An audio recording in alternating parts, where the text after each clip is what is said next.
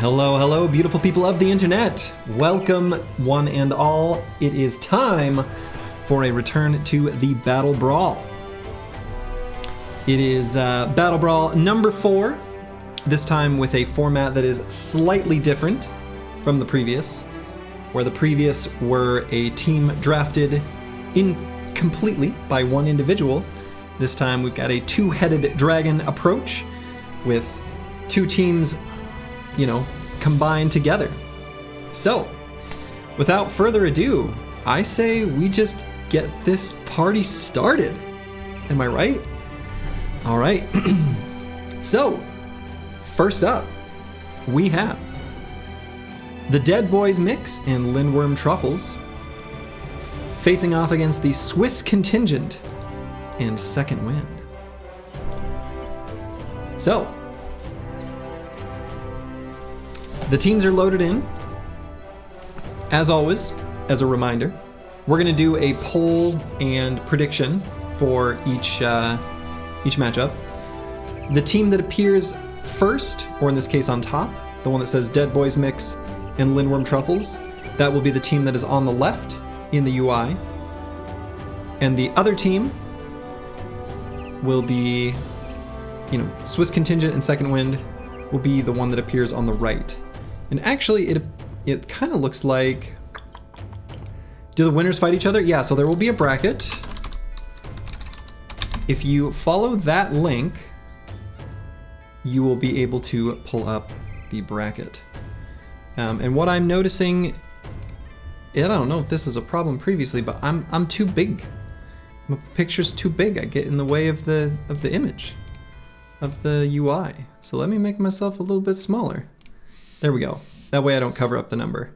I can't easily change the chat size. That's like a... Anyway. Actually, what I should do... What size is this? Well, you know, whatever. It doesn't matter. Well, I'm still gonna write it down.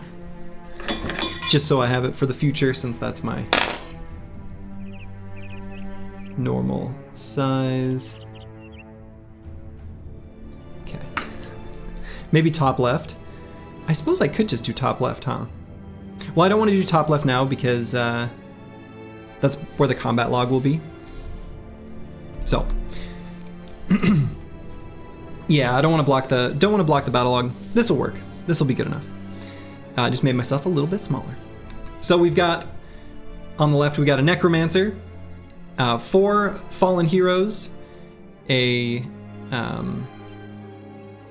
ancient legionary with a polearm, a lindworm, hello, 2 frenzied direwolves, and a nacho, small guy. Did your team not make it? You're in there. And then up next is the militia captain, 3 Zweihanders, 3 billmen, 2 necromancers, 2 fallen heroes, and 6 armored zombies.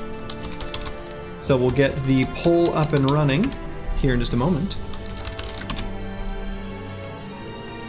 So I gotta... Oh boy. One moment.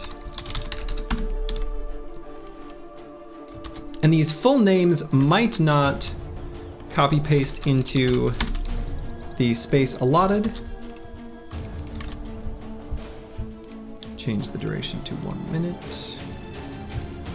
All right, so the poll is up.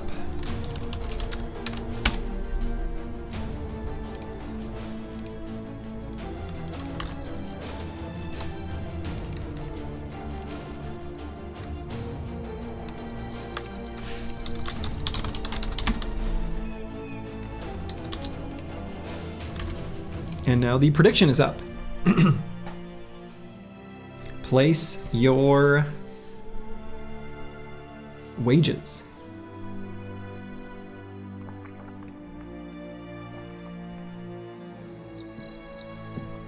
Yeah, if you look, some of the team names in the bracket, the UI doesn't show them all fully, so you'll have to click into each one. It's why I put the name restriction, so that names wouldn't get too long.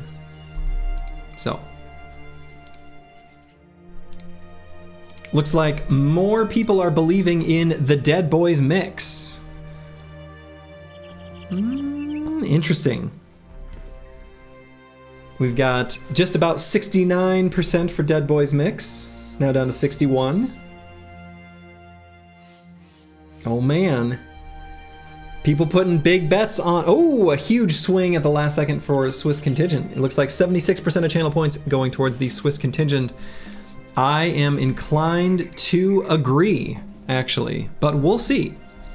We shall see. Let's get this first battle started.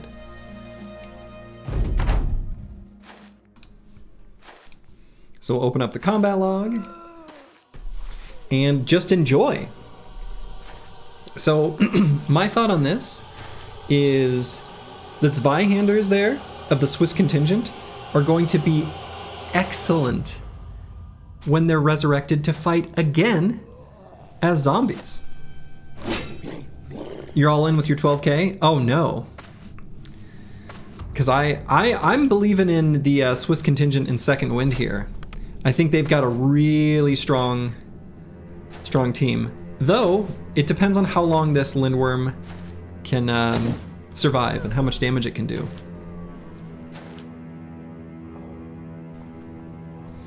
The necromancers, of course, starting out with their possessions. I think there's going to be some importance placed on the weapon loadout the necromancers happen to have. So they have the same initiative base value, but the weapons they have and armor have different weights. And so being able to go first, having a lighter weapon, is actually very important because you can resurrect fallen units before the other side's necromancer. Billman acting stupid, as they'll do, as will the Zweihanders. However, there is that one Zweihander who is getting a flank, and if he succeeds, that will be huge for the Swiss contingent. You 100% bet Slurgy forgot to tell Miss Lynn. No. She, in fact, grabbed the Chinese takeout. And so, yeah, she's on board. She didn't draft a team half this time, though. She felt bad. She's like, I didn't realize that I was taking a spot away from someone. So, anyway. Yeah, so the Nachos have unfortunately fallen. Unfortunately for, yeah, I mean, fortunately or unfortunately, I suppose. We've got two possessed fallen heroes that are going to face off against each other. The Frenzied Direwolves getting some serious damage in. There's a decent number of units that are kind of locked into that Lindworm. Things are looking pretty okay for the Dead Boys mix and Lindworm truffles.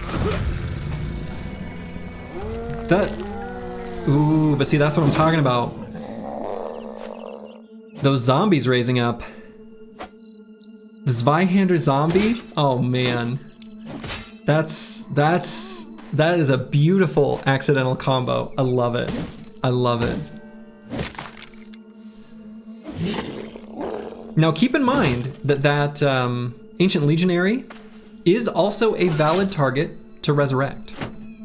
So, not many teams or drafters took advantage of that fact, but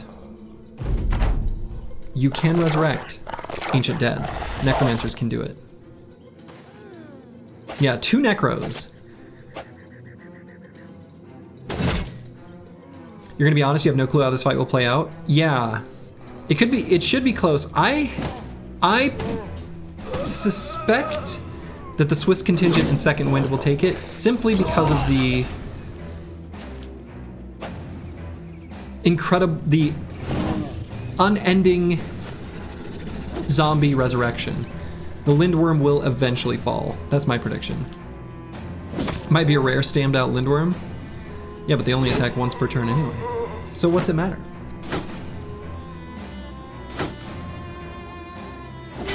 Yeah, it's already looking like Swiss contingent in second wind is... Assuming that Zweihander gets on top of the Necro next round, I think they're gonna be able to take it. Lindworm wins this. I think it's gonna be bogged down forever. It may take a while. He's full HP. For now, but there are corpses all around him, and the necromancers never cease. But we'll see.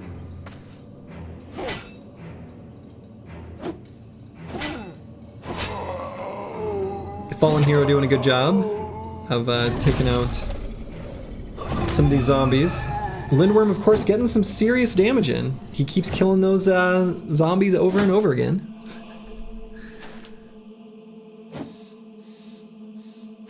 One of those necros already seizes a little bit. Depending on who resurrects units can change size. Yeah. Any human...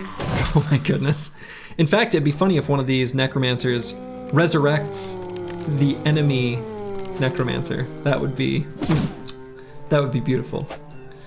It's like, no, you serve me.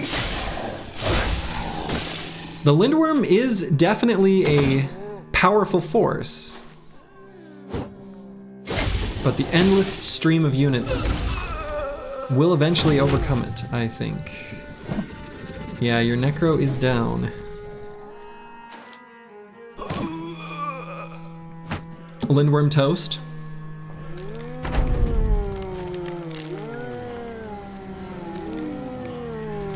Oh man. That's Vihander disrespecting the fallen hero, just exiting his zone of control like it's no big deal. Completely disregarding danger.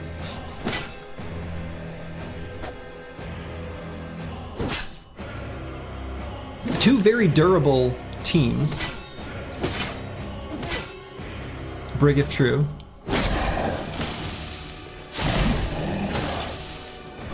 Imagine Possessed resurrected Zweihanders with 12 AP for 2 AoE attacks. Pretty strong. Pretty strong.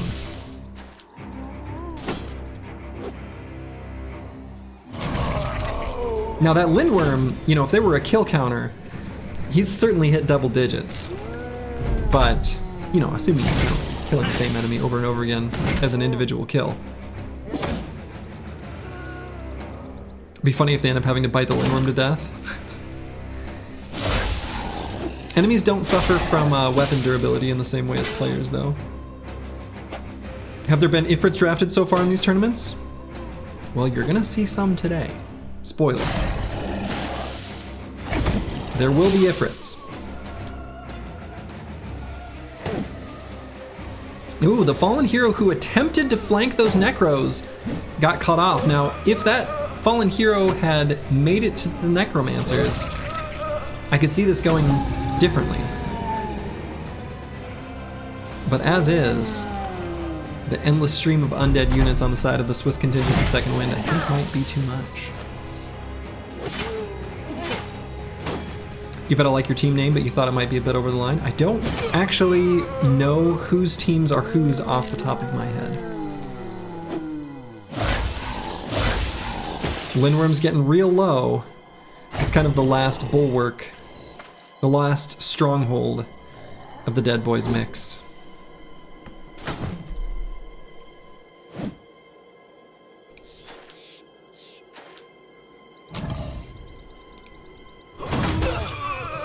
Yeah, it's looking pretty good for the Swiss contingent in Second Wind, and there goes the Lindworm. The only unit that remains is just a single fallen hero. But that's okay. Nobody is out in just one round. Every team gets a chance to redeem themselves through the loser's bracket. Using the blue skip turn button. Wow, styling. You know, the undead, they can fight forever. No need for the blue skip turn button. And there, the winner is the Swiss contingent and Second Wind. 100% your partner's fault. Love it. Exactly. It's never your own fault, no matter what happens. That's the beauty of this format. All right, so up next, we've got Northfish and My Immortals, who will be facing off against Star Player and D's Nuts. Lovely. So I'll get those loaded up. Your points, well, you'll have to find some way of getting more channel points. You'll have to eke your way back in with the tiniest little wins.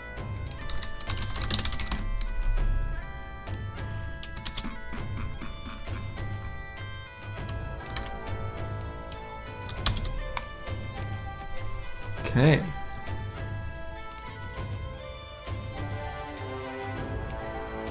And so, here's our next matchup. Northfish and My Immortals, on the left, has 3 Barbarian Chosen, 1 Barbarian Reaver, 1 Barbarian Drummer, a Nomad Archer, 2 Necromancers, again, 2 Zombie Betrayers. Now, the Betrayers are the special unit that is present at the Watermill fight. They have more AP than a normal Fallen Hero. They are very strong. And then 2 regular zombies. On the side of Star Player and D's Nuts, we have 2 Polearm Conscripts, 1 Standard Bearer, a Nomad Executioner, 2 Gunners, Handgunners, love to see it, 1 Shrat, 2 Nachos, and 2 medium-sized Ifrits. So we'll go ahead and get the poll and prediction rolling.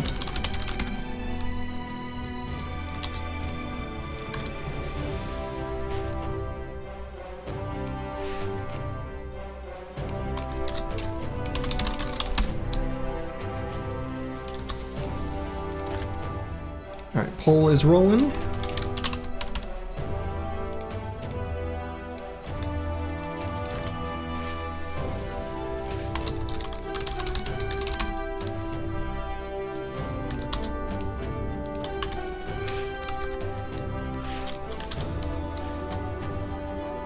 And the prediction is now going as well. You definitely see the 2 Necromancers winning this one. The Necromancers are strong. It was a bit of a gamble to draft them, because if you didn't have a human ally, you wouldn't have as many targets. But maybe that could be to your advantage if you've got some zombie betrayers.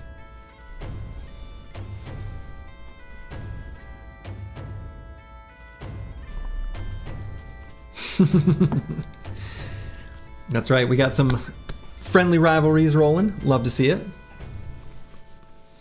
Looks like there's some strong believers in Northfish and My Immortals. Not as many believers in the Star Player and D's Nuts. We'll see.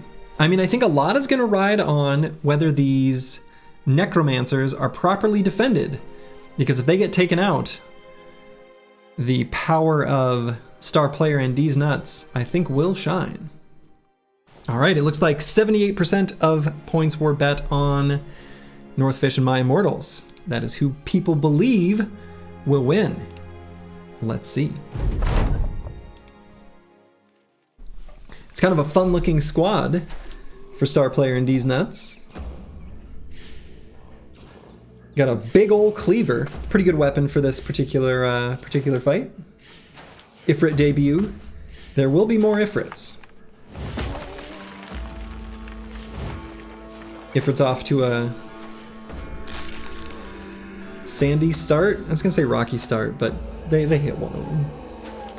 Why is your backline in front? No, they're rearranging. They're rearranging. The gunners are just, oh, gunners are so good. Gunners are so good. I'm so happy to see some handguns in this particular fight. Ooh, the Standard Bearer. Back up, Standard Bearer. That's not your place, my friend. Now, if that Nomad Executioner gets a chance to get on that backline, that'll be huge.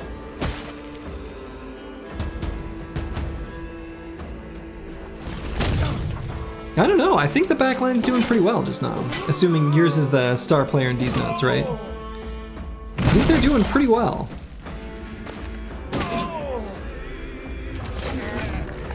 Now, of course, if any of these, Barbarian Chosen happen to fall, They will simply be resurrected. The drummer being a necro shield is funny, indeed. They're dealing so much friendly fire. A little bit. A little bit. It looks like, yeah, see, there's the resurrections. Oh, man. So let's see. If this Executioner can get on top of these Necros, that will be huge. Shrad's gonna be hard to beat. Shrad's gonna be hard to beat. Scotty Pippen, I agree. Handgun's gonna blast away. They're getting some pretty good shots in. Shooting their own rocks. Oh my goodness. Oh, the Executioner. That was an execution. Oh, damn. Ooh. The necromancer raising his ally as a zombie. Incredible. I'm thinking that star player and D's Nuts is going to take this. I think with those necromancers falling, Northfish and My Immortals, unfortunately, didn't get the protection in place to keep him alive. Necro Zombie is awesome. It really is. They died as they lived. God, that Executioner. Incredible.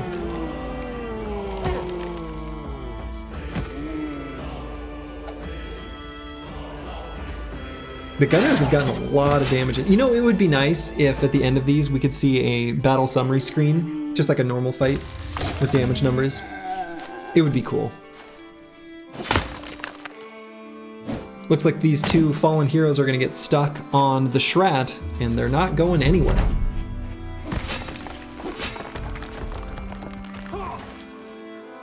Boots into Rapier. That is a great name.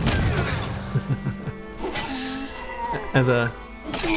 Oh my god, that Executioner has taken out the Necromancers fully.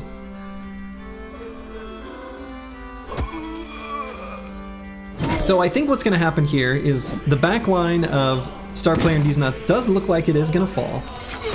But in the meantime, I'm pretty sure the Executioner and Shrat will kind of rally, regroup, and I'm guessing that they're going to take this.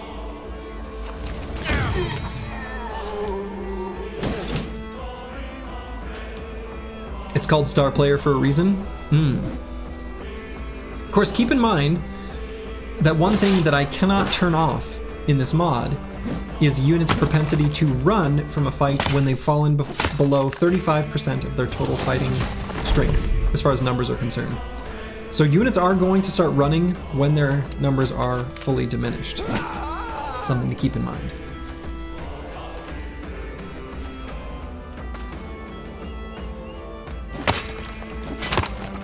Yeah.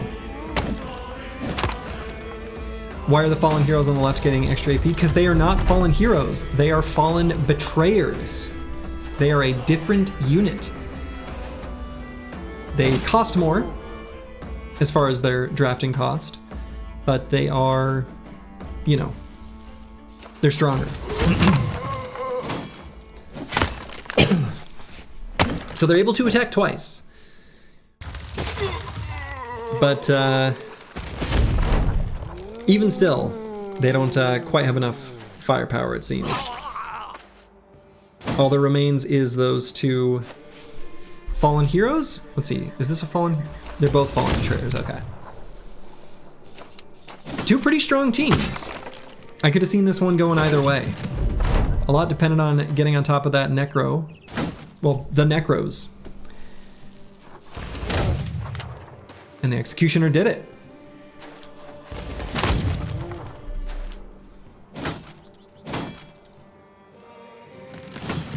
Nicely done.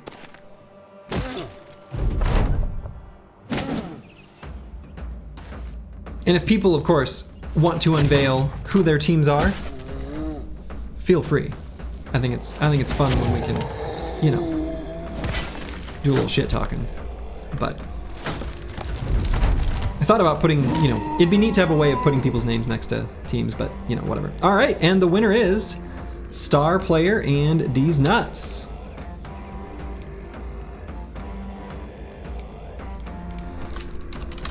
So we'll go ahead and close out the prediction. Star Player and D's Nuts was the winner. Well done. So you go on, reveal your teams. I mean, whoever drafted whichever ones. Okay, so up next is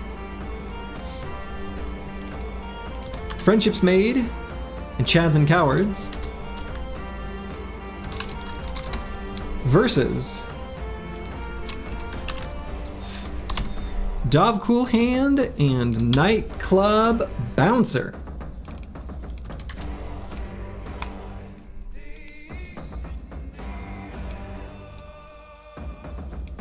Is anyone going for Geists? You will see Geists. That will happen.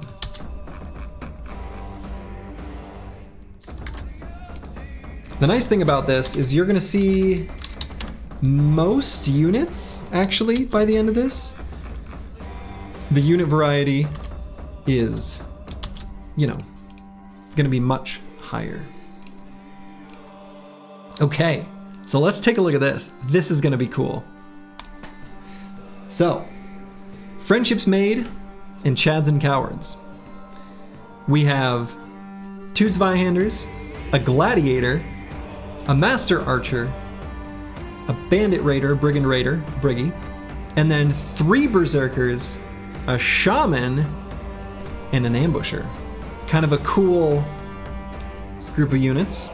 On the other side, we have an Oathbringer, 2 Briggy Raiders in Direwolf armor, 4 Cultists, who are, I think, making their debut here in the BattleBrawl, and then 2 of the Swamp Unholds.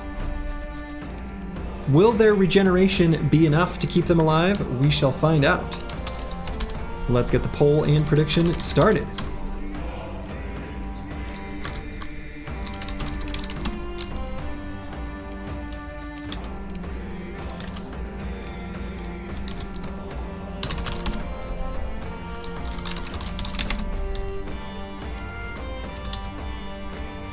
Team names are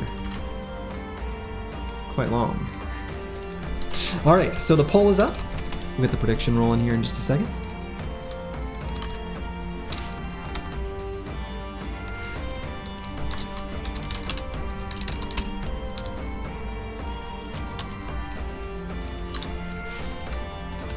And then the prediction is up as well. Are big unholds any special? Yeah, so the bog unholds, they're slightly stronger than regular unholds. I want to say they either have more hit points or slightly higher damage stats. They're just a little bit stronger than regular unholds. I can't recall exactly how off the top of my head. Your team is Friendships Made. Yeah, is your partner there? Who made Chads and Cowards? I love the team like Chads and Cowards. 3 Berserkers, a Shaman, and an Ambusher. That's nice. That's good. I think, you know, both sides are really strong. I could see this one going either way. I really could. It looks like there are currently more believers in Friendships Made and Chads and Cowards. Quite a bit more belief, in fact. Oh my. Not as many believers in the power of the Unhold. There it goes. It evens out a little bit. Actually ended up pretty close. 57% for Friendships Made and Chads and Cowards. Well, let's see how this one goes. Let's get this battle underway.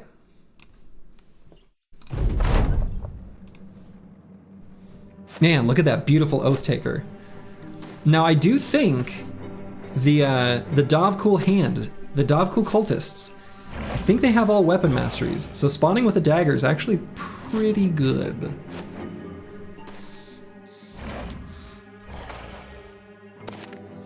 They can puncture, puncture, puncture, and take them right out. Now the Master Archer, if he can get some hits, will be able to do a lot of damage.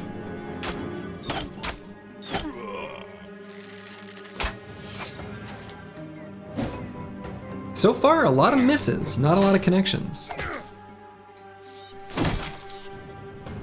Ugh. Is Vihander going for a shield break? No, no, sir. You attack. Be like that berserker.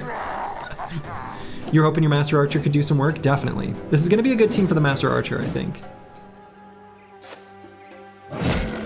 Ooh, big hit on the unhold, already causing an injury. Now the unholds are super powerhouses. If they can get units locked, you know, in place, where they can slowly regenerate the damage they've done, then things could go pretty well for Dovcool Hand and the Nightclub Bouncer. Yeah, that's a massive injury. It was the, I think it's the one that causes them to do reduced damage. These berserkers are doing some serious damage through those cultists. Ooh, but the unhold returns the favor. However, they are going to be gaining rage stacks. Yeah, cut arm sinew. Yeah, that's a rough one.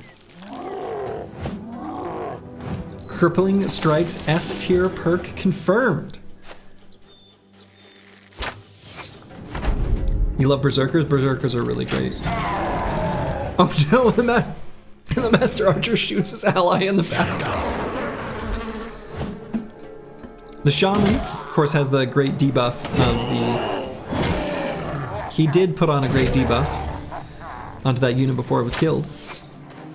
With the mosquito swarm, insect swarm.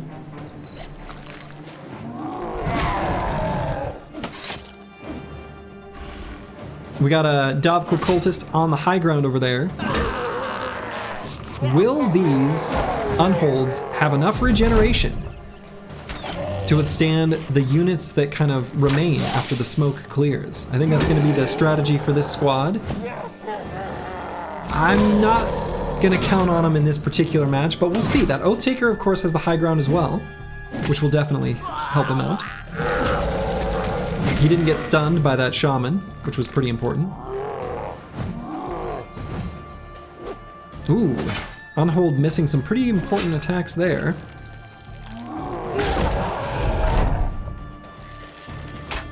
In your testing, cultists tired out super quickly and then fell off later in a fight. Ah, interesting. The unholds are doomed. Yeah, that top unhold is definitely doomed. The bottom one probably will be as well. It depends. I don't know. This is actually reasonably close.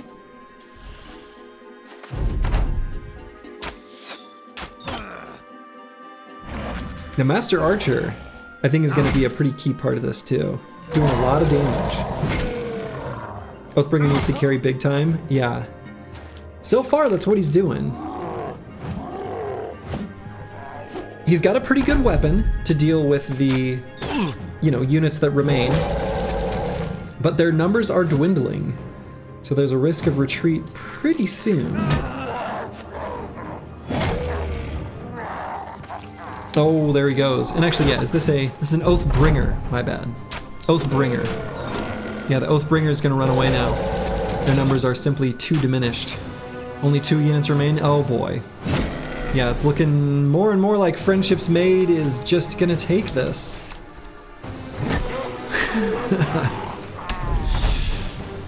And so it is.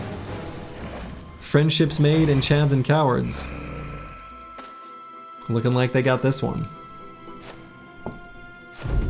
Dude saw that happening and said, nope, not today. And can you blame him? Can you blame him?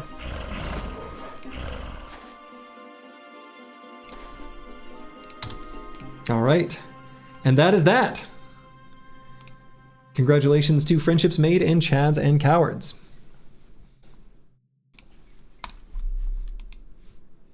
So up next will be... Let's see. Five Guys and Charmin Soft.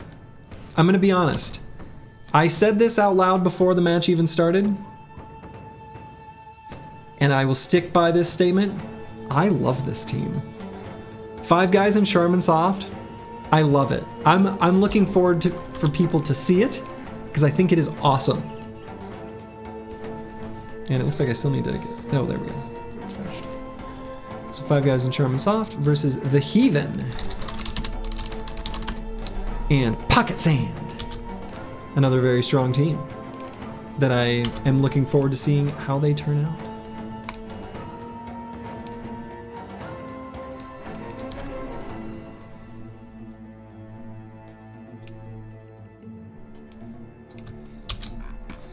This is going to be a very good match.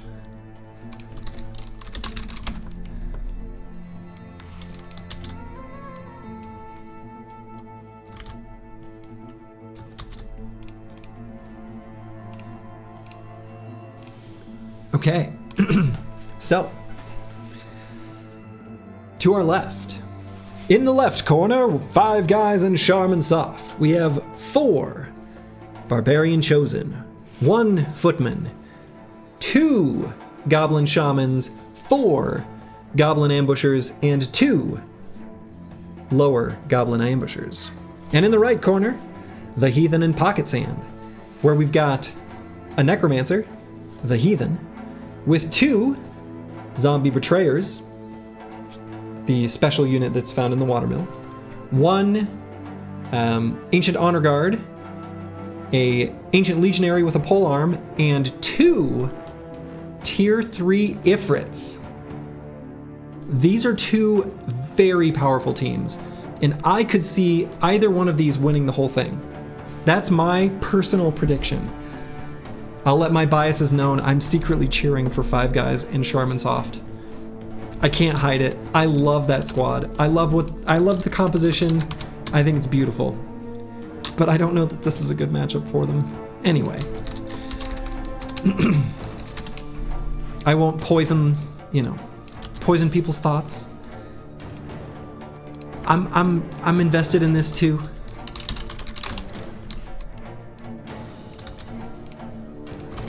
Okay, the poll is running. We get the prediction going as well.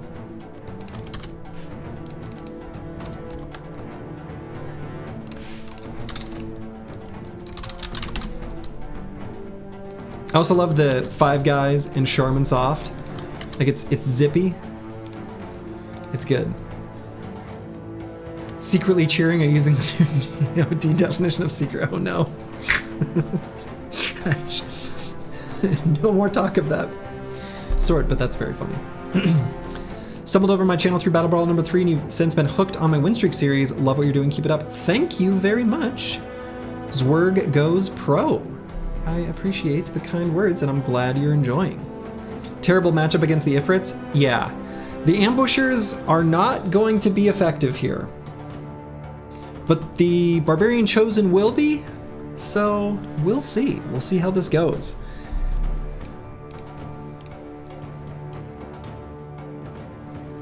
Ifrit AI against double roots? Right. Yes. So we'll have to see. I mean, the Ifrits shut down. I think they can still attack though. So we'll see. It looks like, ooh, this is a close, only 53% for the Heathen and Pocket Sand. Let's see what happens.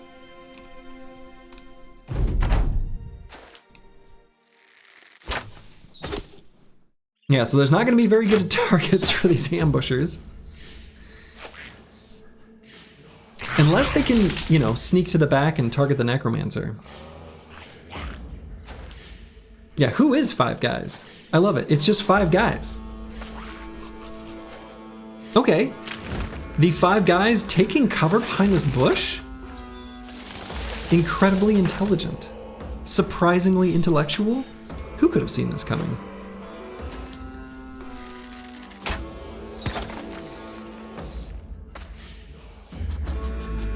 We got some goblins shooting at sand. Not a very good strat. It looks like they will be able to take out that one. Getting confident. Pretty powerful. Now these goblins are trying to flank. Oh. Disco Nick is 5 guys. Lovely. I love your team. I love your squad. It's just 5 guys. So simple. So simple.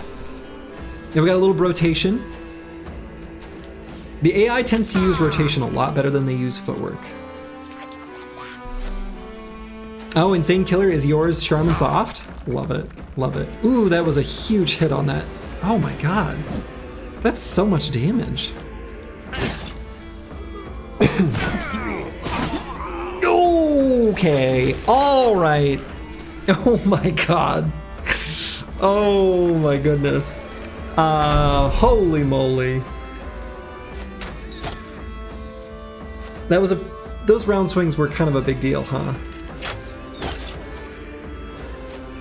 Wow.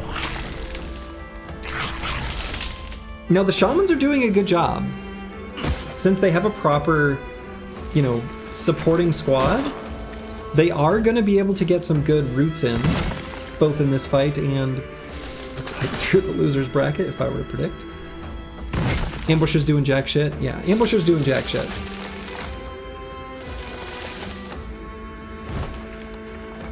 If Soji doesn't get partner, Twitch doesn't deserve him. I'll be happy either way. Yeah, my round swings are kind of a big deal. Now, if these ambushers would shoot the necro, I think they'd have a chance. But they're not doing it. They're just shooting at rocks. Getting a little target practice in. The famed Reddit snipe. I know, right? I don't know why they won't do it. They're rooting him in place. Give him the old snipe.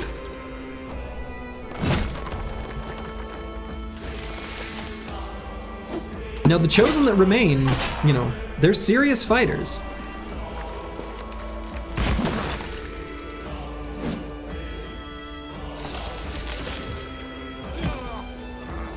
But maybe not serious enough for these rocks. And the fallen betrayers. Oh.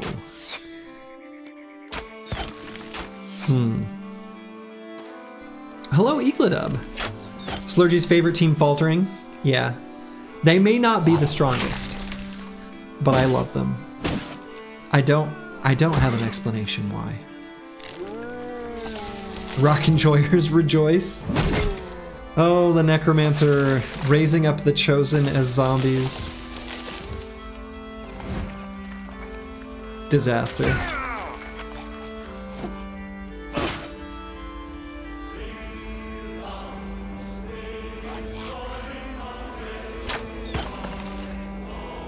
Ambusher can't even do his job of sniping the necro.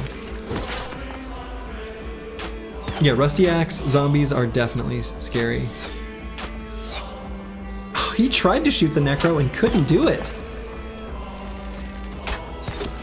Disaster. Is not a very good target for the insect swarm. Ifrits do have, you know, resilient, just like most enemies seem to. Ifrits seem to be pretty effective guards, definitely. Definitely.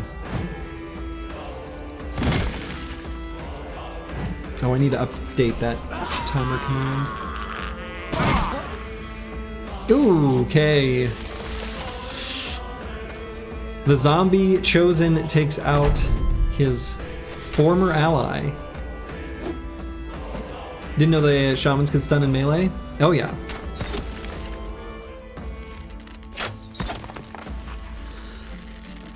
Yeah, the ifrits with the necro, that's serious.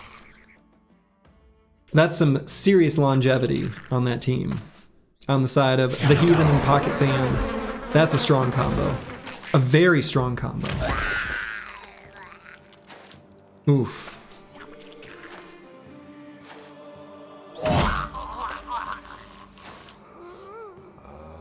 You did not have high hopes for the Pocket Sand team until you saw the Goblin Archers. Yeah, they're not exactly... The Archers, this is not their matchup, you know?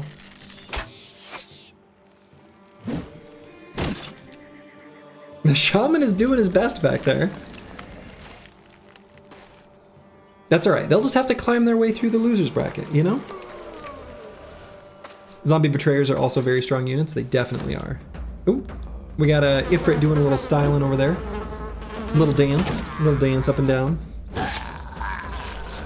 There goes the shaman. Unfortunately, I think it's all over for 5 guys in Charmin Soft. The heathen in Pocket Sand, they take it. I admit defeat. They're already running. They can't do it. But that's all right. I shouldn't take sides. I should be an unbiased observer, but I can't help it. I have a team I'm rooting for. You knew the Slurgy endorsement would backfire? Me too. Me too. Don't listen to what I say. I'm an idiot.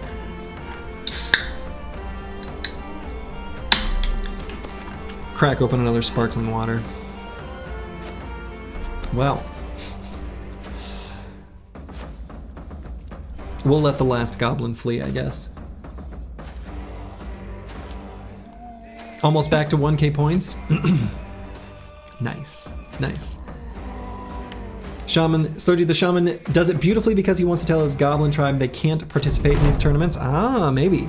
Part of a big meta strategy. Yeah, the Slurgy curse, indeed. Indeed, indeed. Okay, so up next, we have ED and the Baiters squad. I swear that's randomized. That is... Anyway, that's a team. And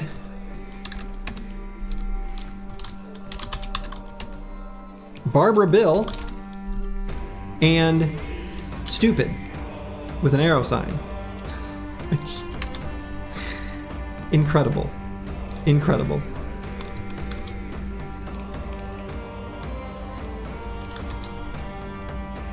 Let's see what these teams are.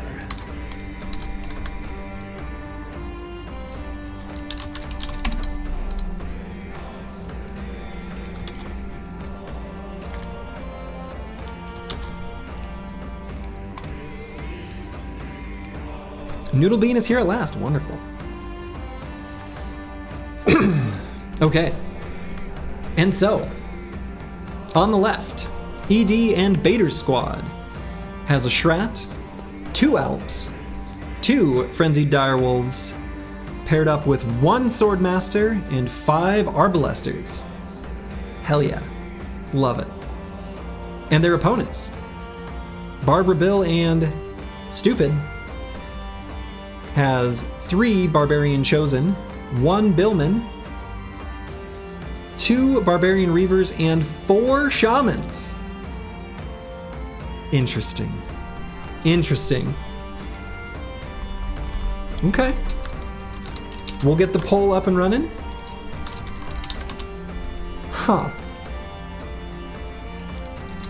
Interesting.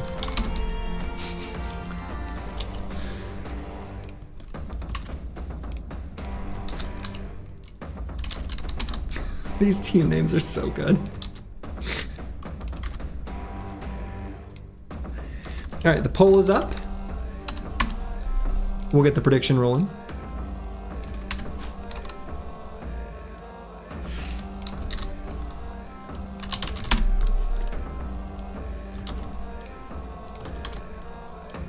And the prediction is rolling. We baiting tonight? That's the question. Are we baiting or are we stupid?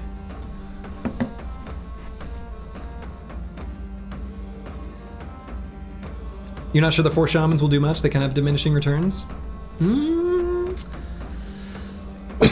Maybe. It would have been interesting if the Shaman would have been part of the team composition with the humans from the other side. Like 1 Swordmaster, 5 Arbalesters, and 4 Goblin Shamans. No in-game experience against 4 Shamans? Somebody's never done the Goblin City. Tisk tisk. Insect Swarm on the Swordmaster could be good. Absolutely. Super effective. Thomas the Train's got a very good point. Looks like most people believe in ED and the Baiter squad, with 79% of predictions going that direction. Let's see what happens. Can we make a house rule that the winners get to choose information about the new content to spoil? No, no, no, no, no. No, no spoilers of new content. None. 0. You feel good about ED? Oh my god, these frenzied direwolves are terrifying. They have like a second mouth that faces the other direction. Swordmaster is going to, oh, shoots his ally. Swordmaster is going to reliably be able to break out of the roots, because that is based on their melee skill, and their melee skill is insane. Off to a strong start already with that Barbarian Chosen taking out a direwolf. Now that Shrat did post up on the high ground. That's definitely strong for him. The Barbarian Chosen did not get any heavy rusty axes to deal with that Shrat. Unfortunate for them.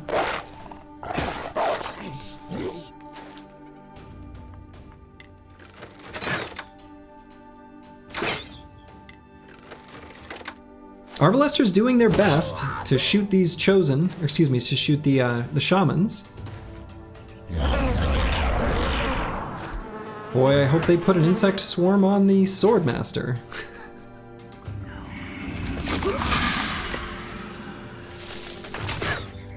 A little friendly fire there from the Shrat. Whoopsie. Riposte God. They better root him.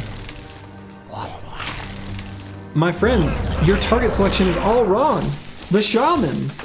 Throwing? What are they doing? You gotta get that Swordmaster under control, or he is going to absolutely destroy, as he's already started to do. There they go. Okay, that's a huge debuff on the Swordmaster. The Alp spreading out his damage really nicely. That Barbarian Chosen had a 32% chance to hit the Swordmaster. That's pretty good. Why do the Arbalesters have a 25% chance to hit a Chosen?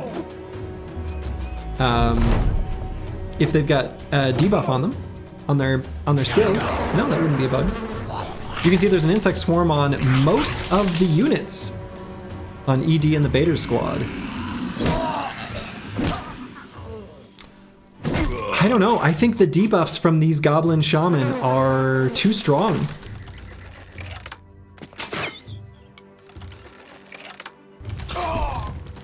But we'll see, that Shrat is definitely going to be doing some work. That Swordmaster is doomed though. Almost the entire side of ED and the Baiter squad has an insect swarm on him. Yeah, nothing's even going for the Shrat, which is crazy. Whoa, okay, it jumps forward. Gives up its high ground spot. I don't know.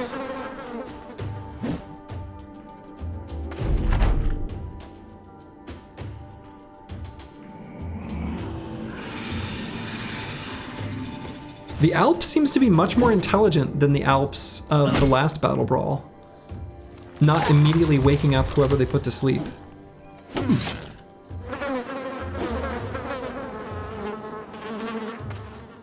Why did you bet against yourself? Oh, the Pongle, betting against yourself? The shame you must feel. Shamans are strong. Very strong. Oh my goodness.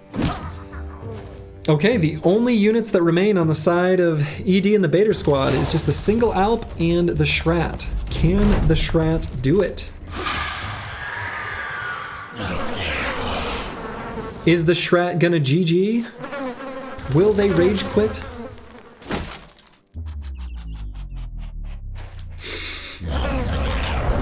The Pongle in shambles, betting against himself? The shame. It's over for the Shrat? It's looking pretty over for the Shrat. He's already wavering in resolve.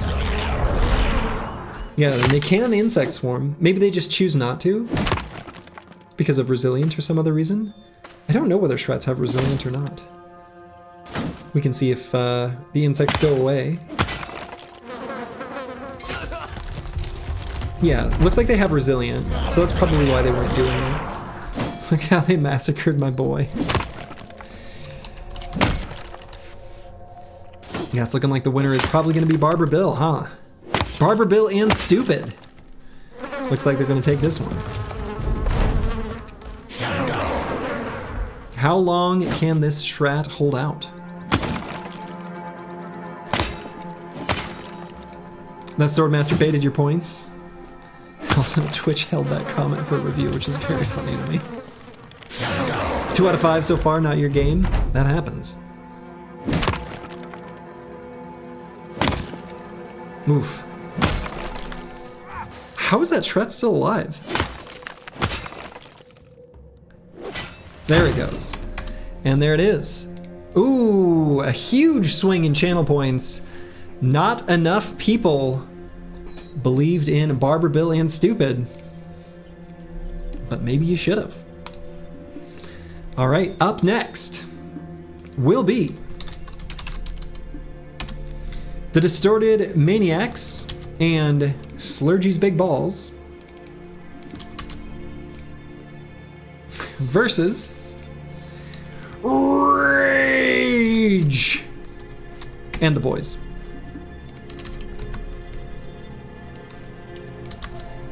The boys. That's also a great. Rage and the boys. Wonderful. So we'll go ahead and get these matches set up here.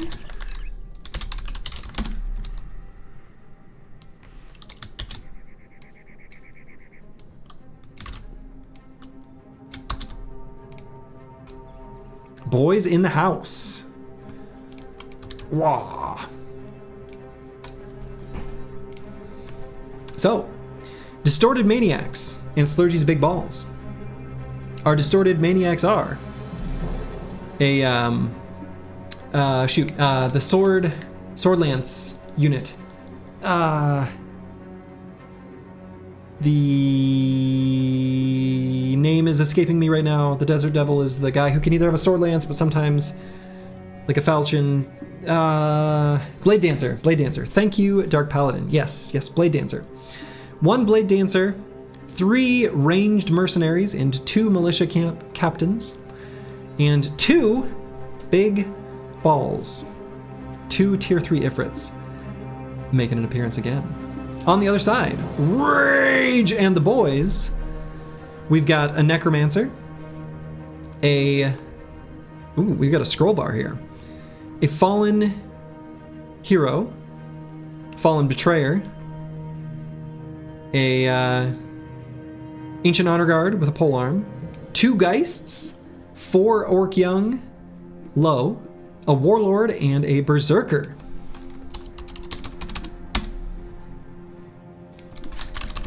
So we'll go ahead and get the poll up and running.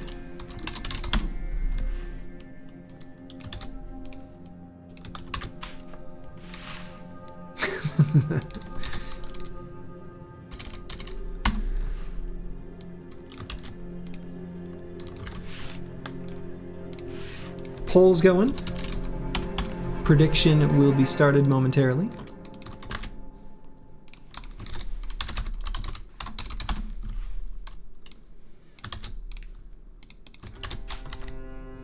It reaches the character limit at Distorted Maniacs and Slur, which is very funny to me. Could you pick champion types in your team? No. Nope. That wasn't allowed in this one.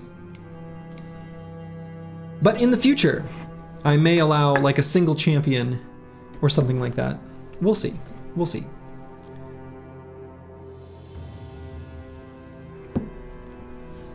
What's the name of the orc team? The orc team is Rage! And their friends are the boys.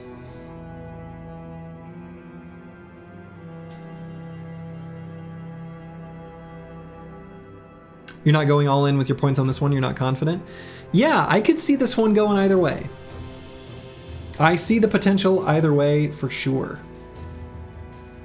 Orcs are the boys? Oh, are orcs the boys? Is Rage the necromancers or the undead? Okay, my bad, my bad, my bad.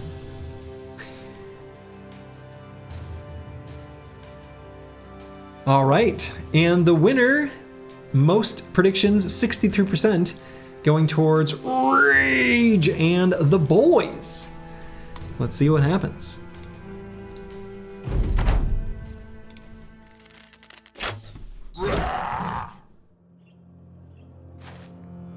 Now the ranged mercenaries are pretty serious damage dealers.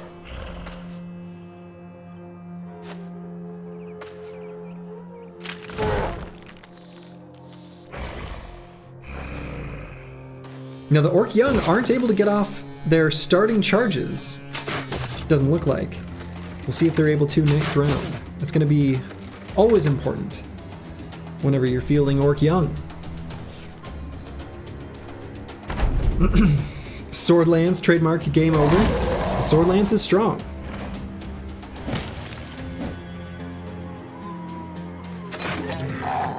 One Orc Young has fallen. First blood. Ooh, a big headshot against, oh, I don't know, boy. Looking pretty good for the Distorted Maniacs and Slurgy's big balls.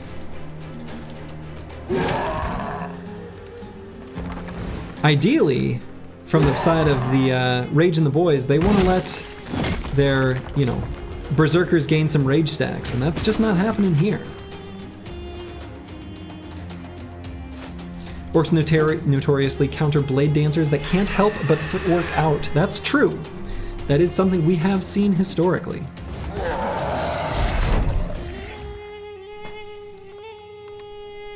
Meanwhile, little pieces of ifrits are going to be taken out, but they've got many, many, many more pieces.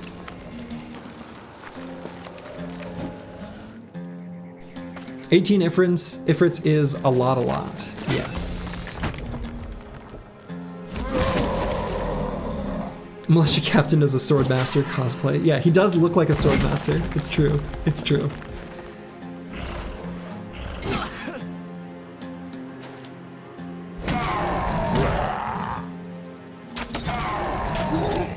Ranged mercs are so strong. Now, of course, that Warlord hasn't really gotten into the fray meaningfully at all yet. Blade Dancer, flanking, going for the Necro. That's definitely going to be a necessary part of their victory condition, so good for him to do that.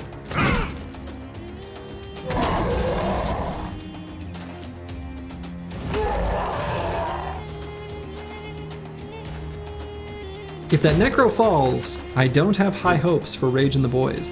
If the Necro stays alive, if the Blade Dancer does something stupid, then the Distorted Maniacs and Slurgy's big balls will be in trouble. But I have a feeling they'll do well, assuming that Blade Dancer does indeed attack the Necro. Okay, he did not.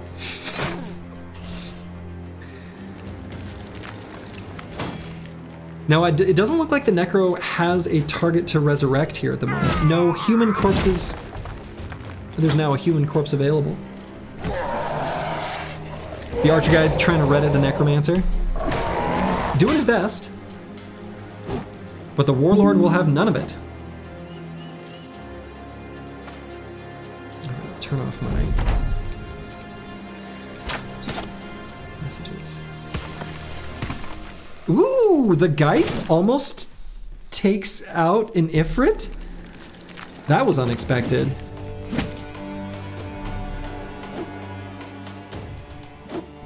If that Geist takes out an Ifrit, I'm gonna be so happy. I don't know why. I just feel like that should happen.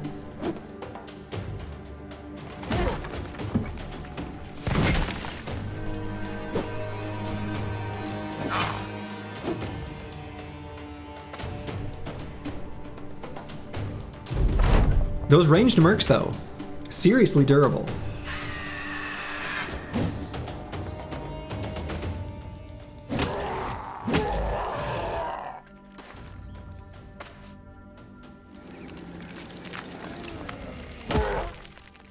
Oh, Squigs, would you like in the Lone Wolf queue? I can add you. Have no fear. That one's still a bit manual at the moment.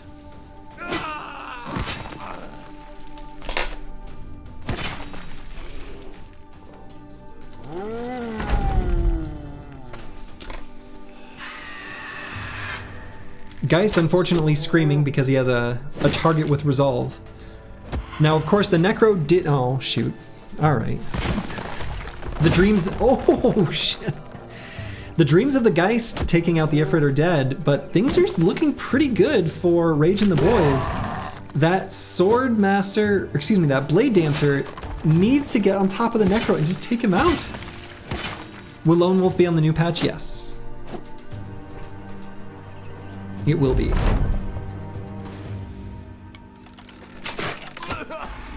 Finally! Someone going for that Necro. It might be too little too late though. I feel like that Orc Warlord has too much, you know, HP and armor still remaining. And of course there's still that Orc Young, there's a couple Fallen Betrayers. Yeah, Blade Dancer not giving up his high ground advantage. Desperate to take on that ancient honor guard, it seems. You've been out of the loop. Is there a new DLC or free update? Yes. There was a patch, which, for what's worth, I did tell people was going to happen. I had it on good authority. I just didn't know when.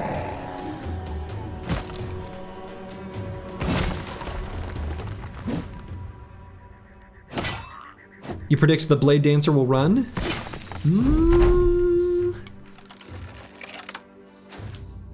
Eventually, but not yet.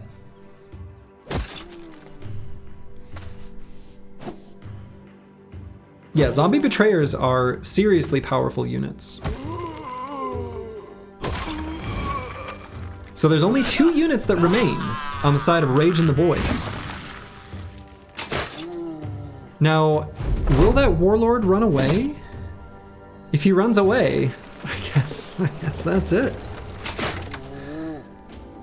But I don't know that, I think Warlords don't run, like literally.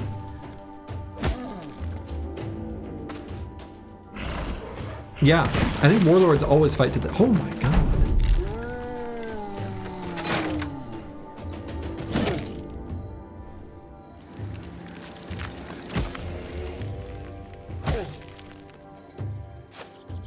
There goes the Warlord, jumping on top of that Blade Dancer. Yikes. Big yikes. Ooh, we got some fancy footwork, as expected. Oh, Warlord no longer confident. Sees that he's all alone, and his resolve drops to just a normal level. Now he is wavering. Oh no. Who's he gonna attack? That's a good choice. That would be the one he should go for. I don't think that that Warlord's gonna last long enough though. We'll see. Pocket sand easy.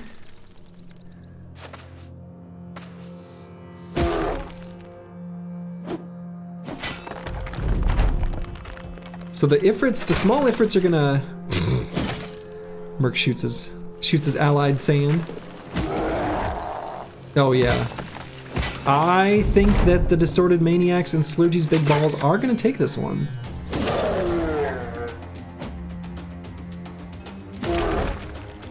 Oh, he's fleeing! That's it. Distorted Maniacs and Slurgy's Big Balls are going to take this one.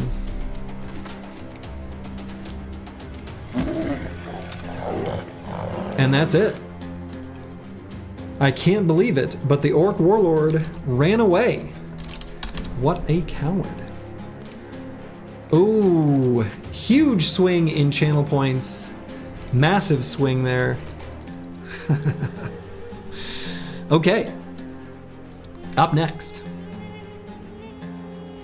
Stylish Quality.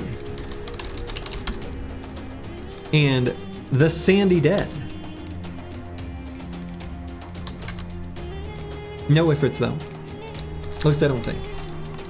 Versus Death Dealers, and Wraithwalkers. Very cool names.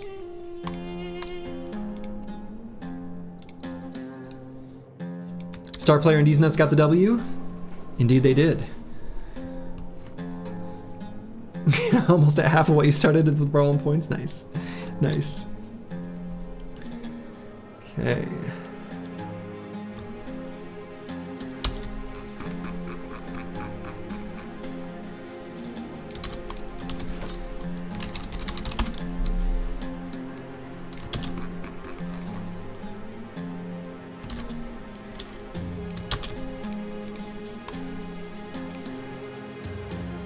All right, so stylish quality in the Sandy Dead has a Swordmaster, a popular choice, 3 Militia Captains, 2 Briggy Raiders, paired up with 11 Nomad Zombies, 2 of the Fallen Heroes, and a Ancient Legionary with a polearm. Facing off against a Swordmaster on the other side, an Executioner, Nomad Executioner, a Reaver, Barbarian Reaver, two Fallen Heroes, a Necromancer, and a Necro Savant. Sandy Dead are your team, very nice. Thomas the Trained, a former BattleBrawl champion. BattleBrawl number 2, I believe. So, let's get the poll and prediction up and rolling.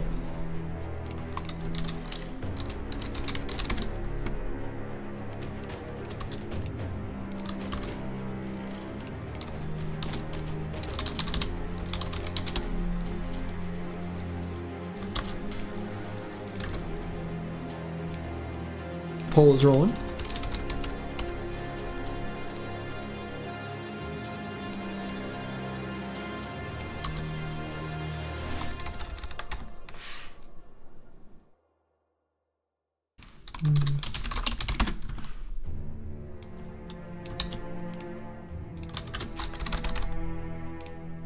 And the prediction is rolling as well.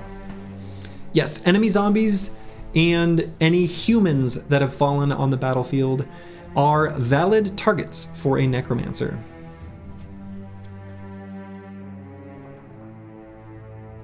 The dead are free real estate. That's free real estate. Of course, this is the first Necro Savant that we're seeing. The Necro Savant, of course, going to be incredibly useful if facing against enemy necromancers. However, on this team, there's nothing particularly good for them to snipe. Looks like most people believe in the Death Dealers and Wraithwalkers. Not as much people believing in the stylish quality and the Sandy Dead. 77% going for the Death Dealers and Wraithwalkers. Let's see how this one goes. How many points was a Necro Savant? It was a lot. I want to say something like 90. I'd have to go back and look. Pretty good weapon for the Nomad Executioner. A big ol' hammer. Okay, Swordmaster off to a super... This isn't the... Let's see, where's the Swordmaster on the other side? Where's the Swordmaster on the left side? Why am I not finding him?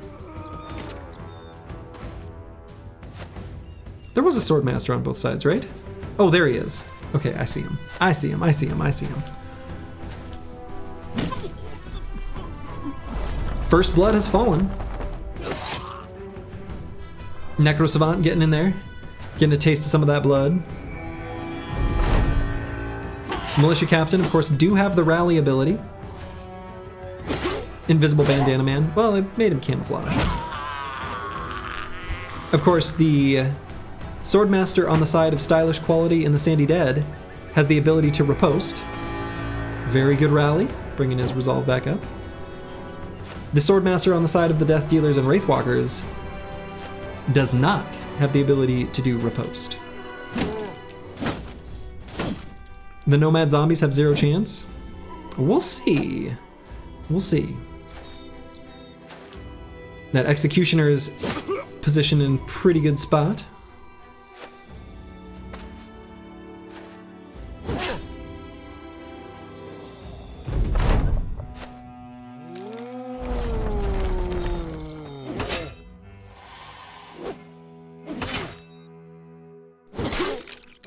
Yeah, I feel like unless there's some units that jump on top of that necromancer, I think Wraithwalkers will eventually just get too many units. Yeah, the other side would just constantly gain new units and nothing to really kill the Necrosavants. Yeah, they don't have any good Necrosavant killers on the side of Stylish Quality in the Sandy Dead. Well, except for the Swordmaster. So we'll see. It's over? Not yet. Don't give up hope just yet. It does look like there are some units that are going to flank and get on top of that Necro. And if they do, I think there's a chance.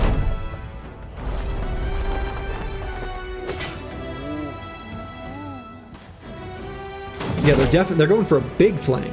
Big flank.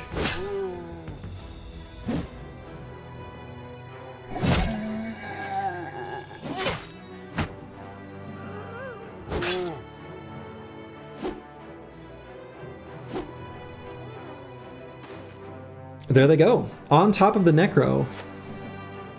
That's gonna slow down the ability for the Death Dealers and Wraithwalkers to gain new units. With that under control, I don't know. They may be able to win just by attrition with all of these zombie nomads. Curious whether the Necrosavant will protect the Necromancer? No, he's just gonna jump around the battlefield like an idiot.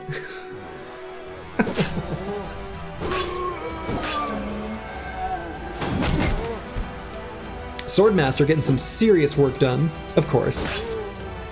Swordmaster duel, it might happen actually. We could end up with a Swordmaster duel.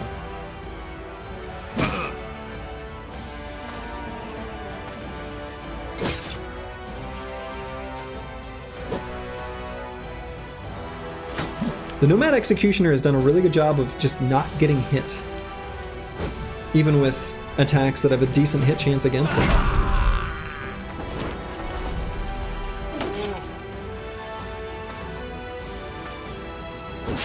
Swordmaster grabbing the high ground instead of just attacking the Necro. Hello, George Rockland.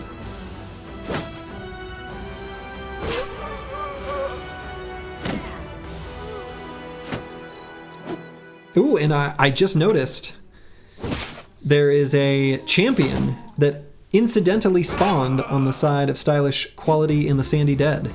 It's a very low percentage chance to happen, but it can happen. Yeah, the team on the left spawned an elite. There are only a handful of units that even can do that. And if it happens, we're gonna let it ride. Random champ, game is rigged. Random champ. Both teams pretty diminished in their numbers, but both teams have pretty high quality units remaining. If you aren't cheating, you are winning.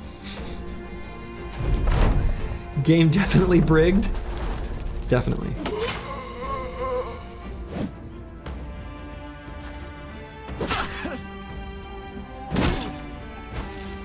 Big hit from that Executioner.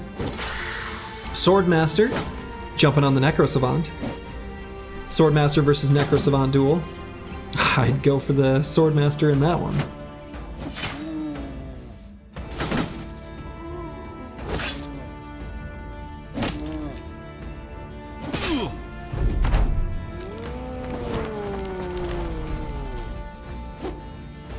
Necrosavant, of course, going to finish off weakened units, as they do. They can't help it. They can't resist.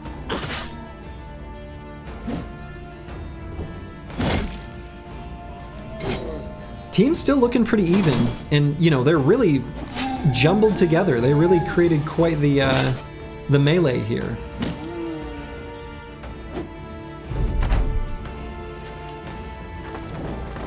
The necromancer respawned as a zombie? Yeah. Yes, he did.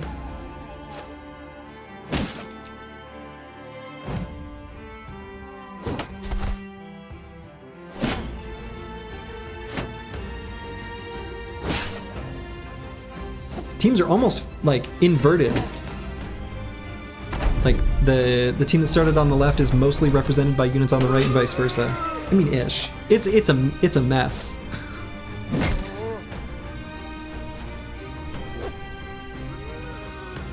We may end up with a Swordmaster duel in the end. We'll see.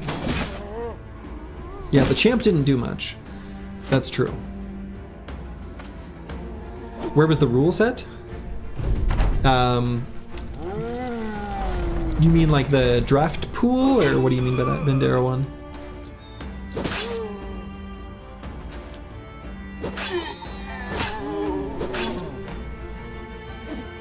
I created a spreadsheet form for each faction. Yeah, the champion definitely did keep the executioner locked in place. Still kind of anyone's game. 5v5.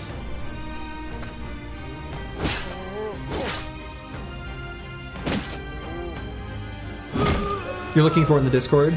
Yeah, I removed them from the Discord just to avoid confusion. Since submissions were closed. I guess I could put them back, but...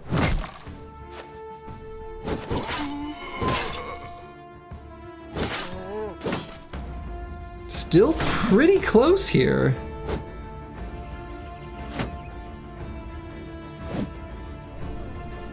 Five units on the side of the Death Dealers and Wraithwalkers, 3 for the stylish quality in Sandy Dead. But they are 3 elite units, so... Oh, but he's gonna run away. He's gonna run away. Unless... Okay. I thought maybe the Necro Savant would jump him. Cowards. Cowards! That last Swordmaster is just gonna run away, isn't he? Unless... Oh! Alright, the Necro Savant jumps on him.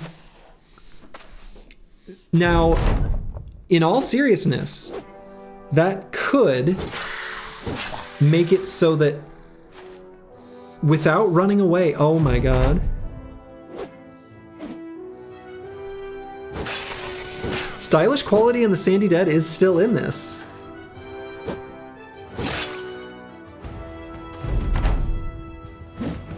Yeah, it's gonna be very low hit. Oh, 20 is higher than I thought. Ooh, buddy. Riposte. Riposte active.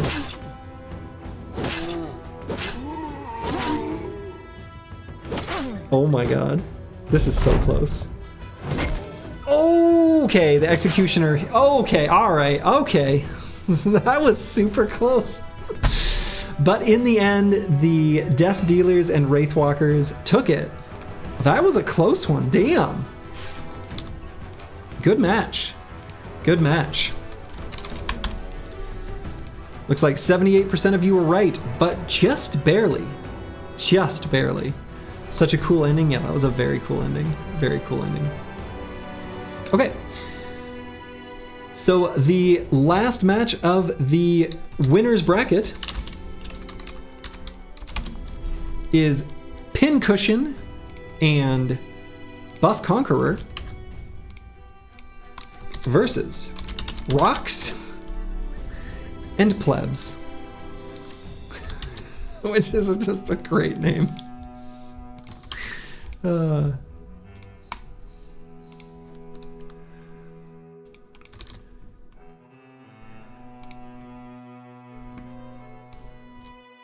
So we'll go ahead and get these teams loaded up.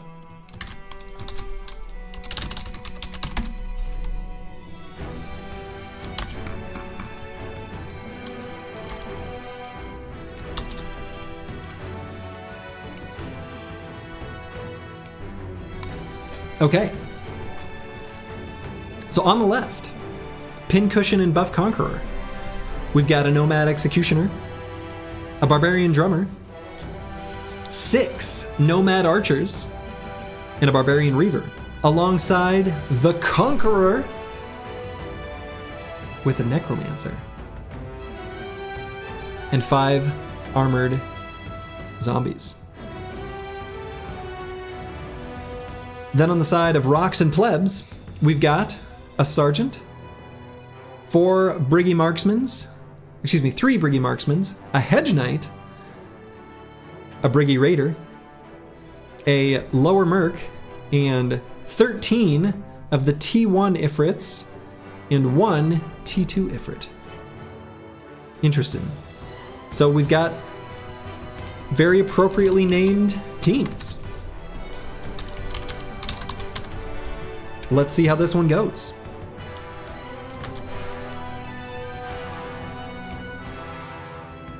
Let's see.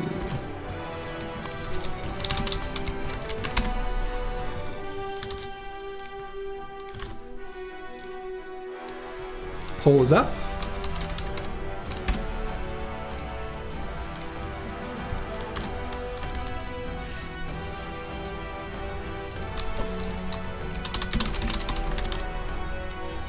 And the prediction is rolling. Conqueror can be possessed? I don't think so.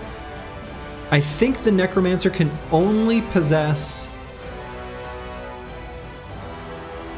like fleshy units. I think they can only resurrect Ancient Dead.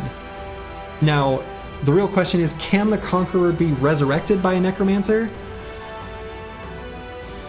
Presumably? I don't know. Would you mind posting the prices for units, Slurgy? Yeah. What I can do, I actually can pull that up really quick.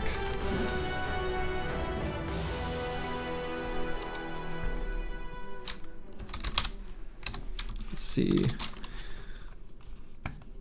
I can do that.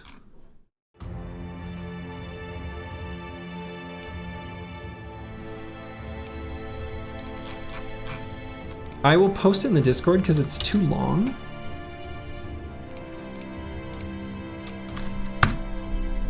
So it is in the Discord, and it's terrible, but it's good enough that you can find whatever answers you're looking for. So it's not nicely formatted or whatever, but you can find the values. And so let's see how this one goes. 99.999% of Gamba addicts quit before becoming the 0.001% who make it big.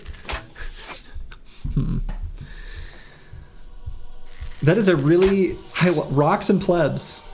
Just a bunch of rocks and a bunch of plebs.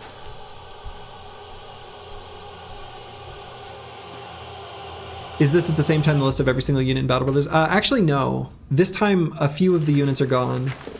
The donkeys are gone. Obviously none of the new units. I don't know. Basically 6 archers versus 13 golems. Now there's a conqueror who backed up. That's the wrong direction, Mr. Conqueror.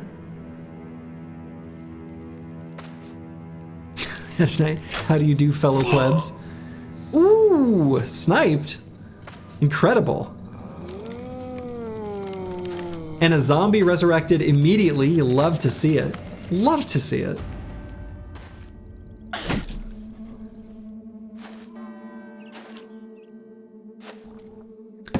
Two-handed hammer is mad against unarmored though. That's true. That's true. You would much rather have a Zweihander. A great sword. Conqueror is really strange when facing this side. True. Maybe he doesn't know how to act as the Conqueror, but only as the conquered, you know? You see plenty of armored units. Yeah, I think there's enough, right? The units that really matter, the big damage dealers on the side of the Pincushion and Buff Conqueror, are the armored ones, like that Executioner. And the Conqueror, of course. He went left by default. Couldn't help it, apparently.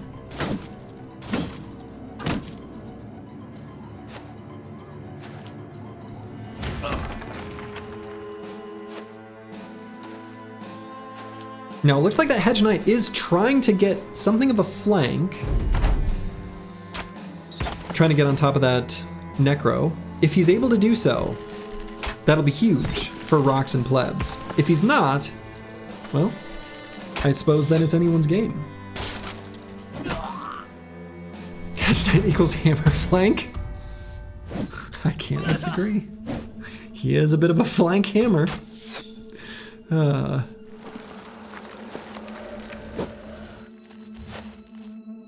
So far, not a lot of units dying. They're managing to be nice and evasive.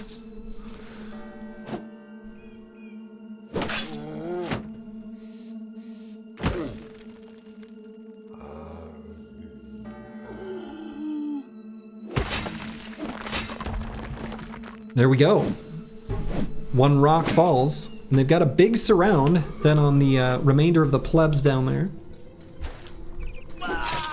The Conqueror going up to do what he does best, conquer.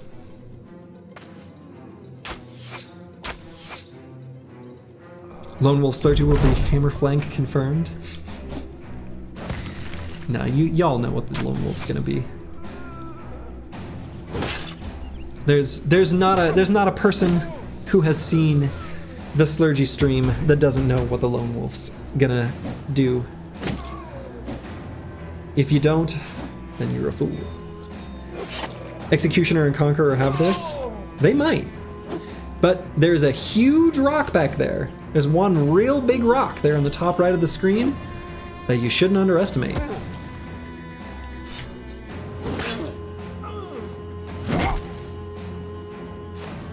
We got a riposte by that sergeant. Couldn't dodge that. Bullseye warbow? Yeah, something like that.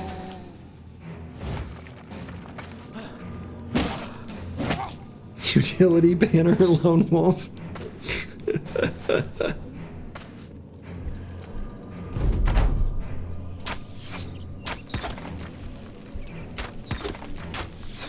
Archers trying to shoot the Ifrit.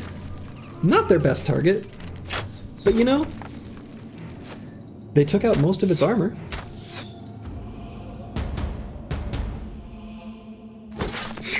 Why is that Operation Iraqi freedom begins? You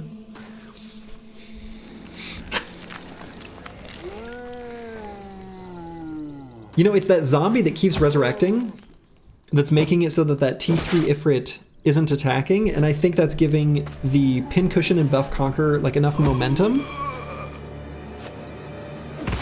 where they're kind of picking apart the rest of the units. I think if that hadn't have happened, this could have gone differently.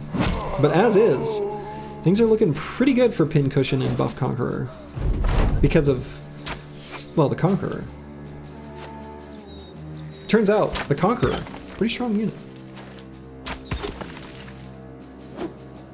Is Madman just not in the mod yet? I don't think he is in the mod, yeah.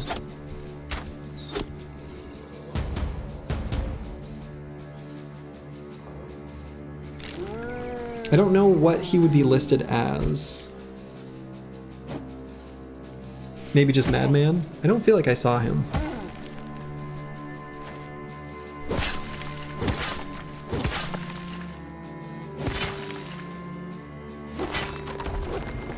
The Conqueror, pretty good against these Ifrits. Was that Hedge Knight running away? I actually can't tell. I can't tell if he's running away or flanking. No, I think he's running away.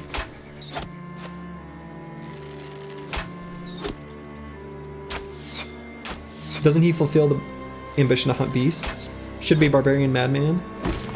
He might, yeah, I guess I could look for him. Yeah, too many dead plebs.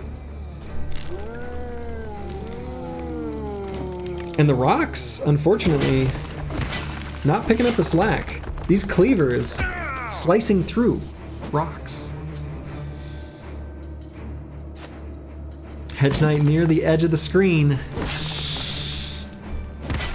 It's looking to me like Pincushion and Buff Conqueror are going to have this. The Conqueror, many kills in this particular combat. I just want to point out my Nomad Archer tanking 3 Ifrits for almost the entire round. Yes. Yes. And all the other Nomad Archers have taken out all of this Ifrit's armor.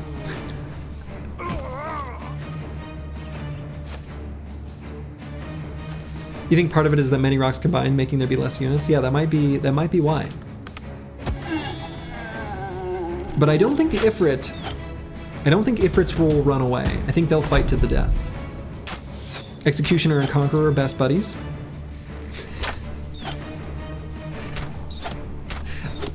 These Nomad Archers are doing so little damage, but you know what? They're trying. They're doing their best. I swear this is the only thing that makes your blood boil. The most interesting, the strongest units on the battlefield. Always flee in the Battle Brawl. Yeah, I mean, I could try to... I had intentions of, you know, taking a crack at the code base and making the changes that I wanted to see in the combat simulator to make this experience better, but I've just got too many other obligations going on right now, and I don't want to sacrifice the regular occurrence of the stream. I've got a bunch of music performances coming up.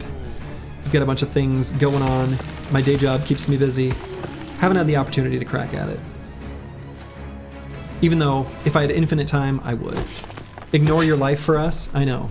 I mean, it's fun. I love this. So, make no mistake. If I had infinite time, this would be on my list of things I would be looking at. Are there any teams that use nachos? Yes. We've seen one. So we've seen 2? I think there were 2 teams. Everyone's clowning on the archers, but that sniper resurrect tanked so much up north. Yeah, absolutely. So the Nomad Archer that sniped up top, and then the Necro that resurrected that fallen unit that just stayed there for forever, absolutely made this battle a victory. It's so true. I'd like to point out that the Conqueror has taken more damage from my Nomad Archers than he did from the other team. True, true. So Joe, on your normal stream, you hit about 80 viewers on the norm. I think you're a big streamer at this point. I mean, I am happy that there are people who enjoy watching.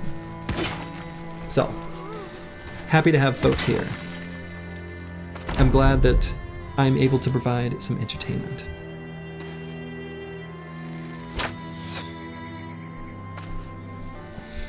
Tavi is free!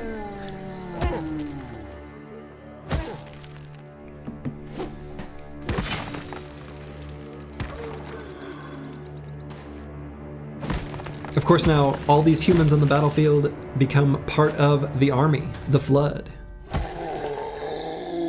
Is there a bigger update coming later after the recent one? I don't think so. I think this is the big one for the moment. Man, I would love to see the after battle stats though. That's an addition I'd really like to make, because I'd love to see how many kills the Conqueror got here. The answer? Many. Like, how much damage did the Conqueror do? A lot.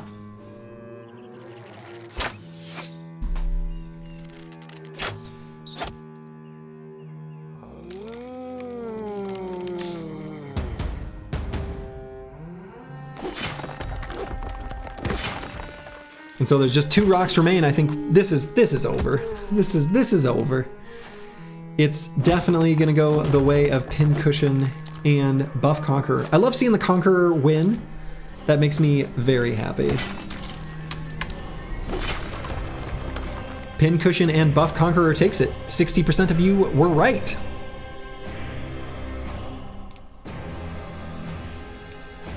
Okay, so that's it for the winner's bracket. Our first round of the tournament has concluded, and so we move on down to the first round of the loser's bracket. So up next, we have... Oh no, that's not the button I meant to press. Okay. We've got the Dead Boys Mix and Lindworm Truffles facing off against North Fish and My Immortals.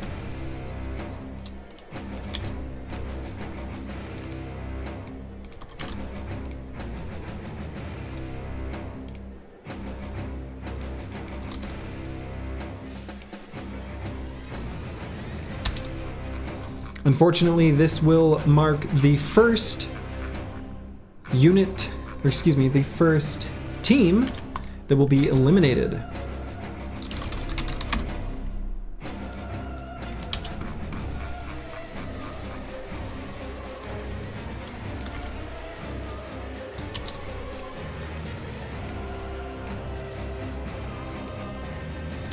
The addition you'd like to see is the ability to import or preset teams. Yes, I mean, one thing I would love to do, which I understand is probably more entertaining for me than anyone else, but to take all of my own squads that I took to the very end and have them enter a tournament like this, I'd love it.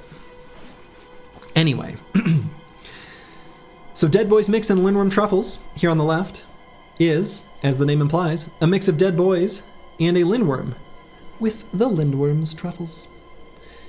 And North Fish and My Immortals, a team with 2 necromancers and a lot of really strong barbarians. Shocking that either of these teams is in the loser's bracket, if we're being honest. 2 very powerful teams. But only one can be the ultimate winner.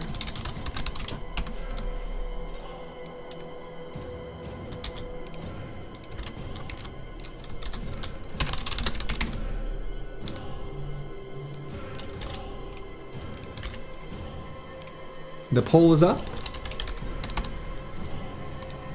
Predictions will be up in just a moment.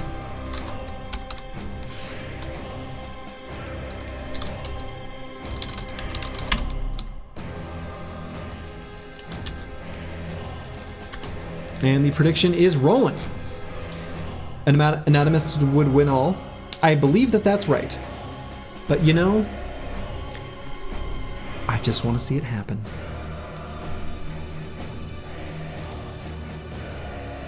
All right, it's looking like so far we've got more believers in the Dead Boys Mix and Lindworms.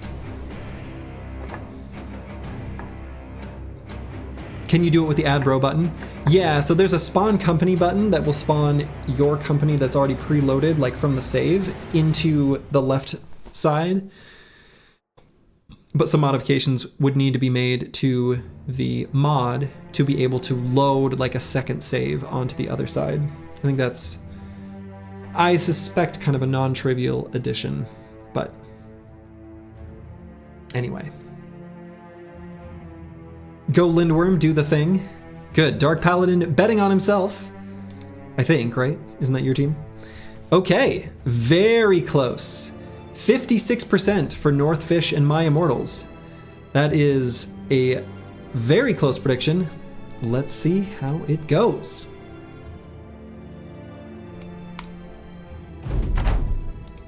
I'm getting text messages like crazy.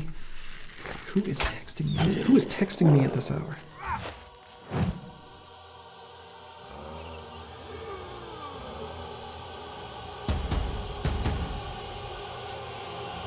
Okay.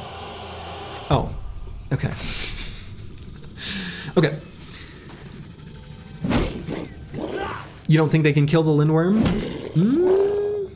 I don't know. 2 necromancers, it will be an endless stream of units. They don't stop, they don't tire. Still popular in real life too?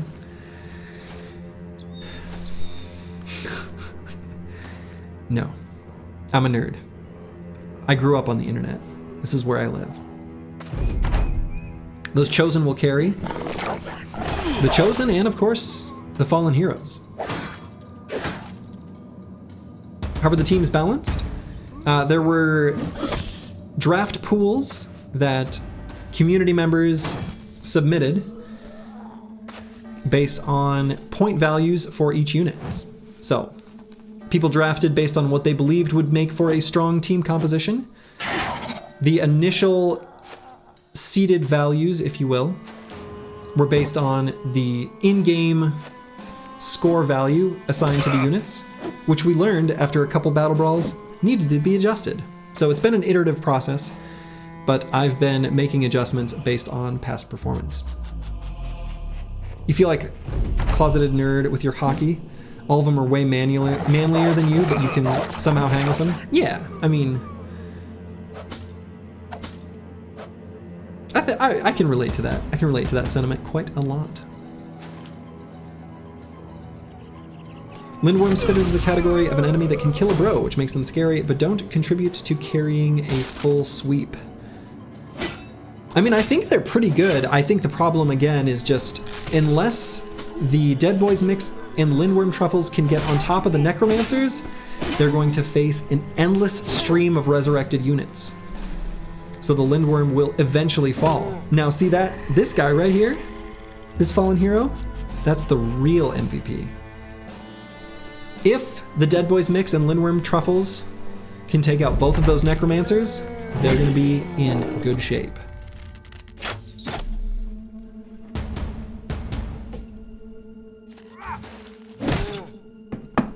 You would say you rather enjoy this newest format compared to the other three. It allows more people to participate and fun and happy accidents of teams. Yeah, I think there's pros and cons. Like, I feel like this format does take away from the sort of Grandmaster Plan individual agency, which I understand how that can appeal to people. I think that would appeal to me. But at the same time, all the things you just said, Deep Space Cowboy, I like the incidental community of it. I love that these two fallen heroes and the fallen betrayer are facing off against each other with their possessed selves. So that necromancer on the side of the Dead Boys mix did get flanked. Can that same thing happen for the necromancers of Northfish and My Immortals? Can they also fall? Are 2 players participating per team? Yes.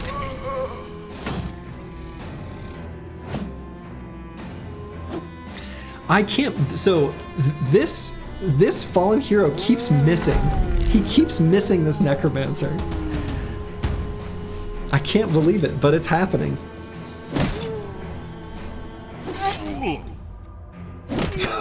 That necromancer hits the chosen, makes him bleed.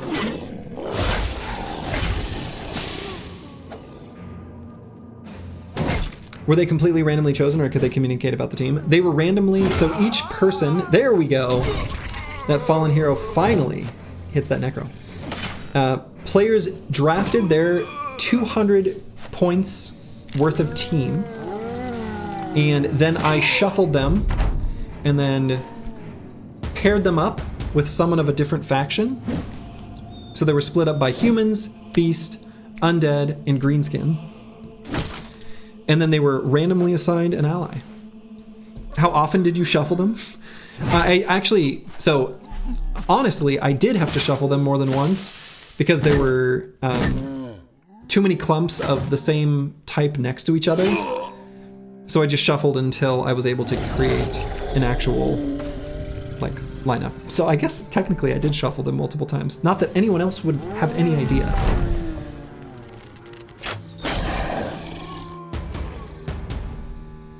Most of the smaller point beasts suck. I don't know. I think the frenzied nachos, the frenzied direwolves and the frenzied hyenas are actually pretty good. Maybe I'm wrong. Maybe I just want to believe.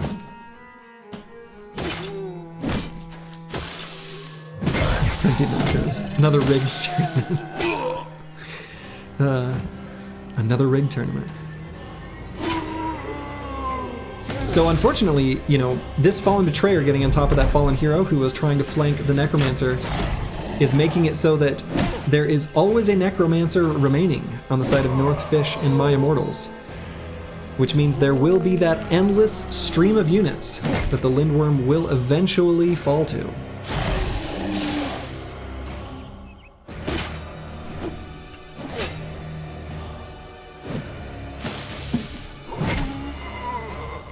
Unless.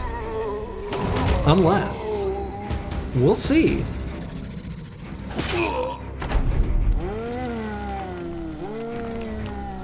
Strange interactions that a necro resurrects as a zombie for the opposite side. Yes, that is interesting. And it's happened a couple times now. I'm guessing it does the same thing where, like, when you're fighting a graveyard battle and your own bros can resurrect as zombies, even if there's no necromancer. I'm guessing that's the same source of that interaction is happening here. Chosen like a goalkeeper. He rushed to protect the necro. Yes, he did. I saw that.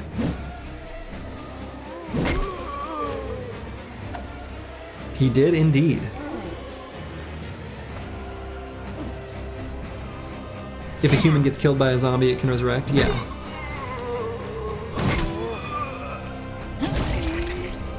Now this Lindworm, let's see, how much health does the Lindworm have? More than half.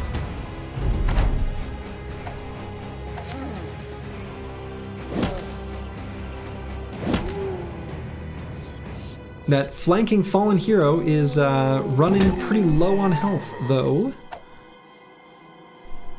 And it's basically just the Lindworm and that one fallen hero. Where is the Lindworm going?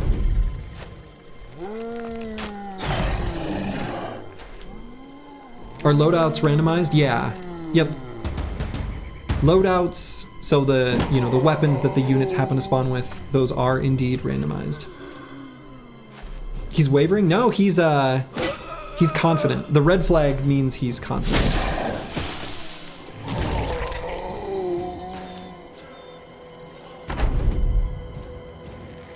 So it's this Lindworm against the world.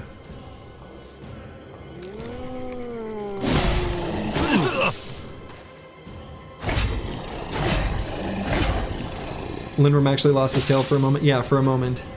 But it's looking like the Lindworm eventually will fall, question mark? We'll see. It's pretty low on health now.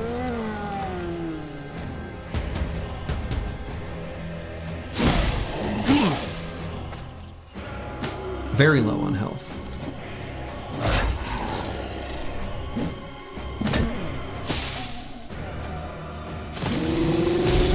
And there he falls.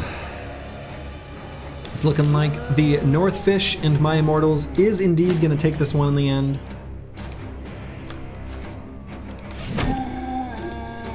And there we have it. Unfortunately, we have our first team eliminated. Better luck next season to the Dead Boys Mix and Lindworm Truffles.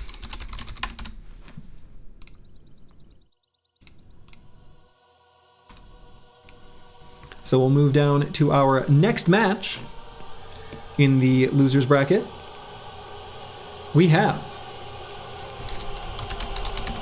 the Dovcool Hand and Nightclub Bouncer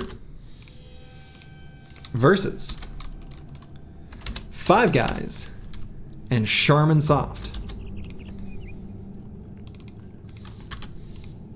Now, y'all know who I'm rooting for. I've made it public. I've got a team I'm a fan of. That's just how it is. I can't help it. I'm allowed to like what I like.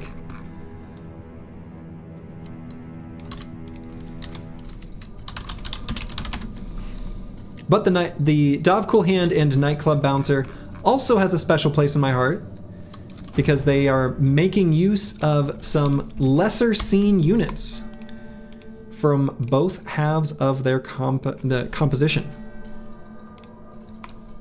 Okay. So,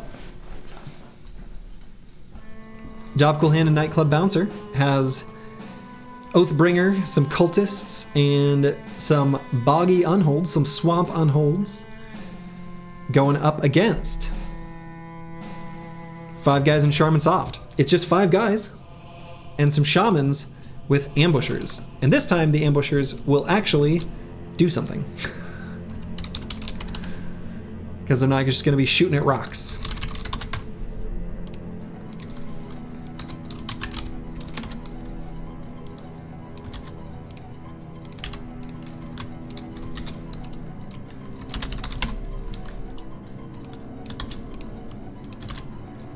All right, poll is up.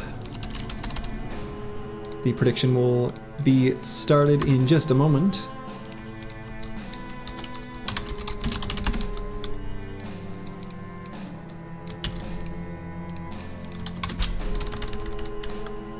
Boom, prediction is rolling as well.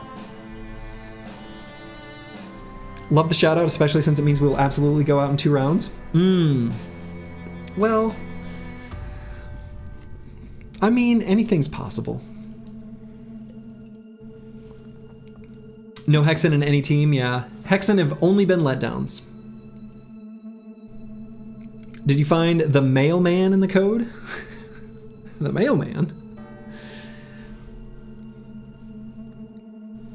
This endorsement is brought to you by Five Guys Burgers and Burger Accessories, yeah. You know, if anyone from Five Guys corporate happens to be watching, I would take my first sponsorship. I'd love just some free burgers. I do love Five Guys, actually. I don't have it almost ever, but they got good burgers. Looks like we got more people. Wow, ooh, big swings back and forth.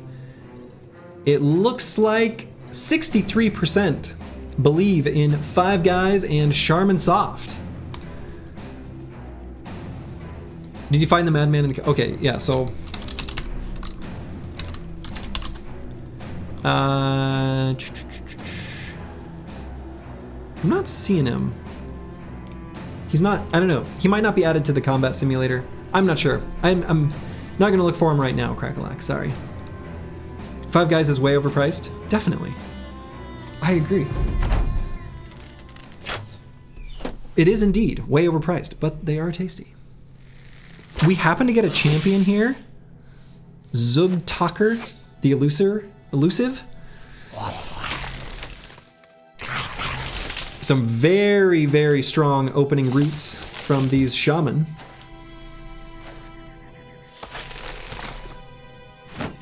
Chosen's adrenaline can bypass the cultist overwhelm.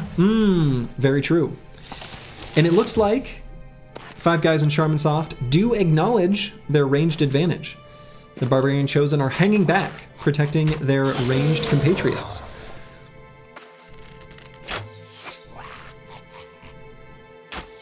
Goblin ambushers attempting to inflict some poison onto the opposing force. They're doing a lot of moving around when they should be doing some shooting. Putting the goblin poison on those boggy unholds. You know, honestly, the goblin poison in conjunction with the shaman rooting. I mean, have you guys not died in Goblin City? Have you not seen how powerful this is? It's so strong.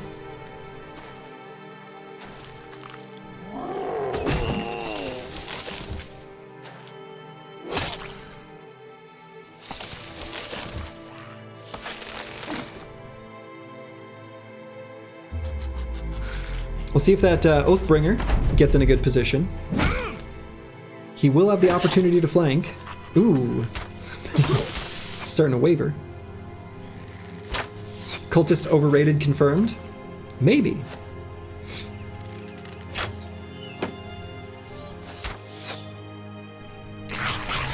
Not gonna lie, your motivation for this team was making Slurgy relive his Oathtaker trauma. Well, it worked. Anyone else think Adrenaline is the best sound in the game? Adrenaline is the best sound in... Ooh, I don't know. There's some good sounds in this game. It's among the best sounds in the game.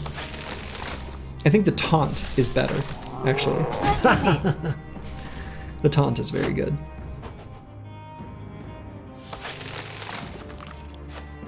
So the units on the side of Doubtful Hand and the Nightclub Bouncer are spending most of their AP trying and failing to release themselves from the grasp of these Goblin Shaman. Bonk is so pure, Bonk is so pure. Live, laugh, bonk. Oh yeah, I mean, these roots are just way too strong. Doubtful Hand is getting it handed to them. The unholds are still like full HP though. That's true. The unholds are regenerating the little bits of damage that have been done to them. So they are, you know, staying strong. We'll see if this Oathbringer can get on top of the shaman. If he can, maybe they can get some good stuff done.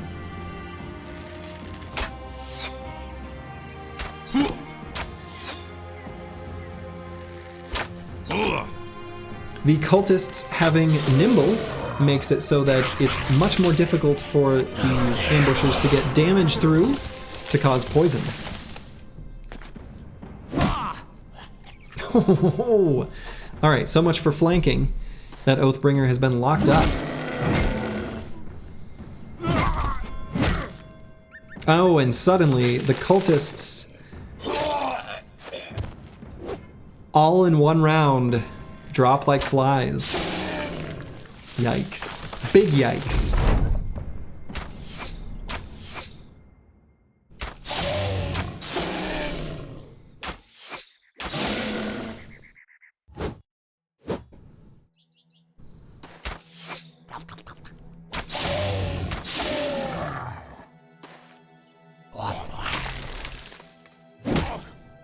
Yeah, these shaman are just keeping these unholds locked into place. And don't underestimate the amount of damage that these ambushers have done. They've actually done a decent amount.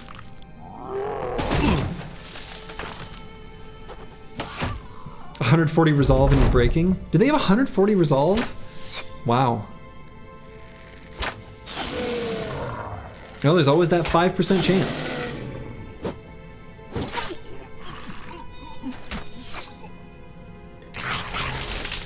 There is a champion ambusher doing overwhelm. Yeah, goblin ambushers, when they are given the champion variety, gain overwhelm, which, you know, given how fast goblins are, is obviously very good.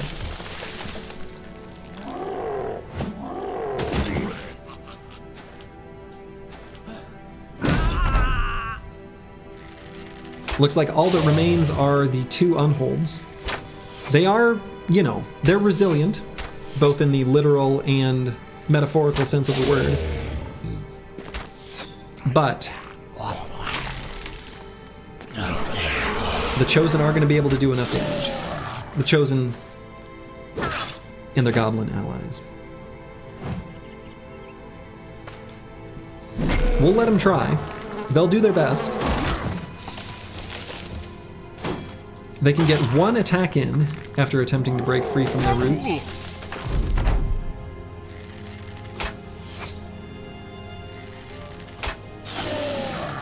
And since they remain rooted, it looks like the shaman just choose to do the insect swarm on them, which is kind of interesting.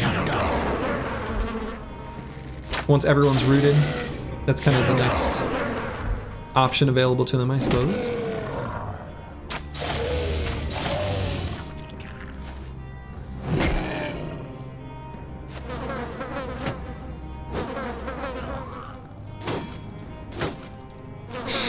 That Briggy Raider somehow remaining alive for now.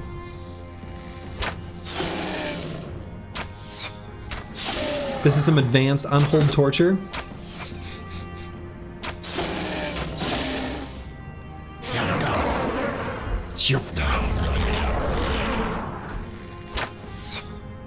They've got all the debuffs in the world placed on them. Wow. Doesn't attack the unhold, moves through its zone of control? Attacks this guy's shield? Presses the blue skip turn button? These Chosen are afraid of the unholds. I can't. Now the unholds are taking these repeated resolve checks. I suppose eventually that'll be relevant. Chosen AI at its finest, right.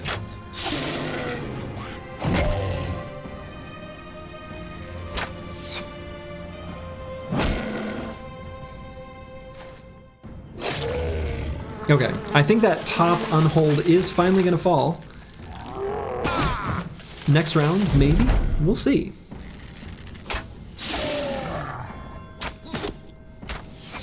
Goblin shooting his ally in the back. Whoops. A very goblin-like thing to do.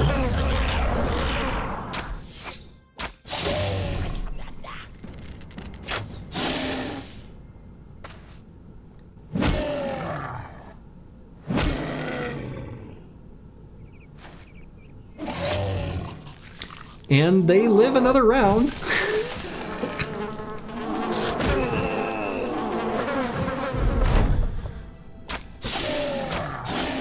But I think it's just a matter of time. This unhold torture will end here soon. Presumably.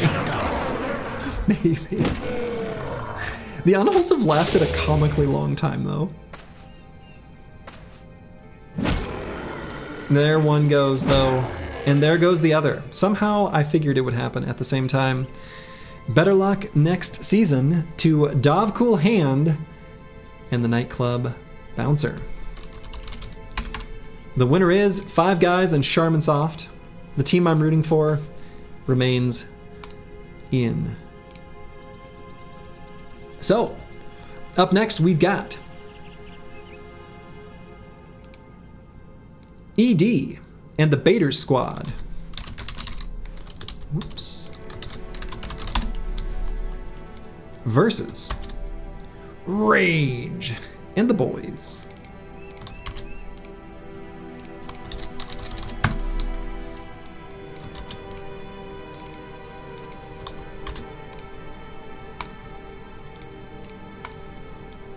(0-4) as far as tournament you're in the bracket, maybe next time you'll win something. Well, there's always time. There's still time. Many matches remain.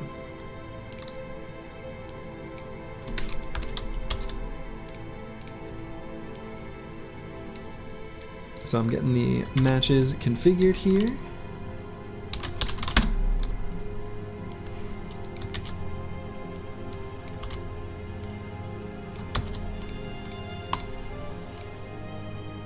There we go. So, ED in the Baiters Squad has a Shrat, 2 Alps, couple Dire Wolves, Frenzied, a Swordmaster, and 5 Arbalesters. Rage in the Boys has a assortment of Undead alongside some classic Orc Greenskins. Put the scroll bar where you can see them all. And we'll get the poll and prediction up and running.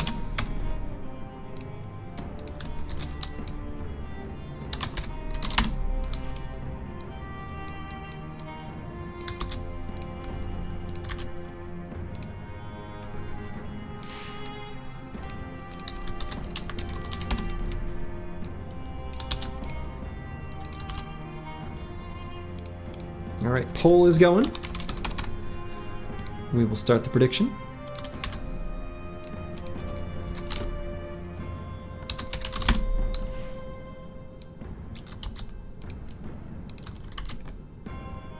Prediction is up and rolling. Which squad is which?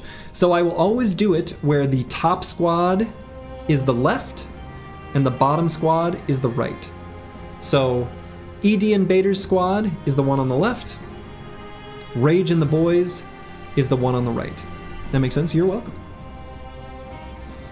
Yeah, it's the only, you know, way I can really do it, I think.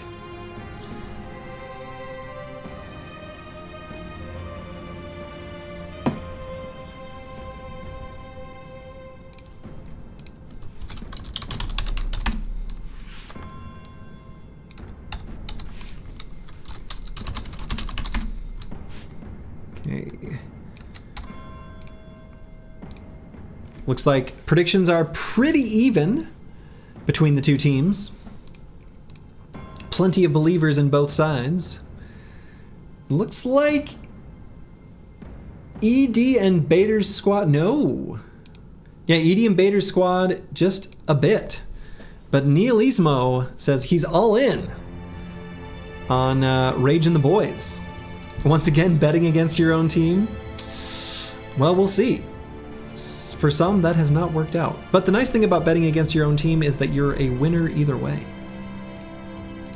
So let's see how this goes. What is this terrain?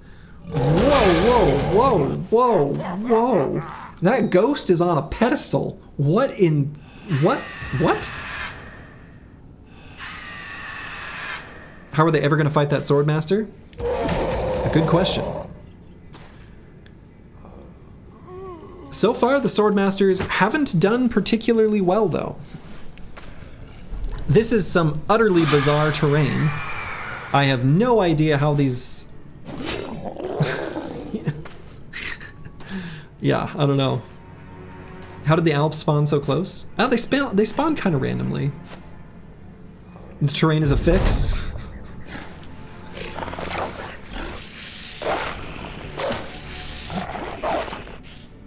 There's high ground and then there's... Yeah, no kidding. Geist screams, making some direwolves want to run away right at the beginning. Lorekeeper was here. Yes. The arbalesters are all shooting at the Geist. Look at that. Look at the combat log. Embarrassing. They all were shooting at the Geist. Unwise. Of course, it could scatter and hit the Necro. Can you retract your vote? Never underestimate the idiocy of the AI. Incredible. Incredible. ED and the Baiters squad. Absolutely throwing. Snipes the Geist? Huh.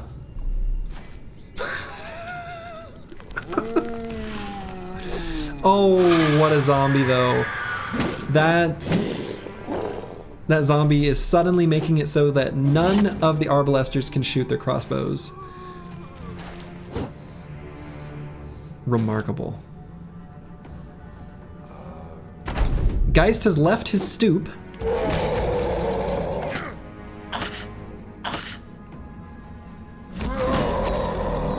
The boy's gonna own this? Yeah. Raging the boy's gonna take this for sure. De-shredding their pants now. You thought Stoop Geist was afraid to leave their stoop? Oh man, a Hey Arnold reference. Great show. No, it's looking like Edie and the Baiters squad, they got baited into attacking a Geist on the high ground with their crossbows. Managed to do it. Their only hope, really, is for this Swordmaster to do some serious magic. But I don't think he's gonna be able to. Now that's a good lineup of units for the Shrat to hit. That Geist is doing nothing? I mean, he's screaming at that Swordmaster and will eventually cause him to lose one of his resolve checks. Turns out the wood was so sleepy it slept through the match and lost. Too many hemp seeds.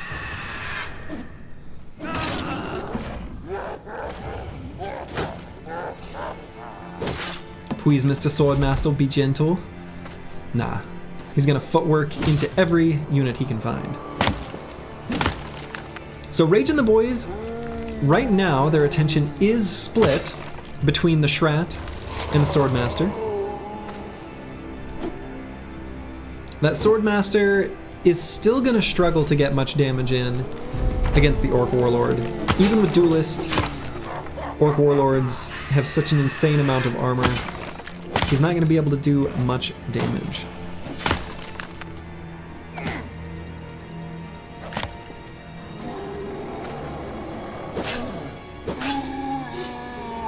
Ooh, the riposte.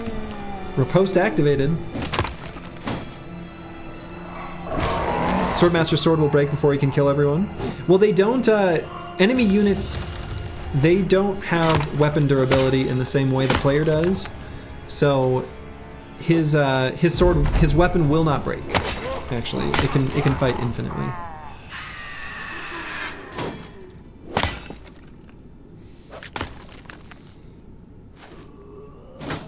Yeah, that Necro just keeps raising the units that the Swordmaster takes out. So that Necro is gonna make for an endless stream. Even though, you know, the Swordmaster's doing his best. He's doing a good job. But his best isn't good enough.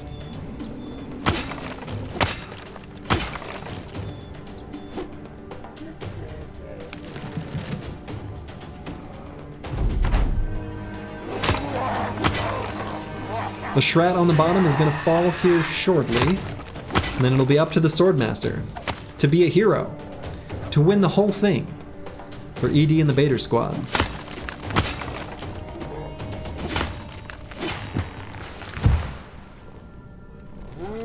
Need the Swordmaster's morale to break, his MDF is too high. I mean, it's high, but eventually, you roll the dice enough times, you're gonna roll a 20.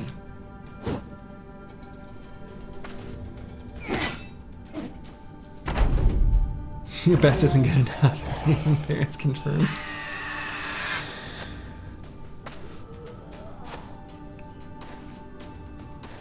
A doctor? Why not a lawyer? A lawyer? Why not a doctor?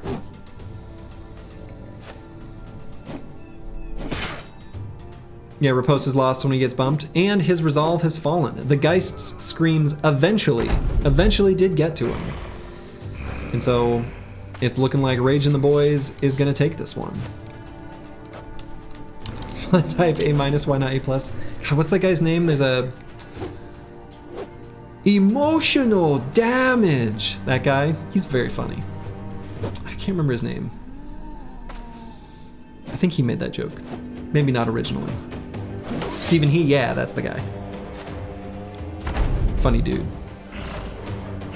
Now they're gonna fully surround the Swordmaster, but he will never rally. So this one is already concluded for Rage and the Boys. And there it is. He falls. Better luck next year to ED and the Baiters squad. Up next, we've got Stylish Quality in the Sandy Dead, facing up against Rocks and Plebs. Two very fun team names, for sure.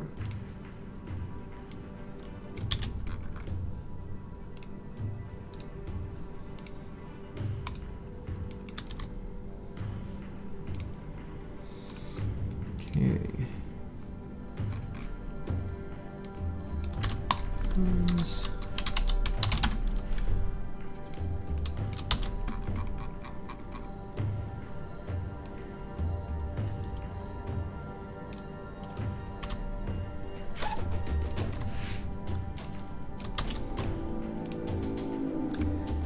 Okay.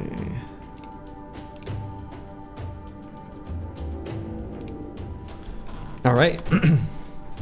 So, Stylish Quality in the Sandy Dead has a Swordmaster, you know, a little stylish quality, and then some zombie nomads. Rocks and Plebs is, well, a bunch of rocks and some plebs. Let's see how they do.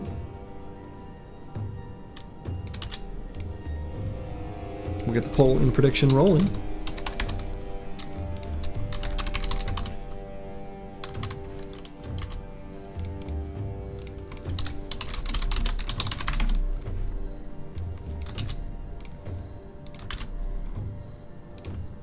Poll is up. Then we get prediction going.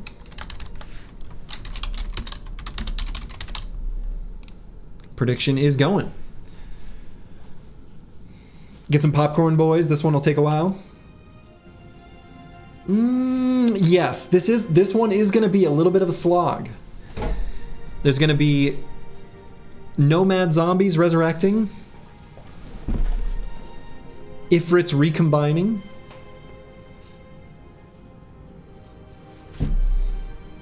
this one is going to be a battle of attrition.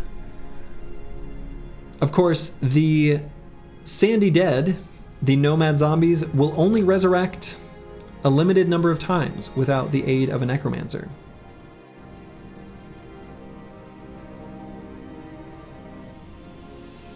Is this Swordmaster the dreaded doctor-lawyer combo?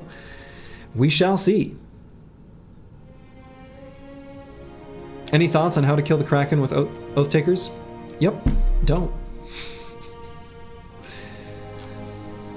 All right. Poll is over. People believe it in stylish quality and Sandy Dead, and for the prediction, it was a almost perfect 50-50 split. Let's see how this goes. One Necro on the left team would be huge. Indeed. Indeed it would. Hedge Knight was given a big ol' bonk. You'll love to see it. Sergeant getting an opening Warhammer attack.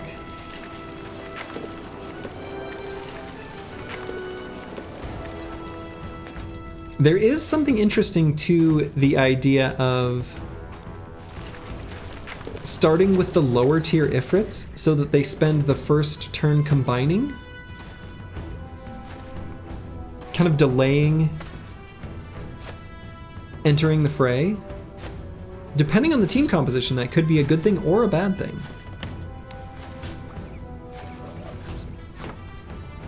Ifrits do range damage, right? They could be good if they target the Swordmaster. Yes. Well, they can do both melee and ranged, but yeah, when they attack from ranged, it is a ranged attack.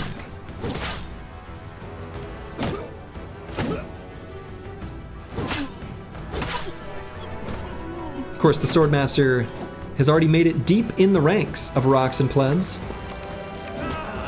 Gonna be doing some serious work there, for sure.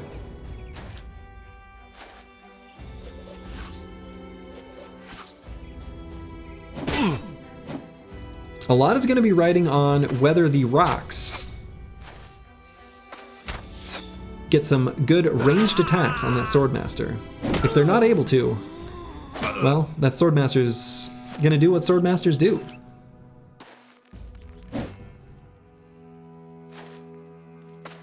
They won't target the Swordmaster because he's soloing? Right. They're going to attack into clumps, because that's what enemy ranged AI does. He's gonna master the sword, that's right. While you noobs were watching Battle Brothers, he was mastering the blade. Activating Riposte. Getting extra attacks, really.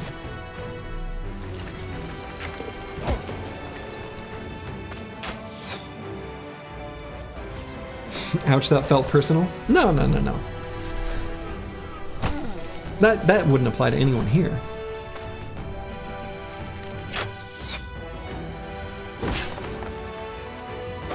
It's kind of bad for the Hedge Knight that his two-handed weapon doesn't have any AoE. That's true. He can only attack one target at a time. So, I suppose in this case, against this unit composition, it probably would have been better for the Hedge Knight to have a Great Axe, right? Or a Greatsword, even.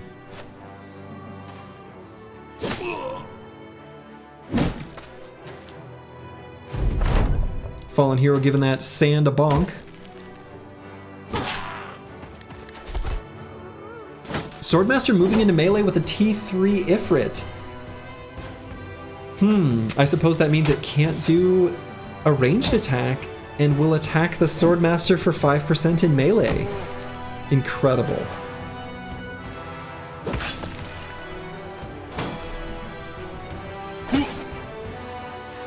Darius mains out in forest. Get out of here.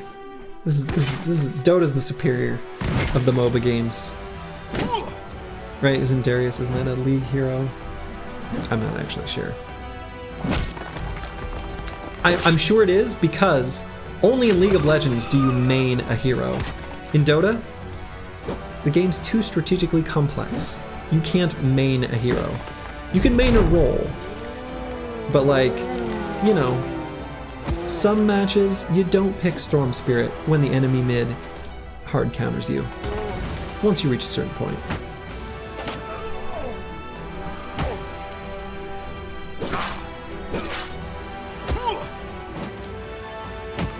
Actually, you have to have a very high IQ to understand Dota. See, exactly. Someone finally gets it. All right, so the ifrits have kind of attacked all over the battlefield. If they don't recombine, that severely limits their overall combat effectiveness. That Hedge Knight is still in the back, chonking down zombies, slowly but surely. But he is kind of getting attritioned down. You had to watch every season of Rick and Morty before you install Dota? That's the prerequisite.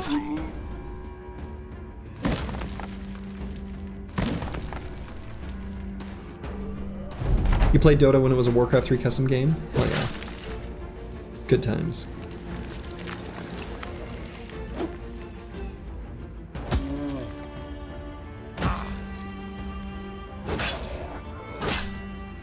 Even the little teeny tiny ifrits getting some serious damage in.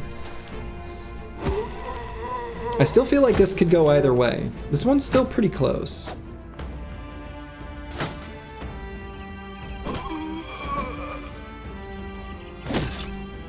Plenty of dead on the battlefield. The old Dota 1 days, oh how I miss thee, I know, right? Huge round swing there by that zombie, wow.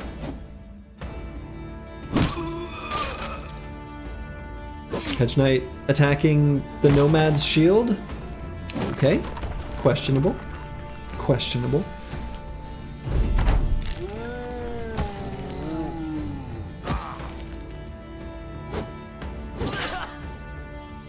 Sergeant getting very low on health. Swordmaster gonna finish him off pretty soon.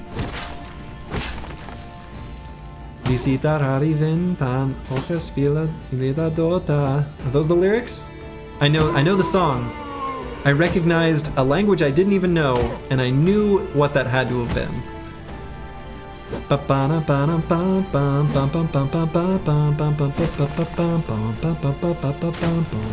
What a great song. Find someone who loves you like the AI loves footwork, flanking and breaking shields, right? Swordmasters are so annoying. Oh man. Now this Swordmaster, he is wavering, and he has been hit a few times. He's not immortal.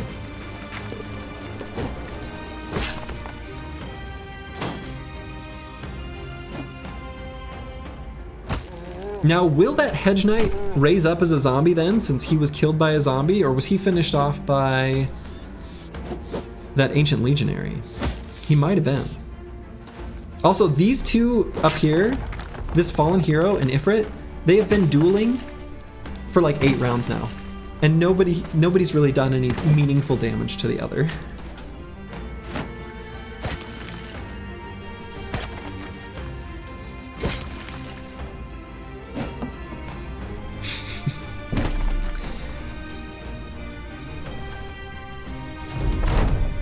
Have we had a Rocks versus Rocks match yet? It has to be so boring. We have not. I don't think, right? Also very confusing to tell which side is which.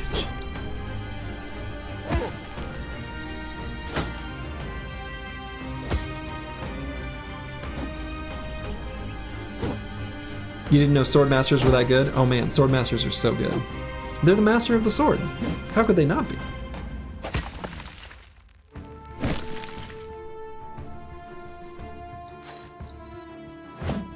Looks like we've got some retreating going on the side of the Rocks and Plebs. The remaining Plebs have had enough. All that remains is Rocks.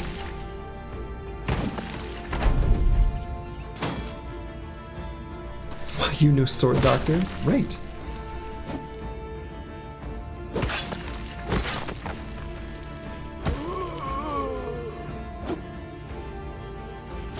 So right now, the Ifrits are spread out kind of just perfectly so that they won't recombine.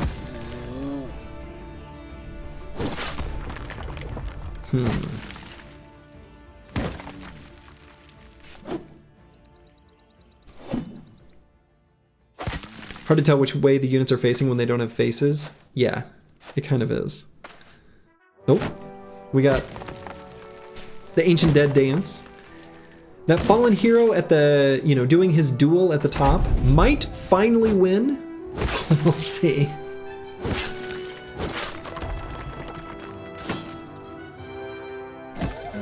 That Brigand Raider with the arming sword on the very right side has actually also done a pretty good job. Again, I'd love to see endgame stats.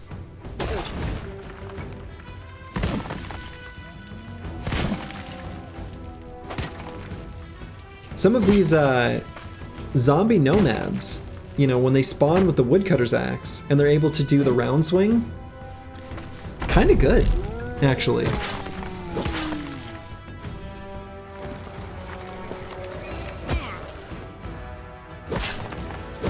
Swordmaster got this unless he runs? Yes. Swordmaster got this unless he runs. Of course, the Ifrits did find a way to recombine.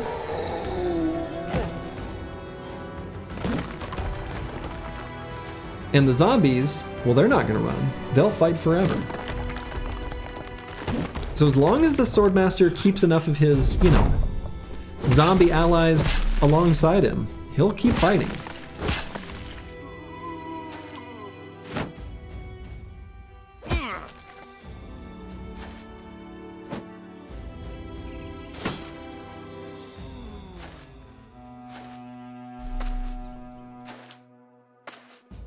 Zombie nomads for 10 points are really good compared to the armored zombies for 8.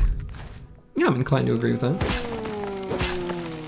They are a pretty good deal. Ooh. That Ifrit on the bottom, completely surrounded.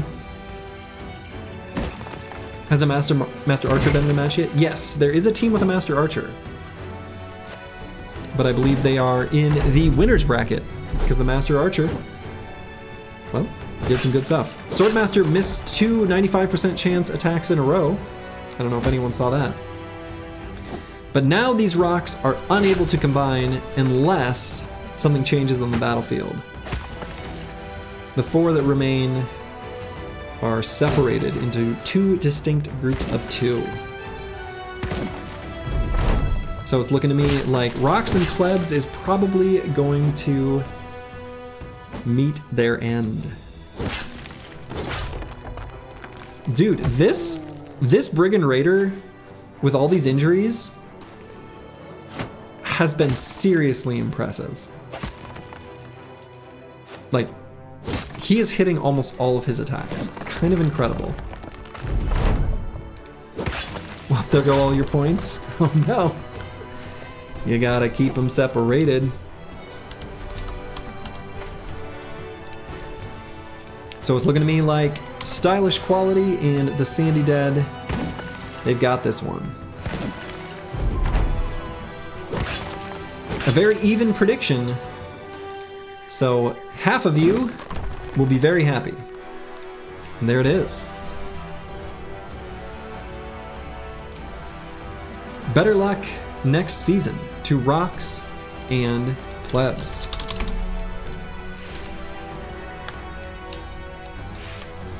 All right, and then we move up to round 2. Some of the teams, of course, have been eliminated, but we continue our adventures with the second round of the winner's bracket. And so these teams, whoever they are, if they're defeated, remain and will be pushed down to the loser's bracket. So here our first match will be the Swiss contingent and Second Wind versus Star Player and These Nuts.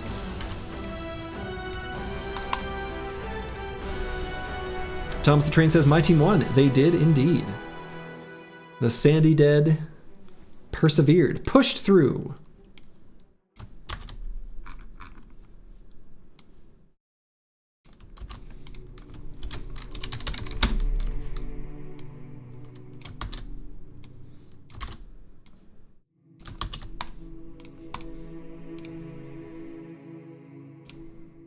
Alrighty.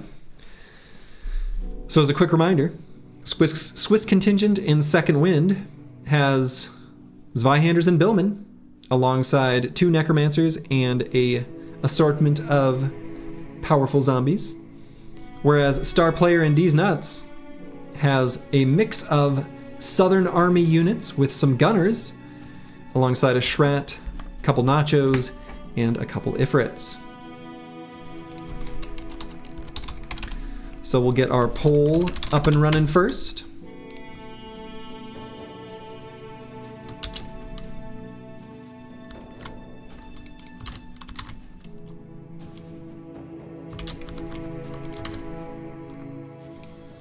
And then we will get the prediction rolling.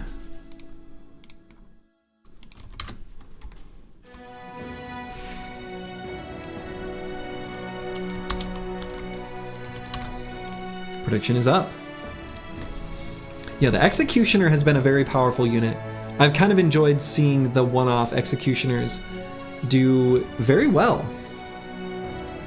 You know what? They execute. And a player that executes is powerful.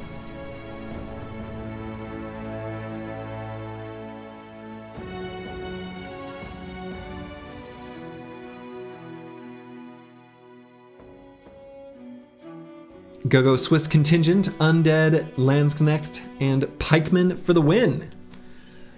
Yes, yes. It's looking like overwhelmingly people are betting their channel points on the Swiss Contingent and Second Wind. Believing in the power of the Zweihander who gets resurrected as a zombie Zweihander. Turns out, that's pretty good. Second Wind being very true to their name as that part of the team. All right, that is by far the majority vote. And so, let's see how this goes. You have to represent your country. We got some Swiss folk in the chat. You love to see it.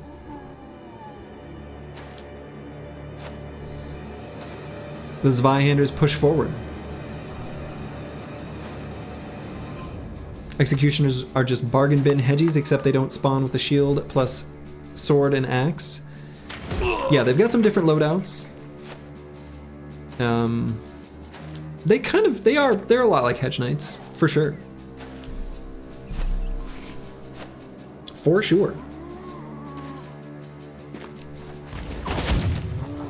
All right, we'll see if these gunners can get in good positions for some good attacks. A lot, of course, will be riding on that fact. Your star player throwing. Is that the Executioner? He's made his way forward. Kind of into some danger. One of the gunners already engaged in melee, unfortunately for him. One of the Zweihanders running away. Feeding, please report.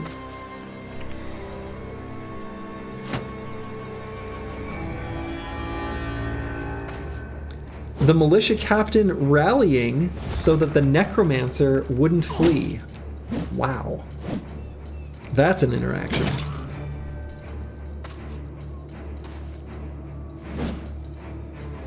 Executioner, of course, going to struggle to get any damage. Bogged down. Running into a couple shielded boys. Yeah, the Executioner is not in a good spot. All these units with a locked-in shield wall next to each other. Yikes.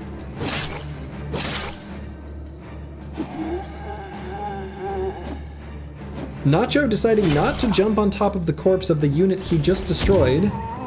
Questionable.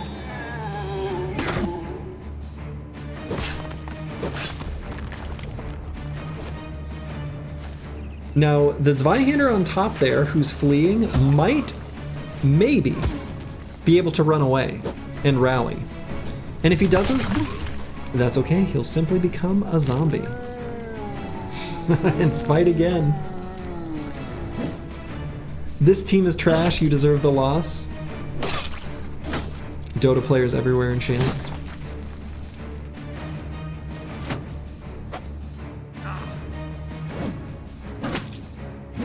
The two possessed units slamming their attacks down on the Nomad Executioner.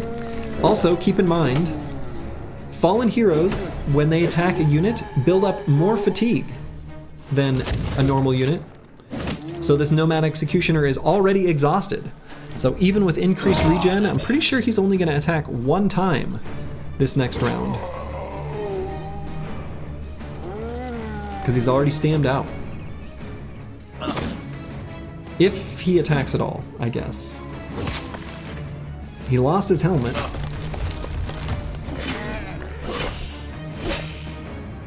Ooh.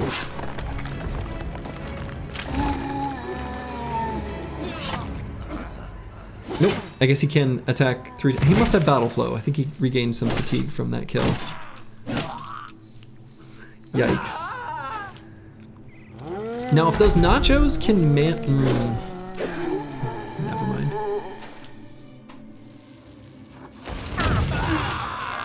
Necros seem like insane value in these battles. Teams that don't have a way of getting to the back line are going to struggle against the necromancers, for sure. What a route. What a route. Now, Executioner can switch teams? Yes. Yes, he can. We'll see if the Necromancer raises up that Executioner to make them switch sides. This is very much not Gucci Gang. Not for one side. Zweihanders. Yeah. Things looking pretty rough for star player and D's Nuts. They've got nothing that's even going to make an attempt to get on top of that Necromancer. And at this point, the Necromancer will continuously raise units. You got Zwei of them. You've heard of 9 lives. Now try Zwei lives.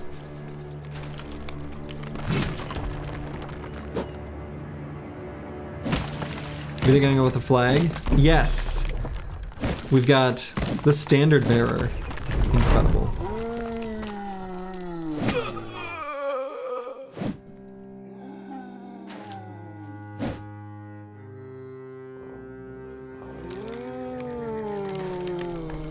There's our buddy, the Nomad Executioner, who has switched sides. Executioner threw so hard, Executioner threw so hard.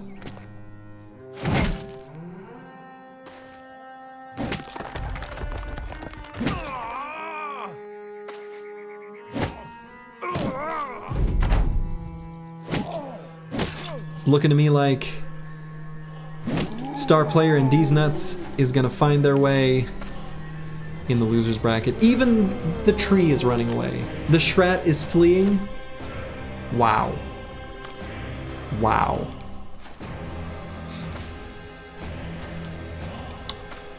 Swiss contingent in second wind. You know, it's a straightforward team. They've got a great team synergy and a great strategy. I'm a fan. There are no 5 guys in Shaman Soft, but I'm still into it. I'm still into it. We'll see if this tree can run away or die the old-fashioned way. I guess we'll see what happens.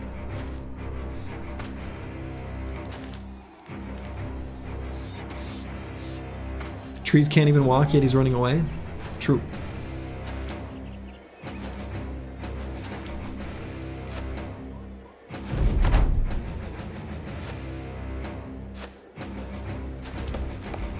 Where is he going?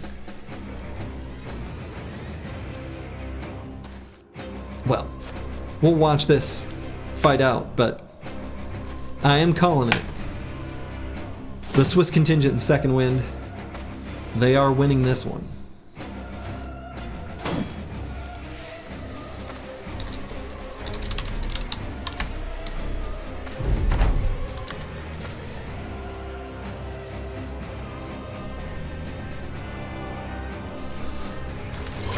Shrat trying to flank. He's doing his best. Took his special Shrat Courage Potion.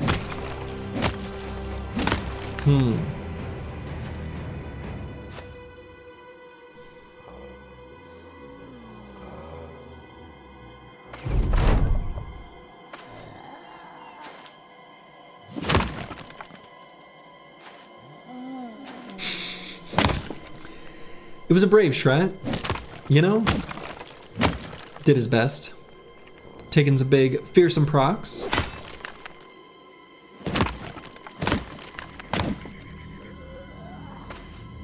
These units that are possessed getting extra attacks, of course.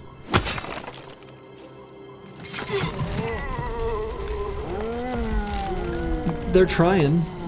I mean, the Shrat's trying. He can take some down, but they get back up. The zombies are relentless.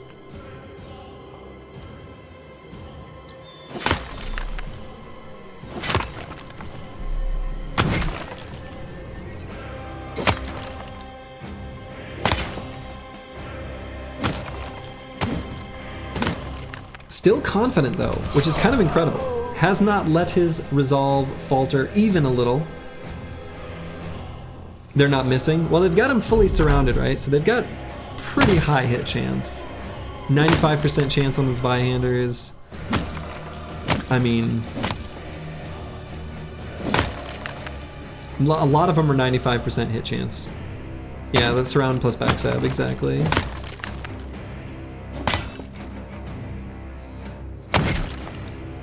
Who will land the killing blow? The old standard bearer. Incredible. So we continue on our way through the round 2 of the winner's bracket. Up next, we're gonna have Friendships Made in Chads and Cowards versus the Heathen and Pocket Sand.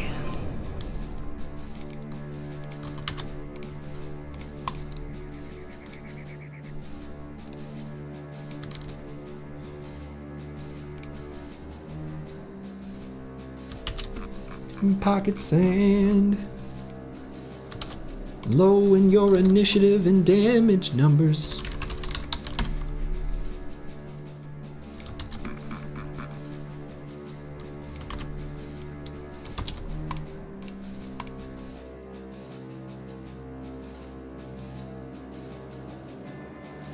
I think I must have, let's see.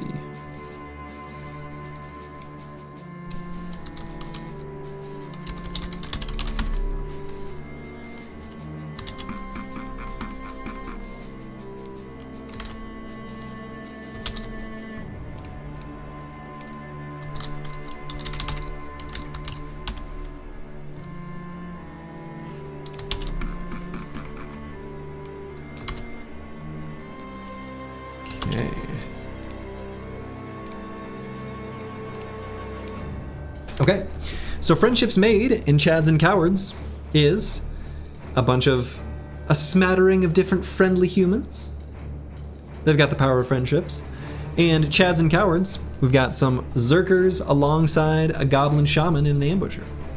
On the side of the Heathen and Pocket Sand, we've got a Heathen, the Necromancer, and his accoutrement of zombies, and, you know, some Ancient Dead as well, and 2 big Ifrits, the Pocket Sand. So we'll go ahead and get the poll started. Who will win?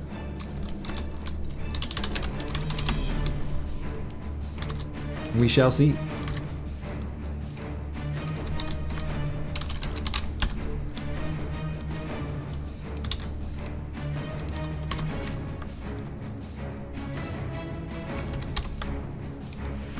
Polls rolling.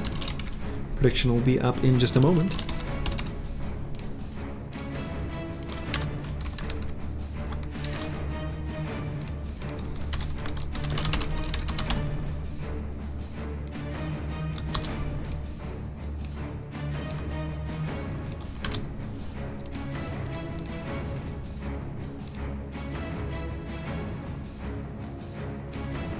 All right, prediction is up.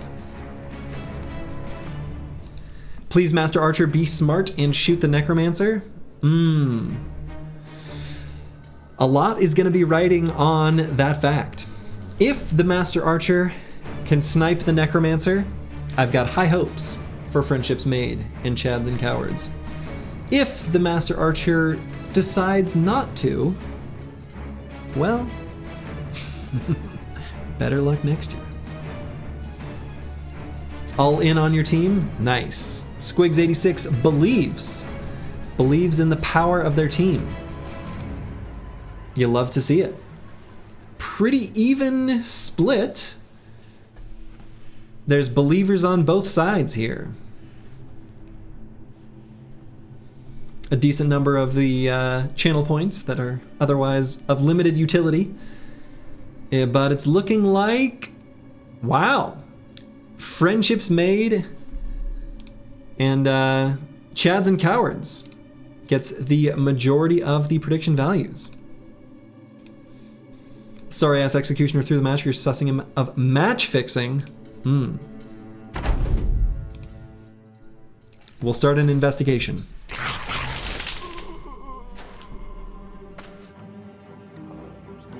I will still never forgive the StarCraft player Savior for what he did for Brood War like 15 years ago. I'm still mad. I'm still mad.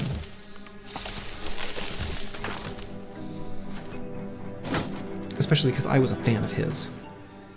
I just felt like he was choking or choosing bad builds. Anyway. Master Archer spawning with a crossbow. Kind of fun. Orc Berserker smashing some sand. Now, maybe the Master Archer doesn't need to do the Necromancer flank. The Zweihanders might do it. Interesting.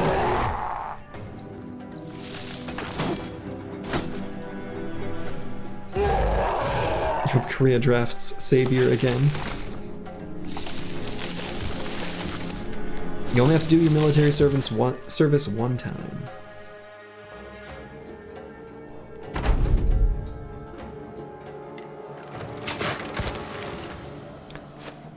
Mr. Necromancer, that's not the target. Or excuse me, Mr. Master Archer. But the Zweihanders are pretty good against the Ifrits, and they're finding their way to the back line, making their way towards that Necromancer.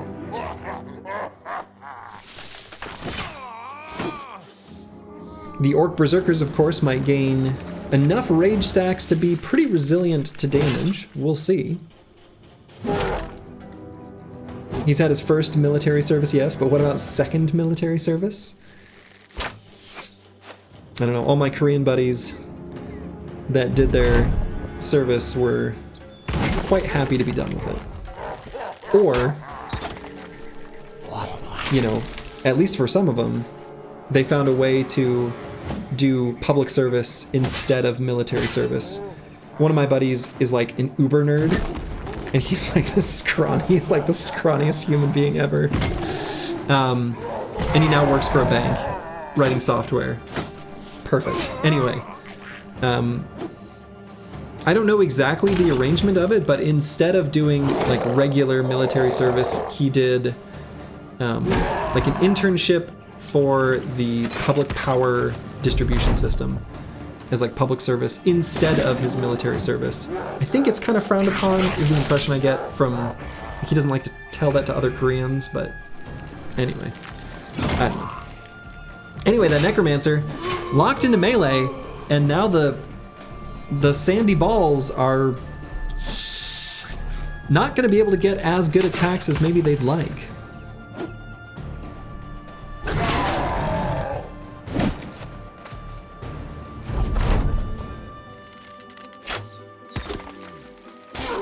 The T3 Ifrit skipped 2 turns. I wonder if they do that when they are rooted but don't have a target?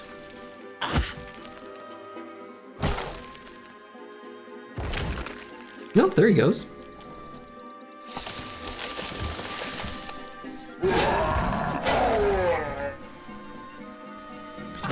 Now the ranged units on the side of Friendships Made and Chads and Cowards are not exactly useful against the Ifrits.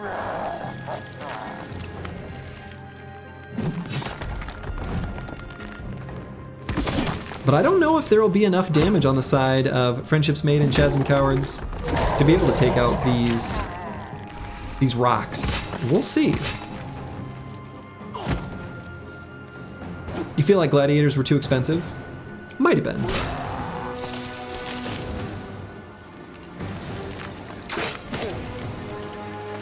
Score values are an iterative process. I'll be updating them after each Battle Brawl. One, to keep things fresh, because, you know, I don't want to see the same units every single time, and I don't think any of you do either.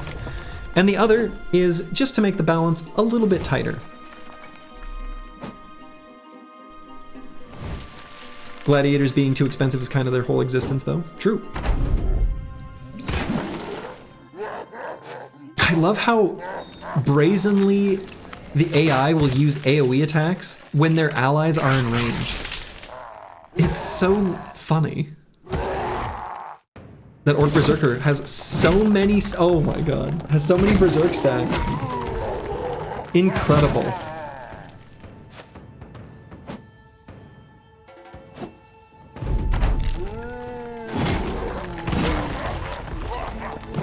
Some serious Berserk value on the Berserkers and the Zweihanders.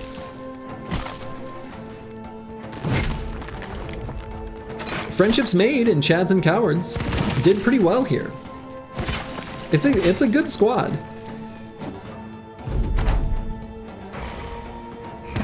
But look at him, not a scratch on him. Oh yeah, he's pristine. Well, he's bruised.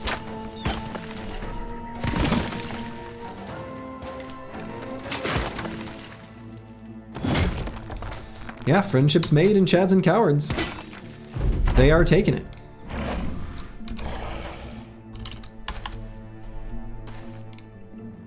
%70 of you were right. Well done to those who predicted correctly. So it looks like up next, we are going to have... These teams are so good. We got Barbara Bill and the arrow pointing stupid. Love it. Love it. Teamed up with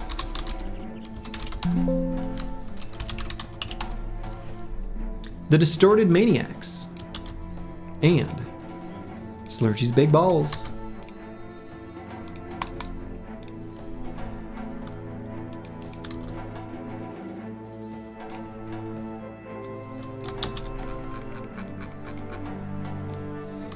So I'll go ahead and get the matches set up here.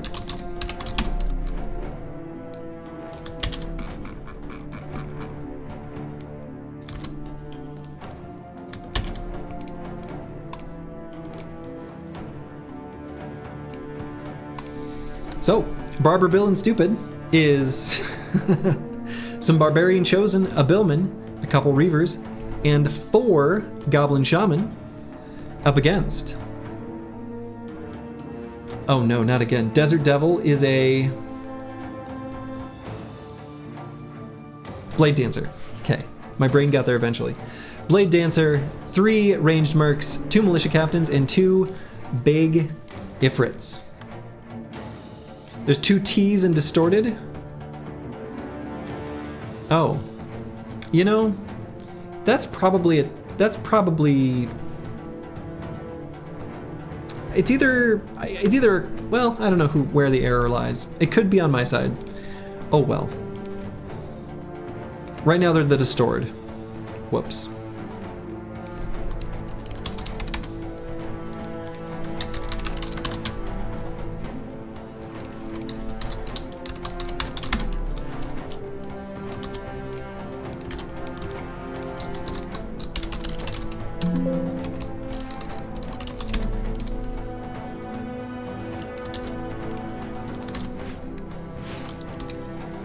All right, poll is up.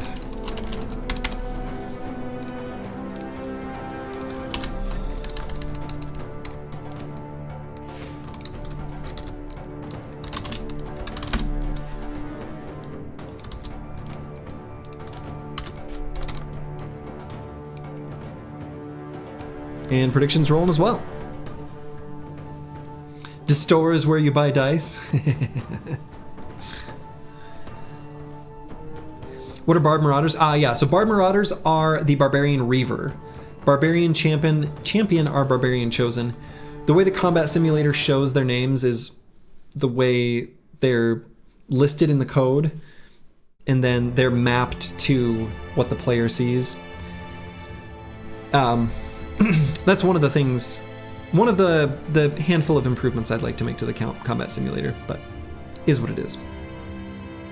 Mapping their internal name to their display name would be nice, but is what it is. Yeah, humans were one big faction. I thought about splitting them up into like a north and a south, but then it got to where I was maybe too granular and just said, eh, humans, they're all the same, you know? You know? Okay. Looks like 62% of channel points going towards Barber, Bill, and Stupid. Let's see how it turns out.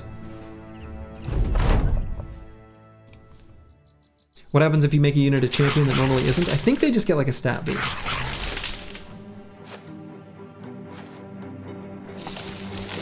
The shamans, doing what they do best. Putting enemies in roots. This is Brig of True, you're gonna go collapse to sleep now. Good night, Blowoxar.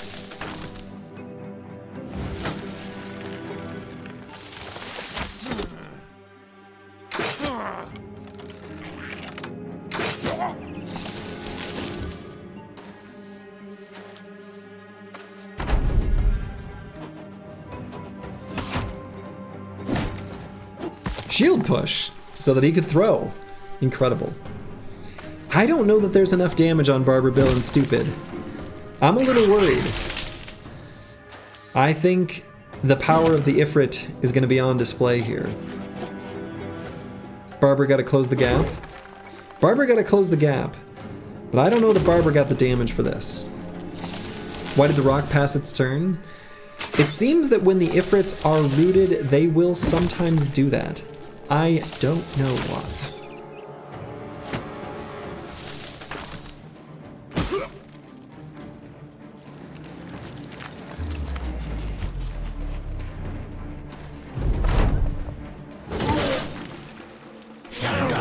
Big attack from the Blade Dancer. Putting an insect swarm.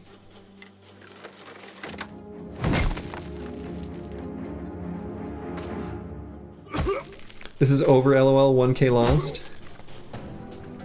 Yeah, I don't know that Barber Bill has the damage for this particular matchup. But we'll see. I mean, they are getting some progress done, but it's looking to me like Distorted Maniacs and Slurgy's Big Balls, they've got the tools they need.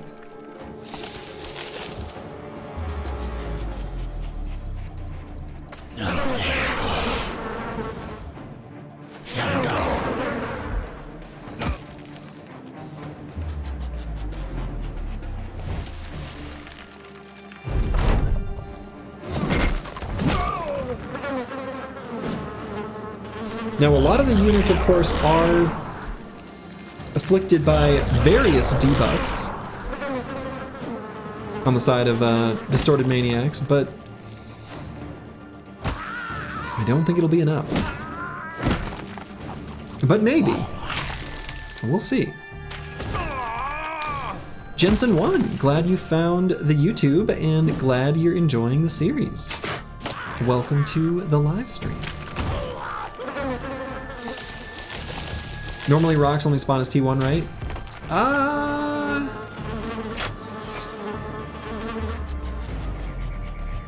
Yes? Actually, I don't know the answer to that. Huh. That's a good question. Do they always spawn as T1? And then just to combine on the first, you know, turn or two? I think so? I feel like I should know the answer to that, but I don't.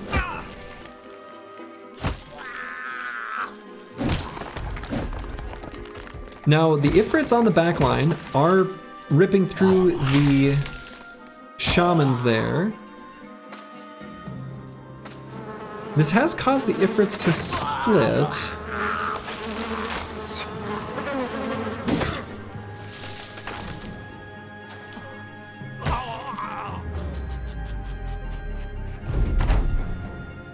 You remember you left them big and returned to a big one, like it didn't collapse?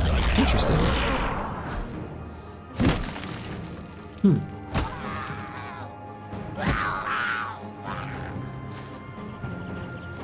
Not very many units remaining on the side of Barber, Bill, and Stupid. Not enough. I think it's gonna go the way of Distorted Maniacs and Slurdy's Big Balls.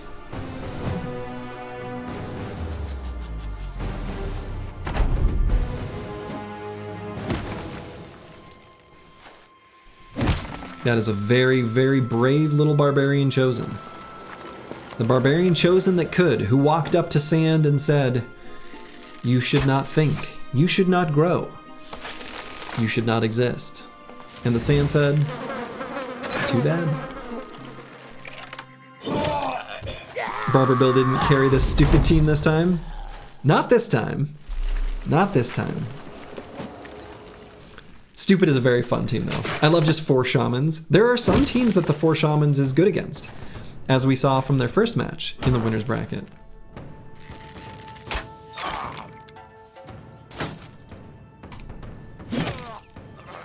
But it's looking like Distorted Maniacs and Slurdy's Big Balls is taking this one. Sand said, "Have a rock." Yes, indeed. Oh man. Channel point in shambles because Distorted Maniacs and Slurdy's Big Balls only had 38% believing in them, but they are the winners.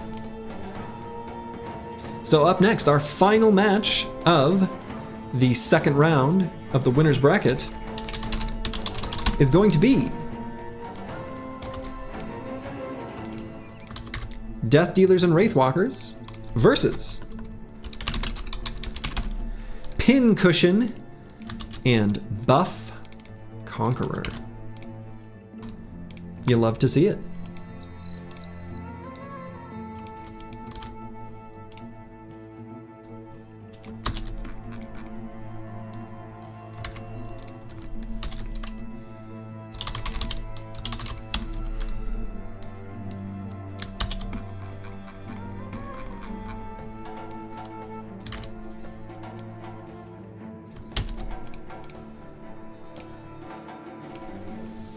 So Death Dealers and Wraithwalkers, a Swordmaster, an Executioner, and a Reaver, alongside the Wraithwalkers.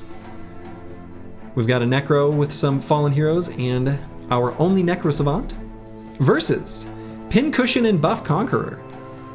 We got another Executioner on this side with a Drummer, 6 Nomad Archers, a Reaver, the Conqueror, a Necromancer, and some lower zombies. This is interesting. I think a lot depends on the weapons the necromancers happen to have, because whoever gets to go first gets to take the corpses on the ground to make their own zombies. Kind of interesting. So let's get the polls and predictions rocking and rolling.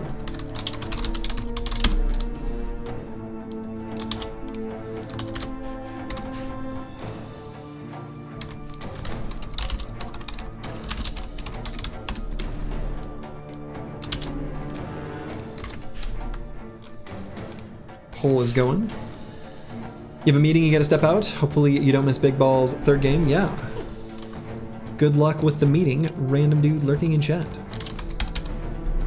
Enjoy. Hopefully it, whatever it is, hopefully it's good.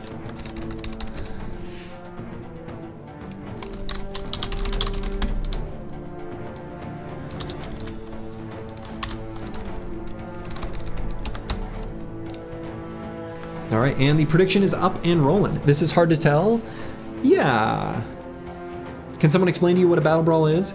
Yeah, so in brief, Jensen 1, these are community drafted teams from members of the community who, !Discord, who are on the Discord where I posted some submission forms, which are just spreadsheets with point values for the units. They drafted teams, And now we are entering a, thank you, Dark Paladin, Swiss-style bracket, I think is what this is called. So yeah, the real March Madness. Basically, it's rigged and complete horseshit. Right, yes, exactly. That's correct. Okay, we've got 73% going towards Pincushion and Buff Conqueror. Yeah, this is, let's see. We'll see how this one goes.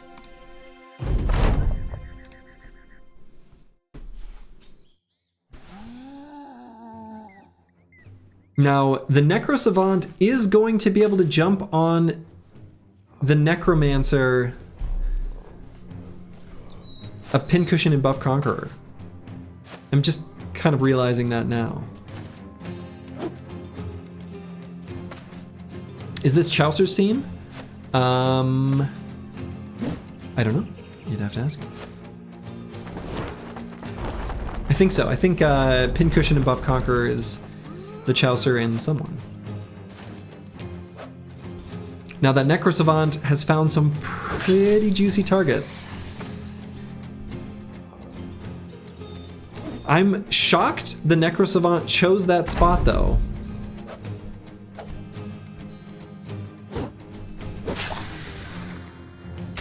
Is the Necro Savant throwing? Could the Necro Savant die there?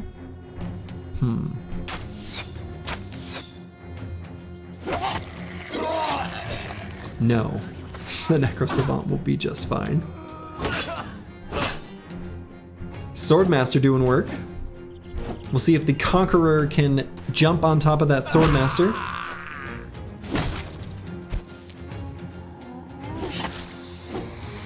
Who bet 60k against the Necro Savant who can easily kill the back line?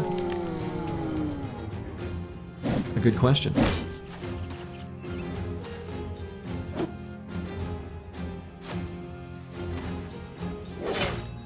Both of the Necromancers spawned with no weaponry, so they are... I think the one on the left has a... Who's faster, actually? I suppose it's probably going to depend on their built-up fatigue from what they choose. Ooh! Almost sniped the Necromancer there. Didn't hit, but that would have been huge if it had.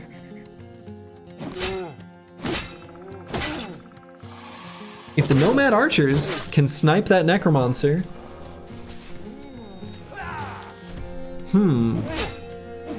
But the Necro Savant won't do it for the other side? Could be huge.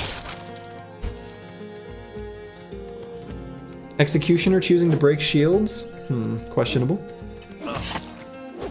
Real question, whose hat is better? Definitely Death Dealers and Wraithwalkers. Also, good lord, the Conqueror's attack on the Necro Savant did an insane amount of damage. The slight droop on the right is pretty baller, to be honest. Nah, just looks limp, weak. That one on the left, that's like a real Stetson, you know? That's a milady hat. You can't beat that. He's got that evil wizard drip. I mean, that's true. Unfortunately, I think this Necro Savant might die. Shocking, considering, like, there are Nomad Archers and stuff, but with the Necro Savant gone, I don't know, Death Dealers and Wraithwalkers could be in trouble. Of course, there is that Executioner who just did some Executioner stuff. We'll see. We'll see how, you know, it depends on if this Necro Savant is able to stay alive. I wonder if you should make a battle brawl with only humans? Maybe. Okay. Necro Savant gone. Do Executioners have Lone Wolf? No.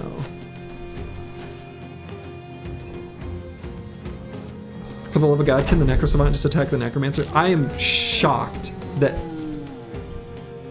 they didn't. I don't know. That was weird. I'm not feeling the Pilgrim hat. That's not what Pocahontas said. Oh my god. Wow.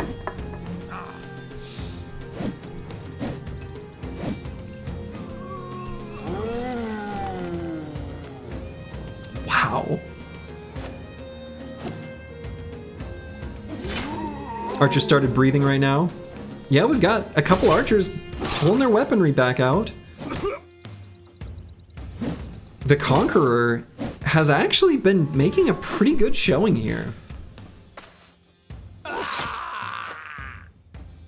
Huh.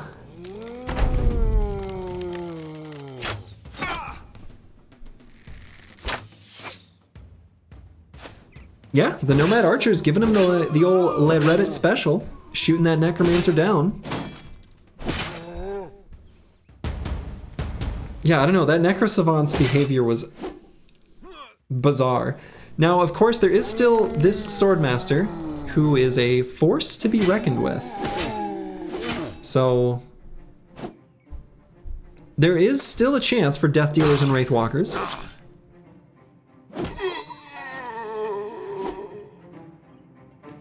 A bit slim, but the chance exists. Happy to see the Nomad Archers doing well. Just because, you know, I don't know, no one else drafted him.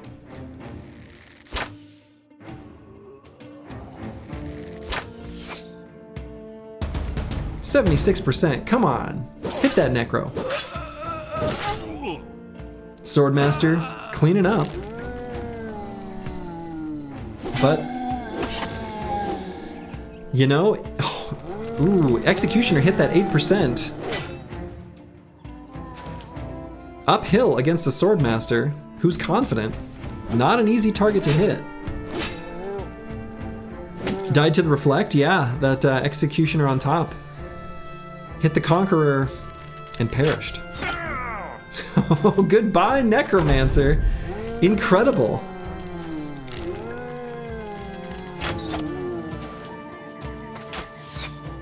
Uphill both ways in the snow. That's how I made it to school. Oh, okay. Sniper. Yeah, it's... GG's, give us all the corpses now. Yeah. When there's only one side with a Necromancer, the corpses are all theirs. I've been enjoying that dynamic throughout this particular Battle Brawl. Corpses as a resource, you know? Now, if this one Swordmaster can pull out a miracle, but I wouldn't count on it.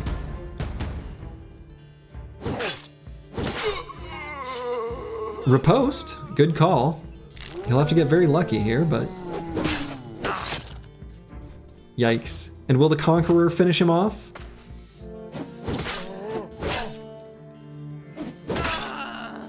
Yes. The answer is yes. The Conqueror takes him out. Oh, actually, check it out. The Swordmaster hit the Conqueror and died to the Reflect. Beautiful. Okay. Excellent work, Pincushion and Buff Conqueror.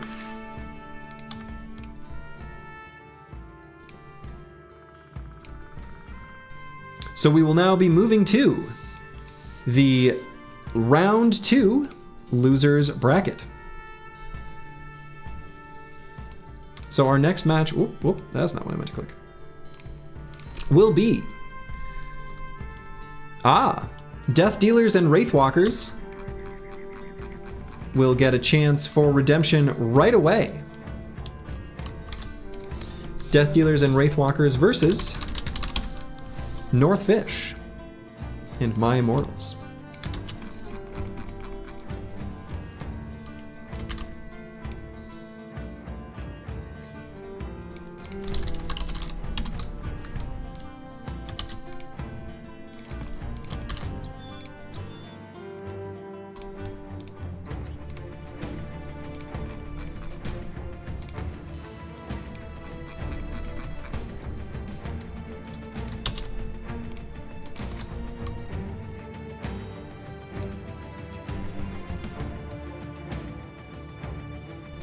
Okay, I'm gonna take just a moment to use the restroom and fill up my water. Don't go anywhere, and we will resume this Battle Brawl. Be back in one moment.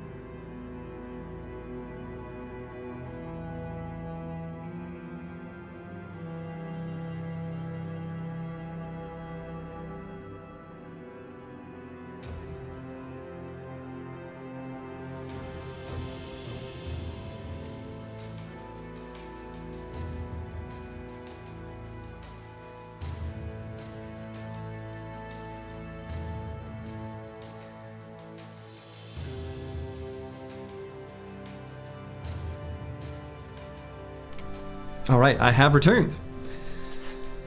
So, Death Dealers and Wraithwalkers, same team we just saw, facing off against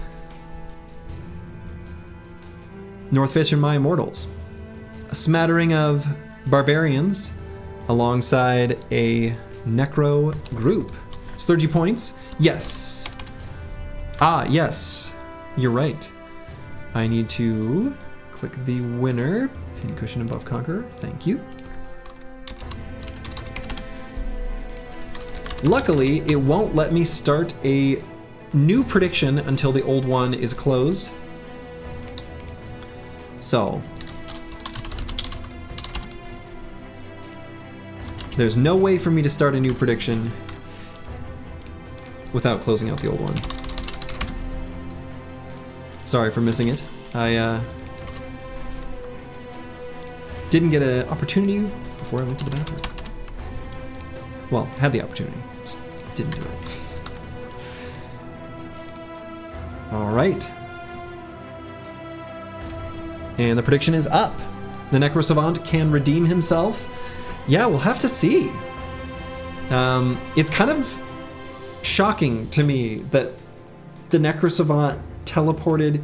I mean, on one hand, I'm surprised that it teleported where it did, into a concave.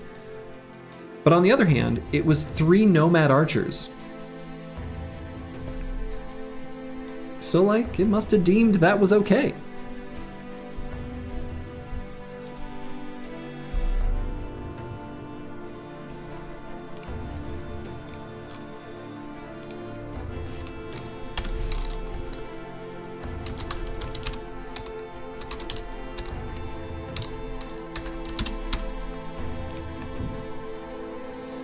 Okay. We've got a pretty even split here.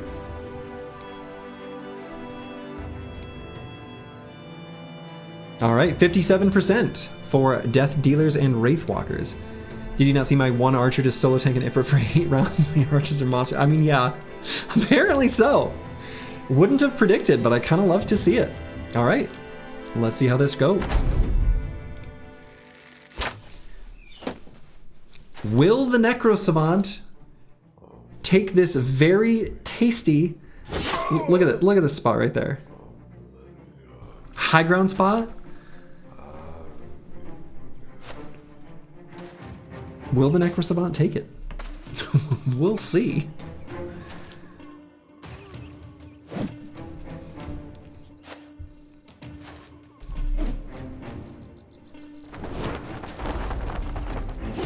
No.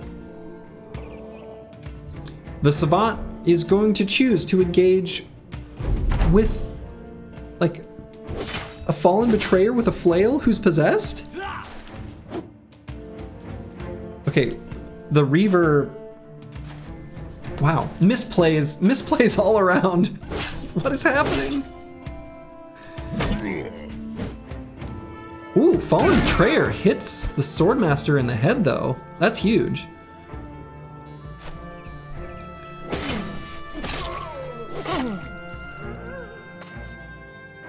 Okay, so Necro Savant should be able to finish off that Reaver at the start of the turn next round. Nope, he's gonna get to go first. Someone investigate that Necro Savant? Right.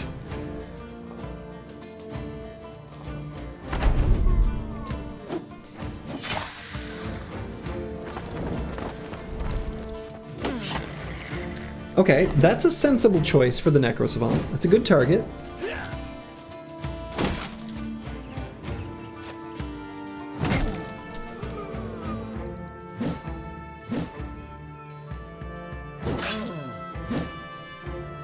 Swordmaster, disrespecting the Fallen Betrayer, tries to move out of zone of control. That was risky, because they've got pretty good stats. They've got a pretty good hit chance.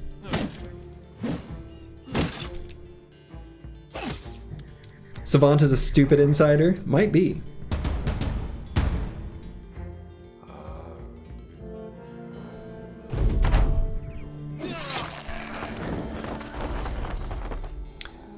The Necro Savant going for the drummer. I guess that's okay. That's like okay. It's okay.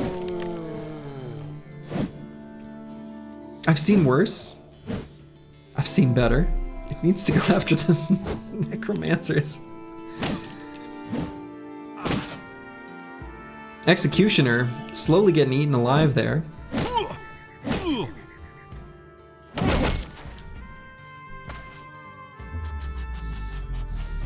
Honestly, might rely on this Barbarian Reaver up here to be the one to jump on top of the Necro Savants.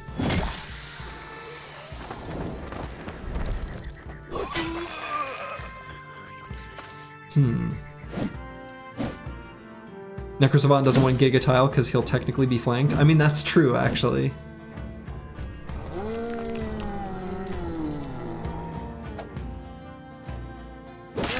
So the Barbarian Reaver is in range of one of the necromancers, but maybe not for long. The defenders on the side of Northfish and My Immortals coming in to take him out. Executioner finally gets out of the combat he was slogged in. You're gonna say something controversial? You think Necro Savants are bad in Brawl? I mean, so controversial, but so brave. I think they're good. I think they are good against some enemies and bad against others. They're very polarized in their outcome. Ooh, big hit by that Reaver. Necro Savant fleeing, or excuse me, Necromancer.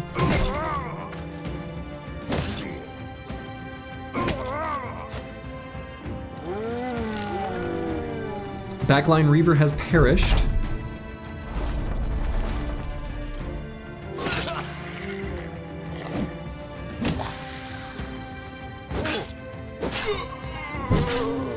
Swordmaster doing some serious work.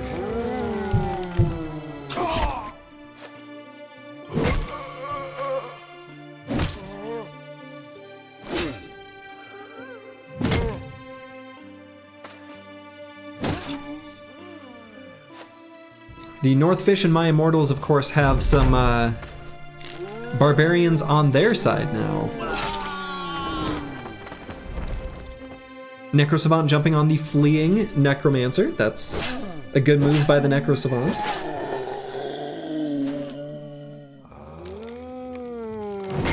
When your team contains neither dogs nor shrats, the opponent will be enraged into making a mistake. Could be true. Ooh, is that unit fleeing? Yeah, on the side of Northfish and My Immortals. Might have a unit that's fleeing? Is it over for them? Incredible.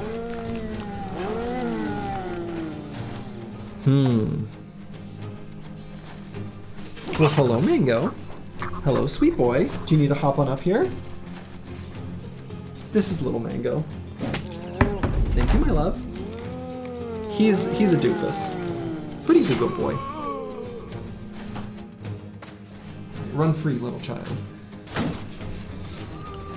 My wife made me a cocktail. She's the best.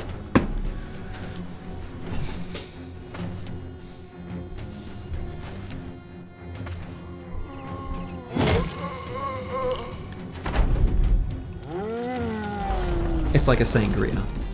Looks good.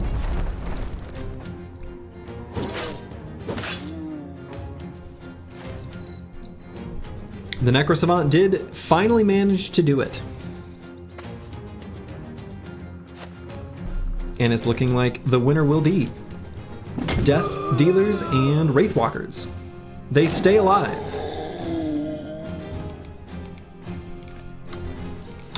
Northfish and My Immortals, better luck next season.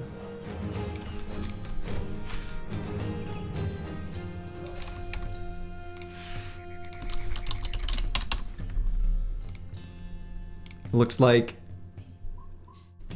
a slim majority knew what would happen.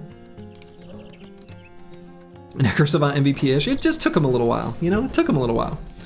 Okay, so next up, we've got Barbara Bill and Stupid facing up against Five Guys and Charmin Soft. The team that I'm secretly rooting for. Secretly, not so secretly.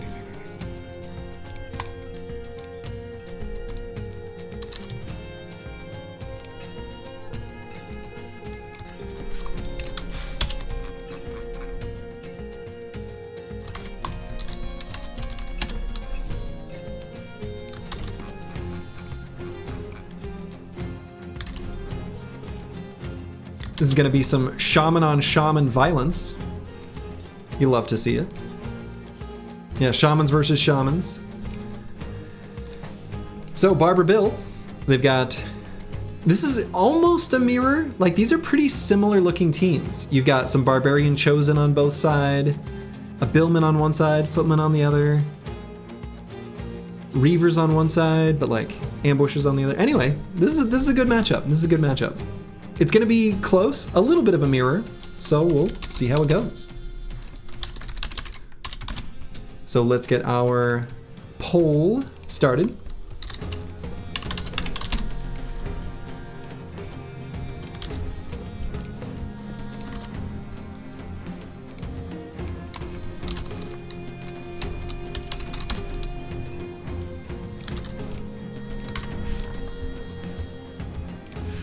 Poll is created. Prediction will be up in a moment.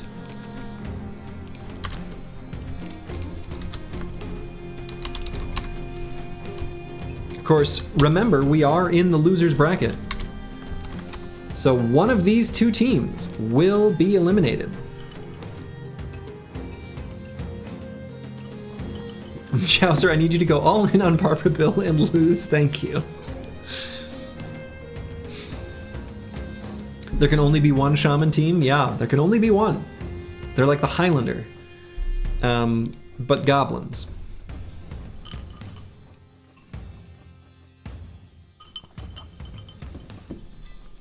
Looks like at the moment we've got more believers in Barbara Bill and Stupid.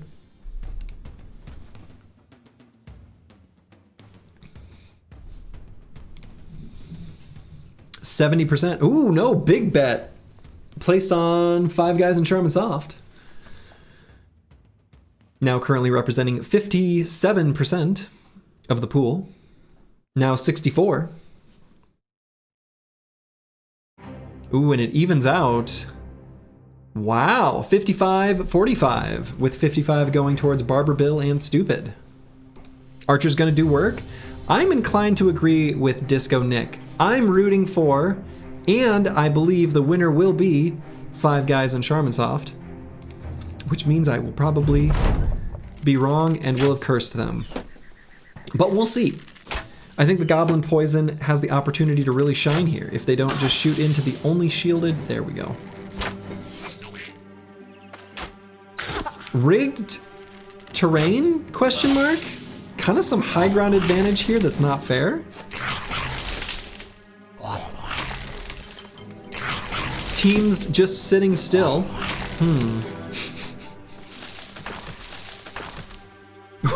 Both teams just be stuck in brambles the whole time.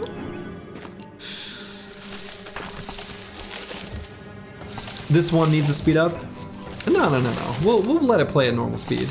I'm not gonna neglect, you know, my boys, Five Guys and Charmin Soft. I do have the mod to speed it up if we need it.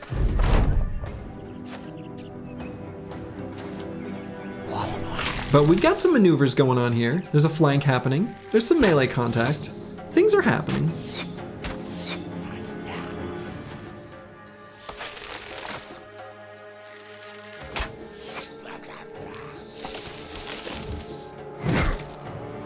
Ooh, big attack by that Chosen onto the Reaver. Ambusher's having decent hit chance, but just not managing to connect.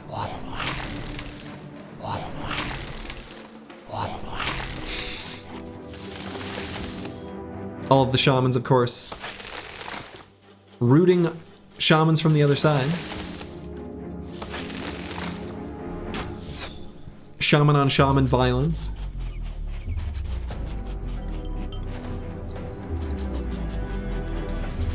Adrenaline is kind of an anti-shaman tech, though.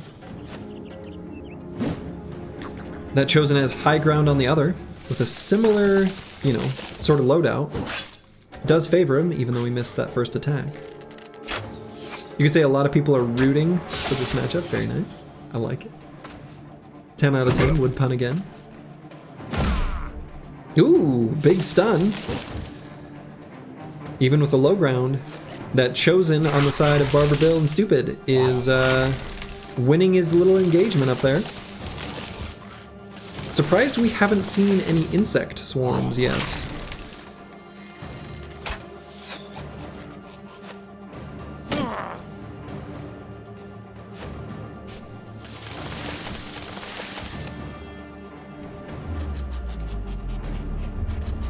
Adrenaline pumping. Round swing that hits nobody? Wow.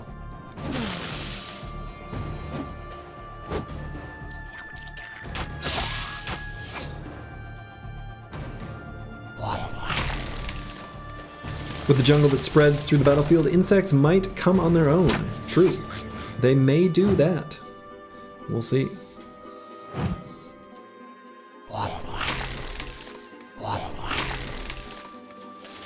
That Chosen couldn't get another stun on top. Succeeded the first time, but not the second. The Footman is beating the Reaver down there, around like on that little plateau in the center.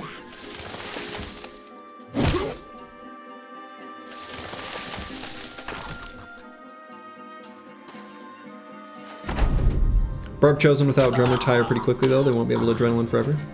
I mean, I don't know, they've got pretty good fatigue regeneration. It's true they won't be able to Adrenaline forever, but they'll be able to Adrenaline in the first couple rounds where it actually matters. Okay. The Shaman of Barber Bill and Stupid finally starting to inflict insect swarms. But it might be too little too late. They're kind of running out of juice.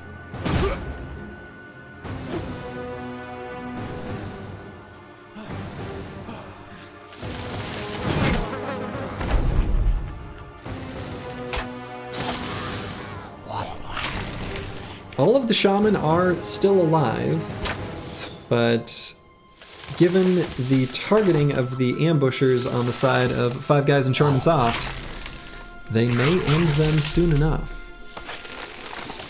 Honestly, this may have just come down to terrain advantage. Yeah, that could be true. Terrain did play a part, for sure. They're similar enough teams.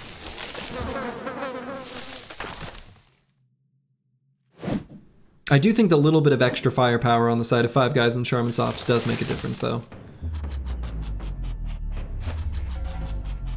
2 shamans is good. 4 shamans might be too many. Yeah, it's looking pretty good on the side of Five Guys and Charm and Soft. Each little mini engagement that's happening, they're winning. Huh?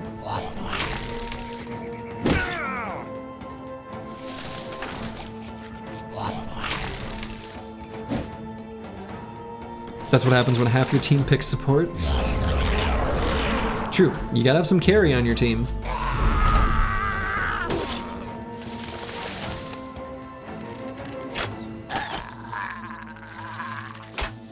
Yeah, there's only one real fighting unit on the side of Barber Bill.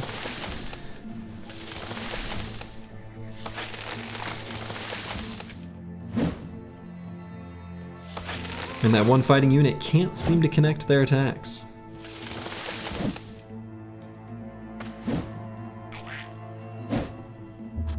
But no one else can either.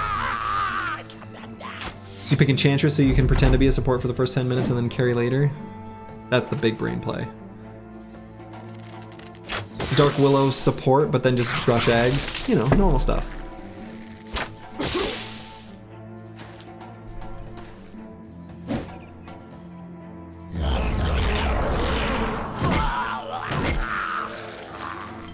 It's looking like my favorite team, Five Guys and Shaman Soft, have got this one. They are looking to be the winners.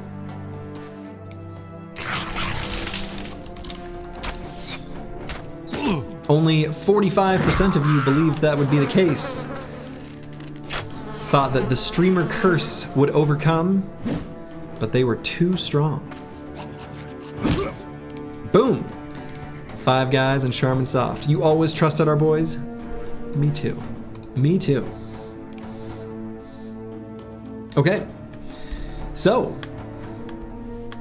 losers bracket round 2, match 3 will be the Heathen and Pocket Sand versus Rage and the Boys. Unfortunately, one of these two teams is gonna go home. These are another couple teams that I do enjoy.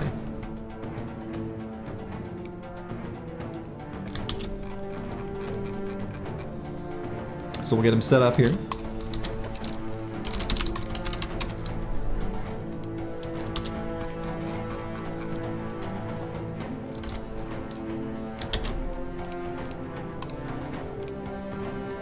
All right, another ifrit fight?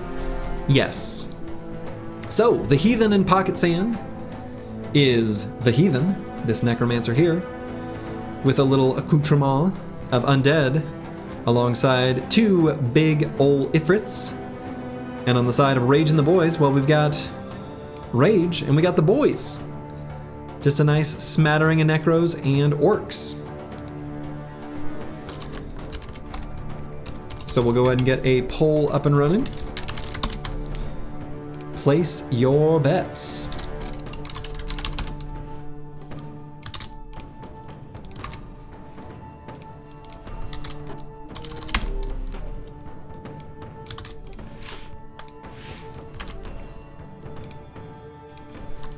Poll is up. Prediction will be rolling in just a second.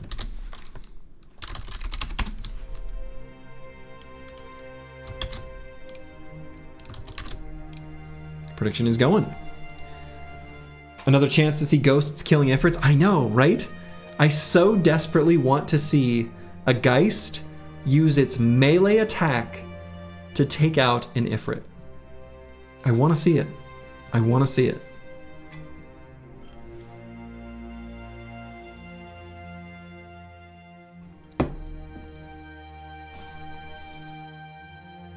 Yeah, I love seeing orcs. Orcs are good fun.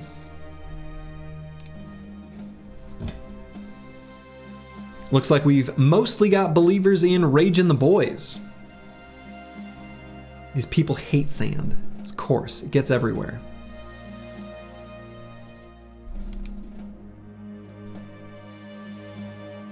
Yeah, Green Killer wants more greenskins. Oh man. Looks like we've got 65% believing in Rage and the Boys. Let's see this match underway.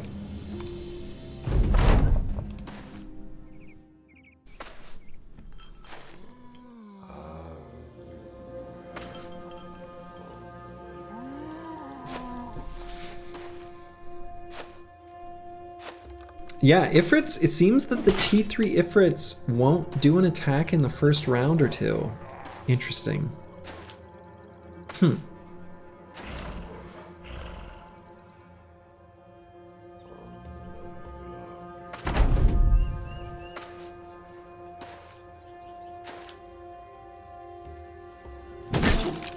Ooh, big attack by that Berserker.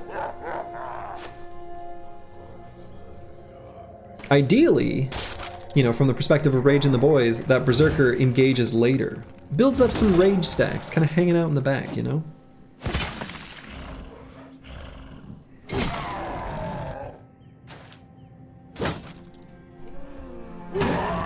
Fallen Betrayer there might be going for a flank, and if they do, and they get on top of that Necro,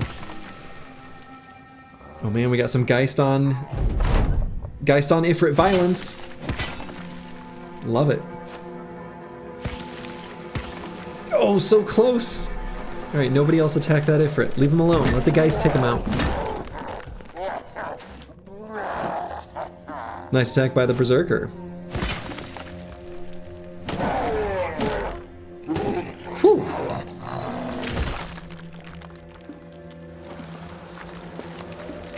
GG, Antillian's calling it. Seems ambitious. Nope. Alright, so much for that, Mr. Geist. Alright, so both necromancers are going to fall. They are engaged in melee by units too powerful. So it's up to the rest of the standing forces on both sides to duke it out from this point.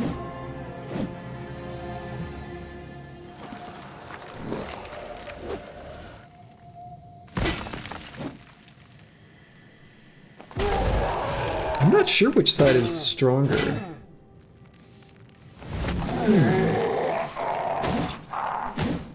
I really could see this going either way. Berserkers are the best unit into Ifrits, immune to injuries, high DPS. True. They're a little bit fragile though. So they're a pretty good unit, for sure. Orcs win for sure.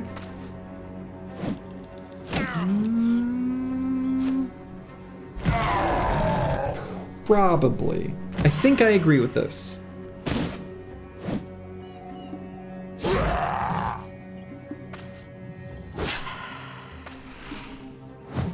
I don't know. I'm not sure. I'm not sure. All right, Orc Warlord is confident.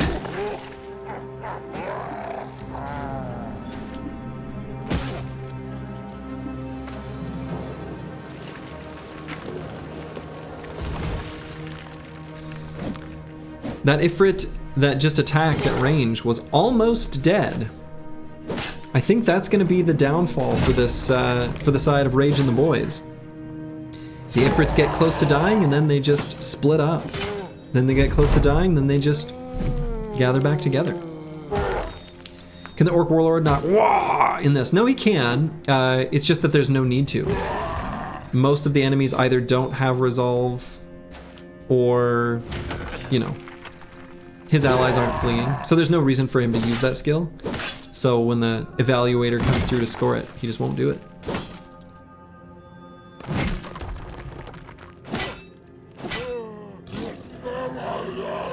Yeah, I don't know. I think this is looking like a W for the Heathen and Pocket Sand.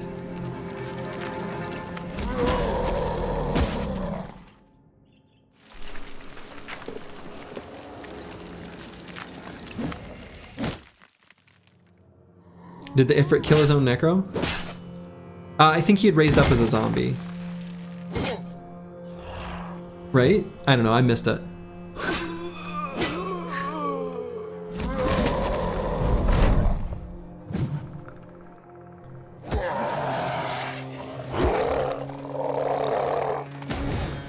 Alright, what's going on over there? The screen won't scroll because it's under the, it's still on screen, but it's under the text.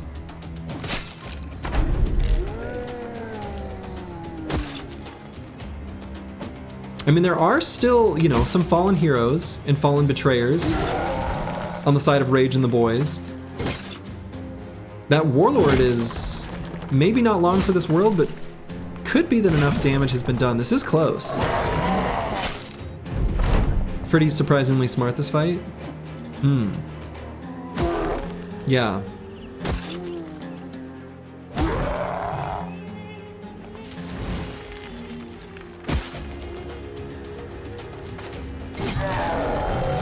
Orc Warlord fleeing. Oh boy. Now it's up to the undead units to fight off this sentient sand. Are they strong enough? I don't know. The great axes are good weapons, but I don't think there's enough of them.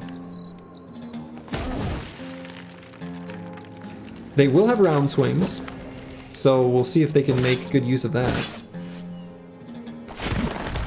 Okay, they made good use of it. Twice. Okay, this is close. I think the Heathen in Pocket Sand is just a little too strong, though.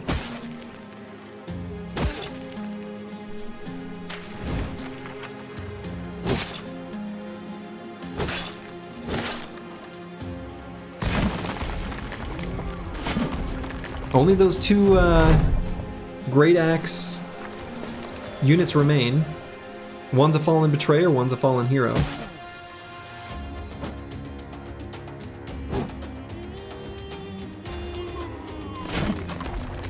I mean, they're making good use of their weapons. I don't know. Huh.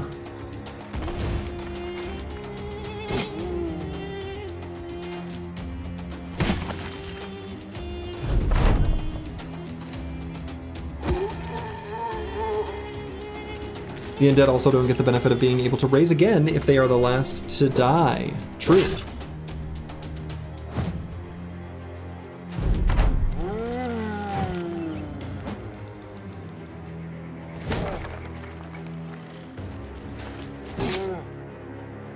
No, I think the Heathen in Pocket Sand have probably done it. It's seeming, yeah, almost for sure.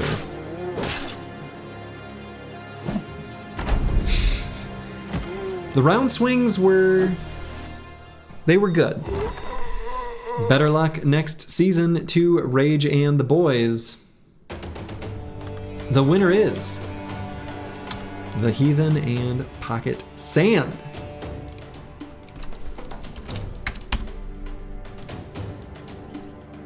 "35% of you believed, and 35% of you are rewarded."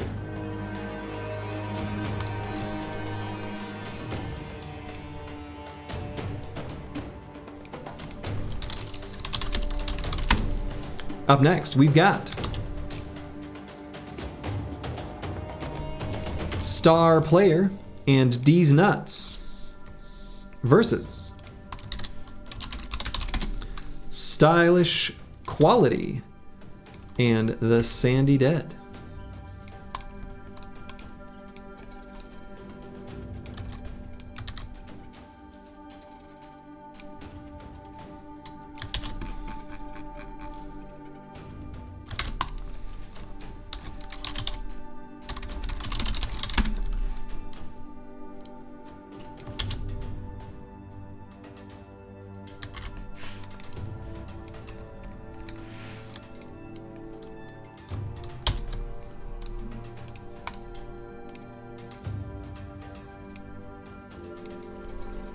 That Polearm Legionary constantly rotating itself out killed the Warlord, and I think too, yeah, that Polearm Legionary was actually huge. Absolutely.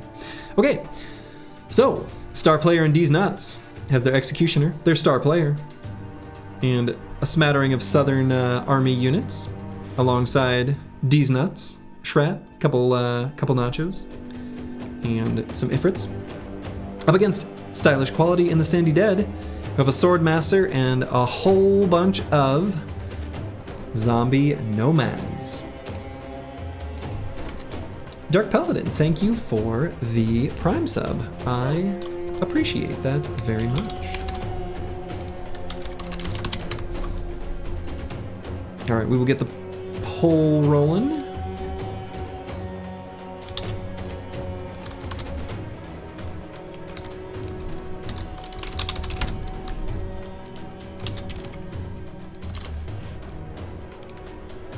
And then I'll get the prediction rolling as well.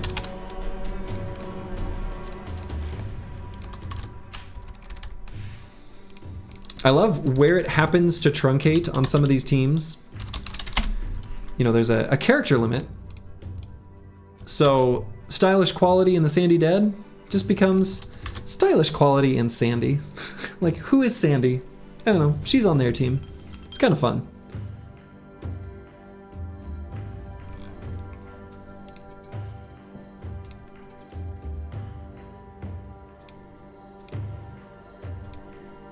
She's dead, sadly. Yeah. So far, all predictions for stylish quality in the Sandy. Wow, lots of believers in stylish quality in Sandy. Very few predictions in the case of star player and these nuts. A few more coming through. A few more coming through. Handful of smaller predictions. The odds are good. Nuts is going down if Sandy is a squirrel. That's stupid, but I like it. Okay. In the end, we got, what was it, 58%? I think something like that. Went to stylish quality in the Sandy Dead. Let's see how they do.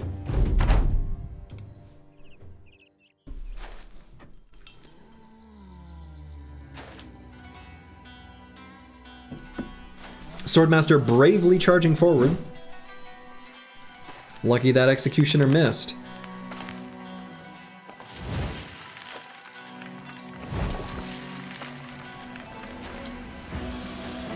So maybe we can break this up into a 2-stream thing. You know, I'm expecting this to last 4 hours. Yeah, each one has been roughly 5 to 6 hours. Ideally, I'm able to do this on a weekend. And that's what I've done in the previous times. I could try splitting it up into 2 streams. I think especially if I do it on a weeknight, that's a good idea.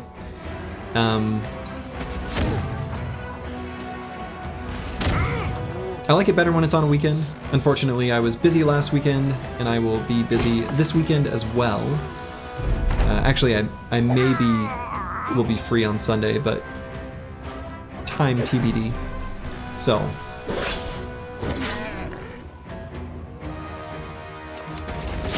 You could always do like March Madness. How do they do it in March Madness? I actually know, like actually genuinely know almost nothing about most organized athletics. One group on one day, another on day 2, etc., then the final 4 on one day. Yeah, I mean, I wouldn't want to split it up into that many days, but certainly I could split it up into more than one stream. You'll send me a bracket? Okay.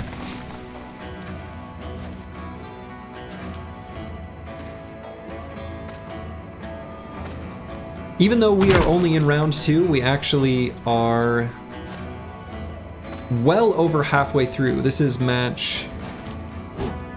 We only have 1, 2, 3, 4, 5, 6, 7, 8, 9, 10. Only 10 rounds after this one. Only 10 total matches. Because more and more teams are getting eliminated.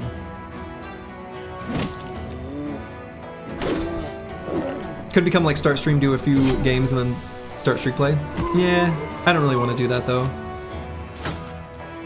Because I have to like relaunch the game with a different configuration and all that. I don't know. I kind of prefer to just do it all in one.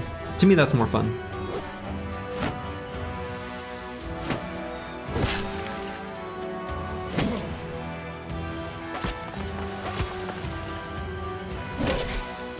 There's always content, you know, if you need to be a responsible adult and go to bed, do so.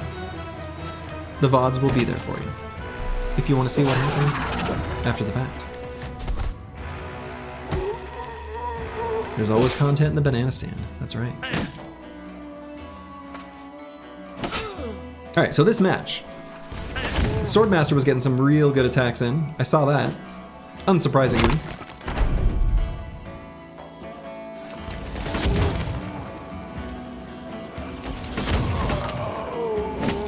We may end up having a Swordmaster versus Executioner duel. Nope, the Executioner decides to go elsewhere.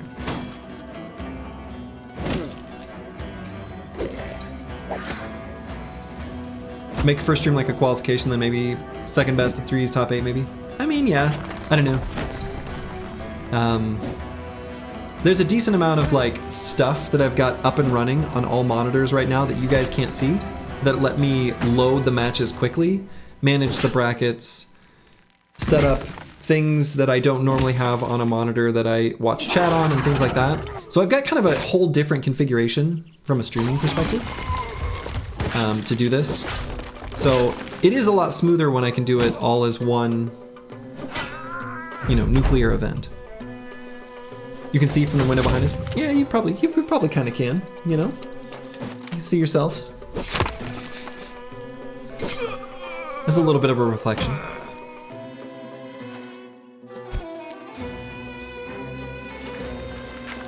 Random questions, are champion swordmasters banned?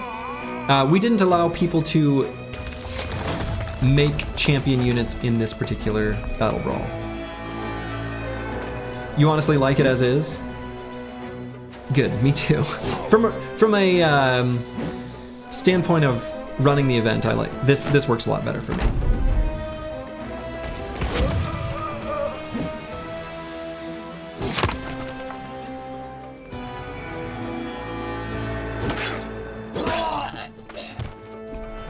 Yeah, some units will randomly spawn as champions. Swordmaster takes out a gunner in the back line there.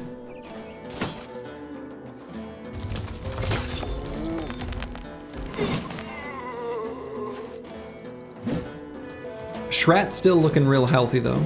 That's going to be a very difficult unit for stylish quality in the Sandy Dead to work through. Have you done anything with the new what content?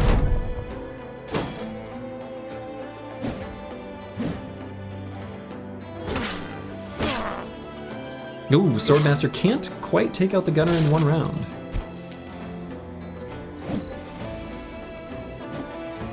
Oh, the new, oh yeah, no Battle Brothers spoilers.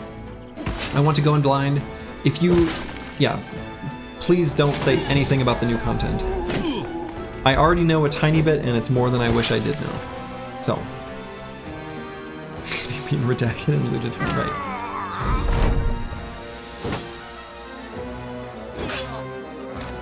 On a more serious suggestion, if you want any administrative help of like organizing / reviewing submissions, I'm sure some of us would help. Yeah, maybe. I may... Actually, if anything, there's a handful of things like managing the challenge brackets that could be pretty helpful. I'm sure I could come up with some other ways, too. Including the polls and predictions in chat, too. Yeah, and Chaucer has been a big help with the stream, just generally, which I do appreciate.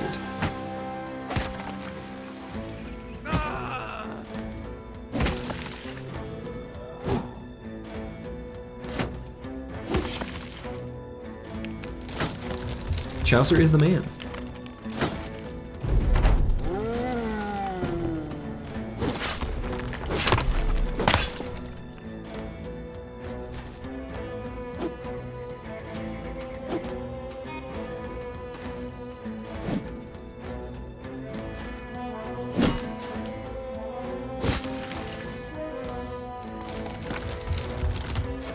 So really, the executioner running away, this is down to just this Shrat, and even though there aren't great anti-armor weapons on the side of stylish quality in the Sandy Dead, I think they've got more than enough firepower to make it through that Shrat regardless.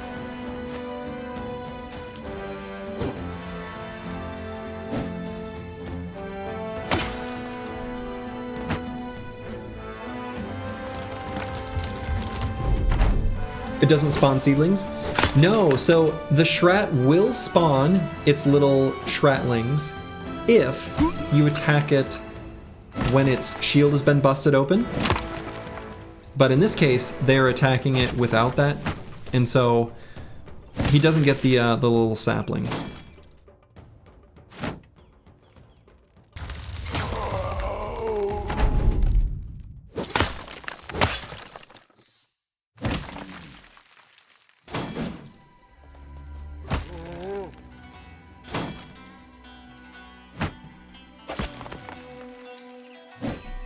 This chat is so good. Yeah. It is known. Best viewers, right here. I have only ever had to time out one person exactly one time. That is the most administration I've had to do with this Twitch chat. And for that, to all of you, I thank you. Isn't it depending on the damage received, strictly speaking? Oh, maybe it is. It could be that the condition for creating the little sapling is depending on the damage. And they just never do enough damage if they're not attacking without the shield being broken. Yeah, that might be how it actually works. In practice, it's a pretty strong one-to-one correlation between it having its shield and creating the saplings. Challenge accepted. No, it's not a challenge. Not a challenge. Not a challenge. Alright, but it's looking like the winner here is going to be Stylish Quality and Sandy Dead.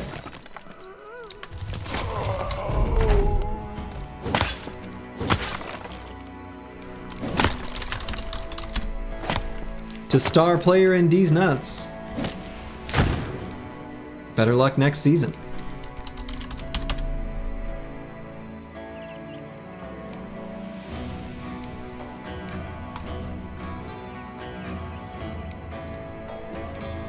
All right, so that's the finals of the losers bracket round 2. We'll make our way back up to the winners bracket, where now there are only 4 teams remaining in the winners bracket.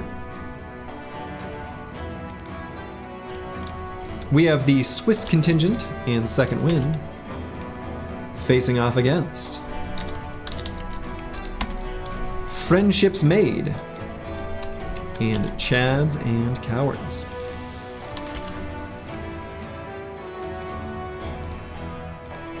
Random question, will a zombie with a gun use the gun? They will actually not spawn with ranged weaponry. So a gunner that is resurrected will just use their fists, as the good necromancer intended. Back to 0 points, oh no, oh no. Okay. So, Swiss contingent, of course, is our Zweihanders and Billmen, alongside some very powerful undead units. And Friendships Made in Chads and Cowards is a nice mix of just strong units, including a Master Archer. You love to see it. Fists, or more specifically teeth? Yes. I suppose they use their teeth. That's true.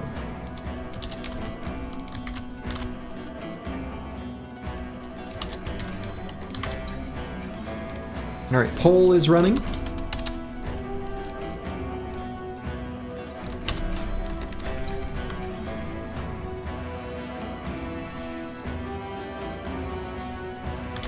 Prediction will be up in just a moment. Boom, there it is.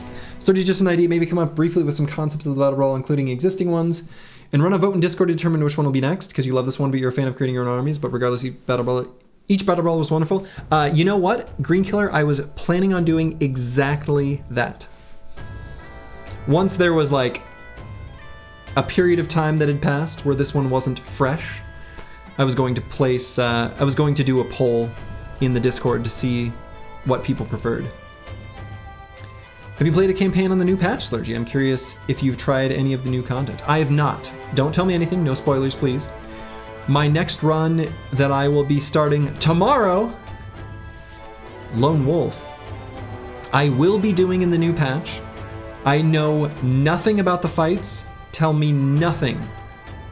If you say anything, I will ban you for life and banish you to the Seven Hells. Okay, good. Yeah, I just want to make sure I say that before people get excited. So, I will be going into those legendary locations blind. I do unfortunately know at least the categories of the rewards. Okay, looks like 73% of predictions going towards Swiss contingent and Second Wind. I think that's a good choice. It's a pretty strong team. Let's see how it goes. You're so tempted to get the first, but don't. I don't want to do it. You don't want to receive it. Nobody wants this. Everybody would dislike this.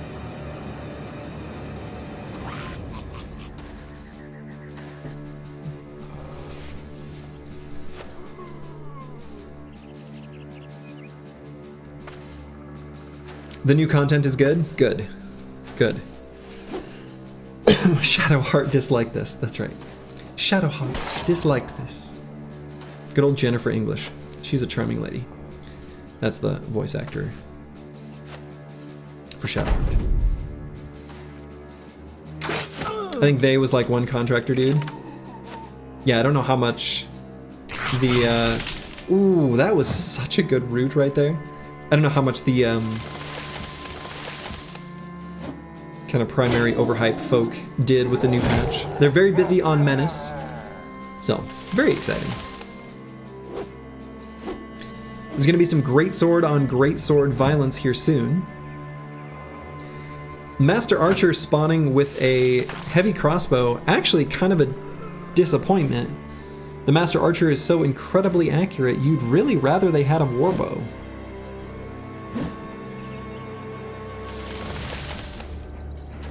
Your gladiators hate helmets? Well, they gotta show off their, like, you know, short mullet or whatever he's got going on.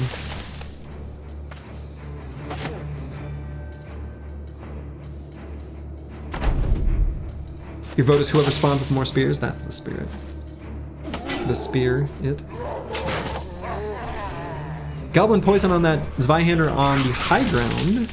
Never mind, I was gonna say it means he can't move off, but wow, that was a good route. A singular goblin shaman is proving to be incredibly powerful. Like, look at how much that one goblin shaman has done as far as locking up those units. Yeah, guys, why do you have to stick so damn close together? Right! Like, they're all bundled in a little, like, perfect grouping of pain and vines. You just tuned in and you were thinking the Goblin Shaman is insanely strong in this format? Yeah, for sure. That Orc Berserker dealing having some serious, like, Berserk stacks. The Rage stacks took very little damage from those attacks from the zombie with the Scramus axe. You debated putting 3 shamans on Shaman Soft and thought it would be overkill. I think you're justified on that tag. Yeah, I like the 2. I think you did it perfectly, Insane Killer.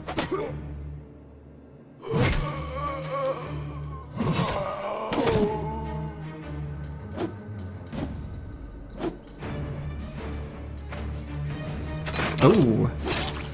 Master Archer has been engaged in melee, as has the Shaman. It's looking like the flank on the necromancers is going to happen around the same time. This is still really close. This one could absolutely go either way.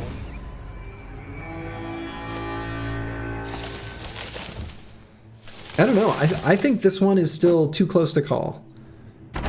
I don't even have a prediction for who's going to win, honestly.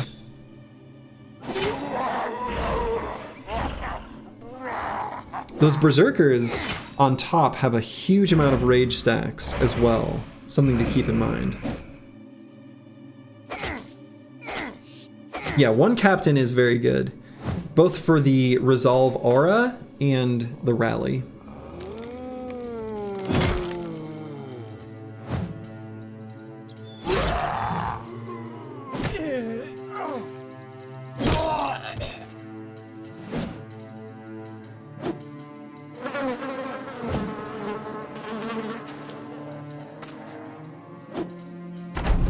Gladiator, proving he doesn't need a helmet, doesn't even get hit.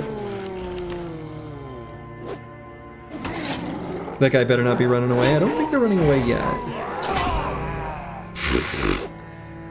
That Berserker just covered in splattered blood. Alright, Necromancers fully... Ooh, okay. Shaman dead. Necromancers engaged in melee. Backlines have been decimated. Boy, I don't know. Friendships made and Chads and Cowards might have enough to do this.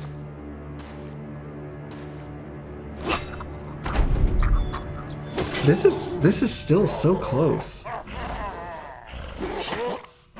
Even though the numerical advantage goes the way of the Swiss contingent, Those berserkers have a huge amount of rage stacks. Of course, they're going to be facing up against the Zweihanders that are very strong against them.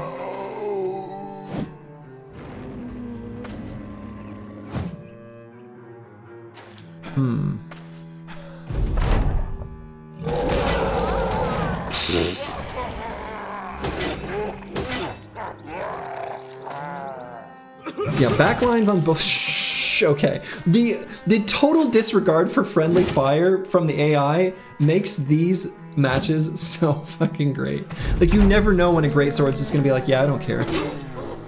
I don't care who I hit. I attack whoever I feel like. Yeah, Berserker's doing work. Got Berserker taking the high ground. Still getting hit.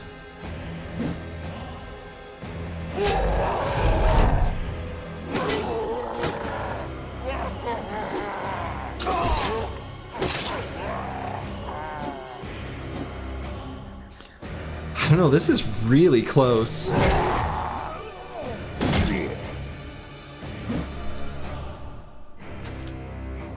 Zombie gladiator.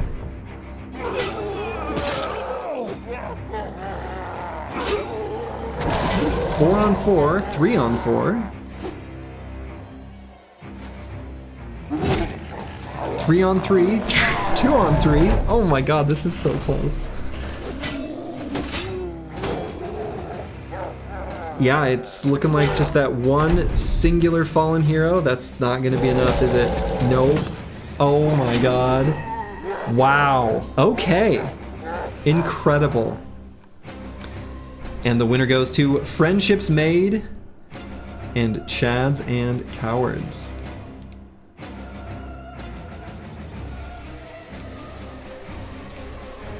Honestly, I don't think that's who I would have thought was gonna win.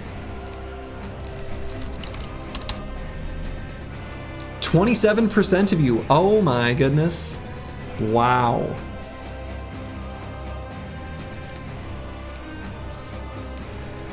Okay. Up next, we've got the Distorted Maniacs.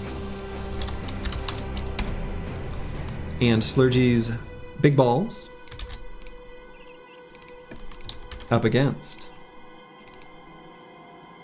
Pincushion and Buff Conqueror.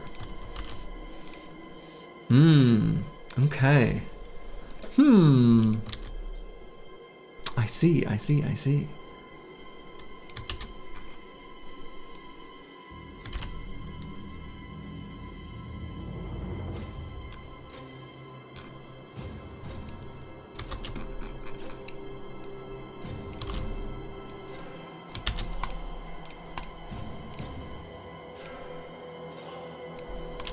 Okay. So we have whatever this Desert Devil is. It's a Blade Dancer. Blade Dancer, 3 ranged mercs, 2 militia captains, and some big ol' ifrits versus a great smattering of units.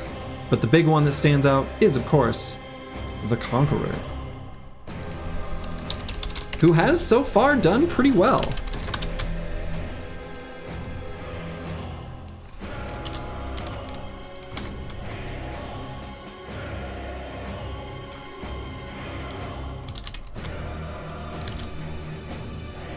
Poll is up.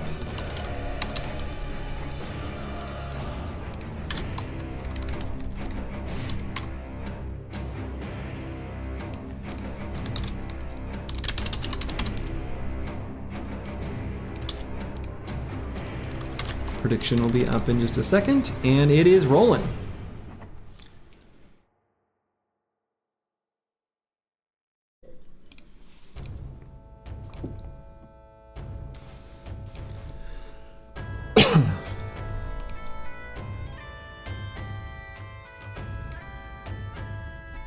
All right, it's looking like early predictions are believing in Pincushion and Buff Conqueror. The Executioner and Conqueror combo those weapons are going to be pretty good against the ifrits. And so far, the nomad archers have proven themselves to be valuable. However, in this match, I don't know that they'll have as many good targets. We'll have to see what happens. But still, a good majority believing in Pincushion and Buff Conqueror. 89%? Wow. Wow. Let's see what happens. Let's see.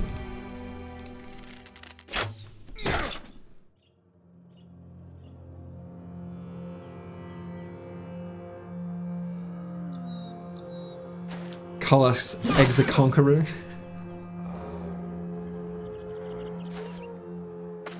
Barbarian Reaver bravely marching forward because he wants to get hit. Oh, see that ifrit attacked on the first round. Now this Executioner is coming with a different weapon. Previously he was always seen with one of those nomad cleavers. Now he's got a big ol' axe.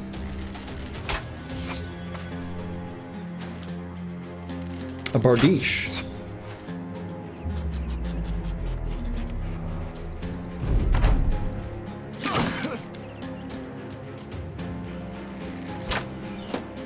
Barbarian Reaver fleeing already.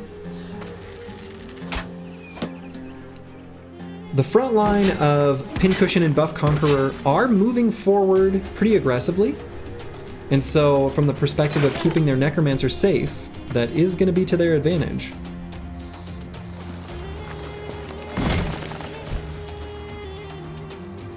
Nomad Executioner throws pocket sand onto the ifrit. Incredible.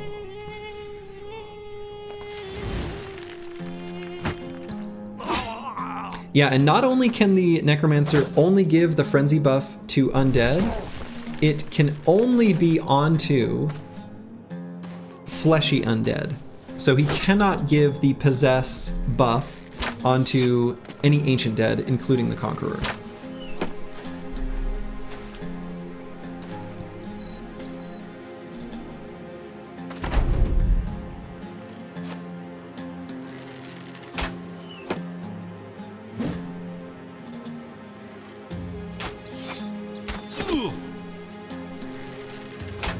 Nomad Archer hits the Blade Dancer with an arrow. Pretty nice. Otherwise, that Militia Captain having a kite shield is definitely to his advantage.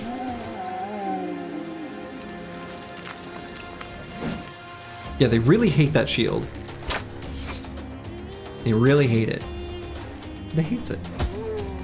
It's just how it is.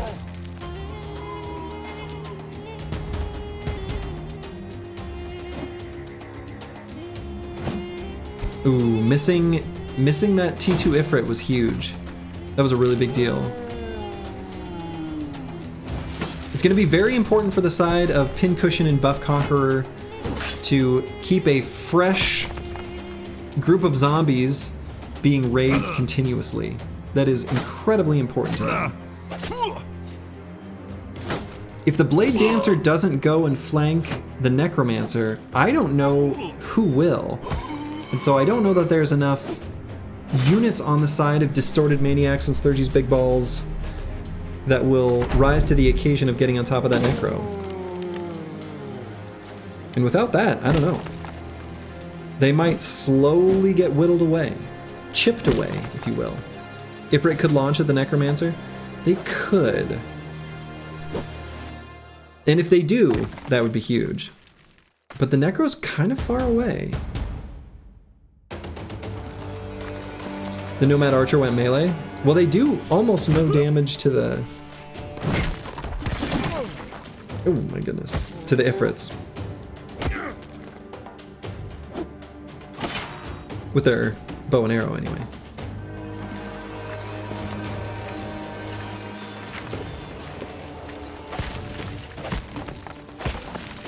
Of course, the spear is also a terrible weapon against Ifrits, doing very little damage.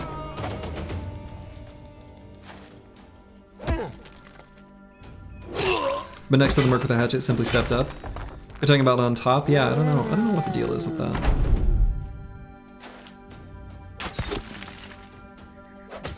The AI does strange things sometimes.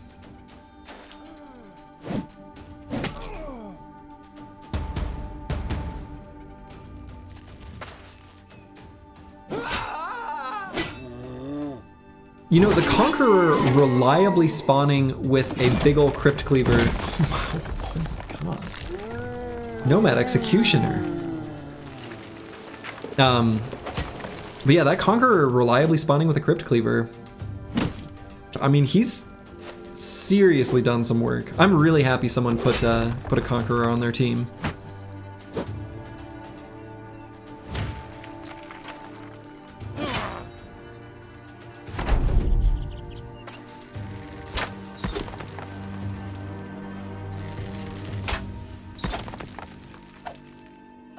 Archers shooting the ifrits, doing almost nothing. Blade Dancer running away. Well, let's see what he does on his turn. Blade Dancer running away. Yup. Yup. Yeah, it's looking like, I can't believe it, but Pincushion and Buff Conqueror. You know, it's been a strong team. Wait, what? Yeah, so when a team gets below 35% of their starting unit's fighting strength, they will retreat.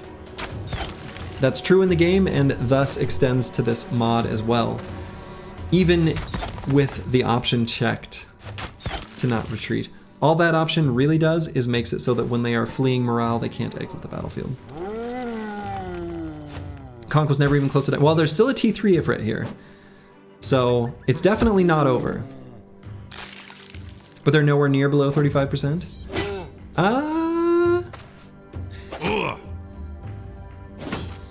True. Yeah, I don't know. I guess it must go from what their high... Yeah, I don't know.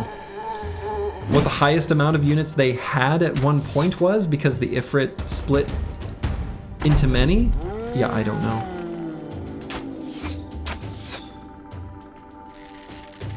You think it's for the humans only?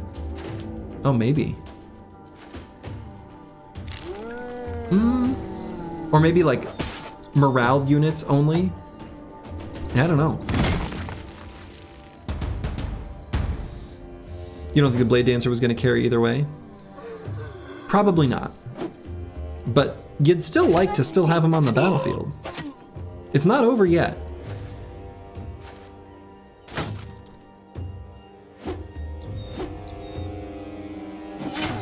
Very evasive mercenary there.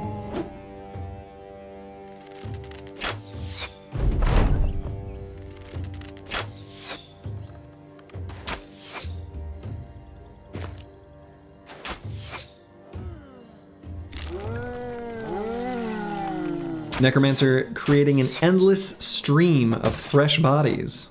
This is pretty over. Yeah. Well, and I think the main thing is, even if the Conqueror were to fall, I'm assuming the Necromancer can still resurrect him. He can resurrect other ancient dead. Why not the Conqueror?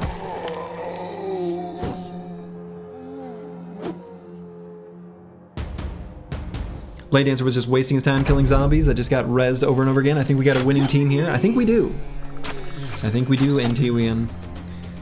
It's looking to me like Pincushion and Buff Conqueror, remarkably, are making it happen.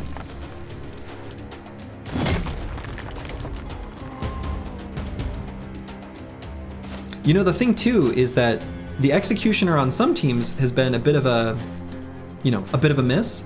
However, when you pair the Executioner with a bunch of archers, they don't charge forward so absurdly aggressively. They'll hang back a little bit, and that's really made a big difference. Yeah, the lack of morale issues for undead seems super strong. Absolutely. Absolutely. And the fact that when they reach that 35% threshold, they don't flee. They just fight to the end, making them the perfect soldier.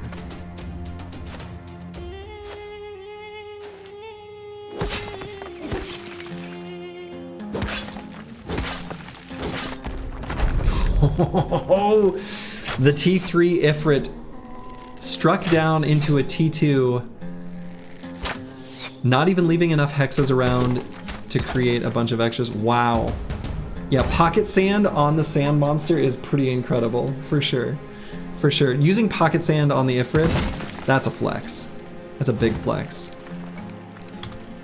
Yeah, Pincushion and Buff Conqueror, they are the winners. I think this one is over. Remarkable.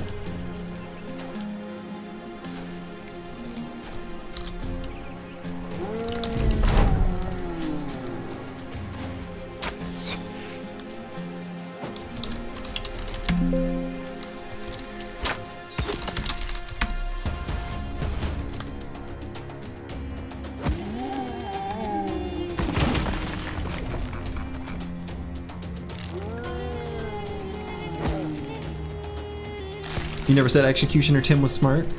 Didn't need to be. For your 100 point bet, you got 104 points back. You're rich.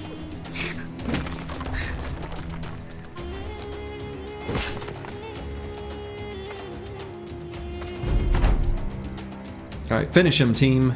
Finish him. That was a weird rotation.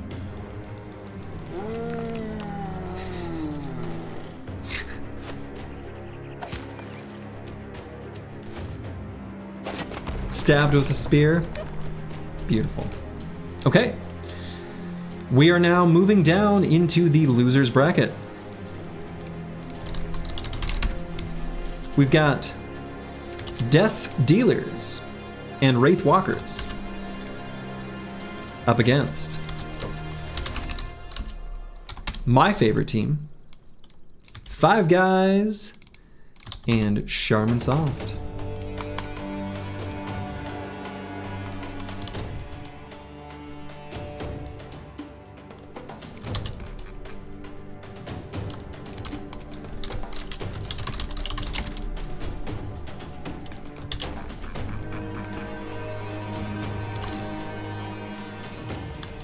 Should be a good one. They all are. So we've got a Swordmaster and a Executioner and a Reaver with some elite undead units facing off against some Chosen, a couple Shamans, and some Gobos. The real question is, will this Necro Savant do what they need to do, which is take out the Shamans? Or will they be an idiot? Hard to say.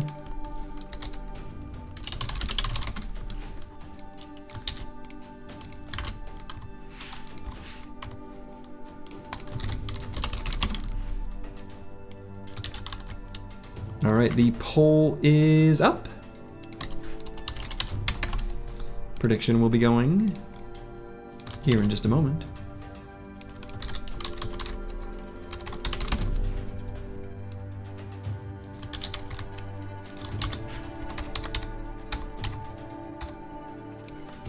Prediction is up.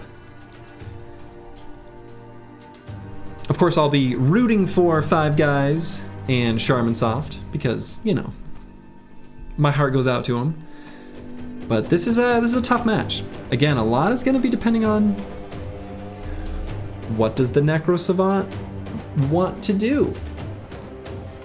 Who knows? Maybe the Necro Savant will just get rooted in place and do nothing. You looked at the matches and realized your team is up against Ifrits like 3 times in a row. Ugh. Well. Kinda not what you imagined with your Swordmaster. You hoped to slice some meat. Well, the Swordmaster is pretty good at slicing through sand as well. Pretty skilled at that. This is a fairly even prediction at the moment. It looks like Death Dealers and Wraith Walkers is pulling ahead now with 66% of predictions. Let's see what happens.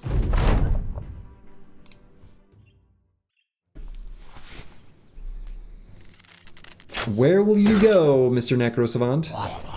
Gonna sit still on the first round, as they do.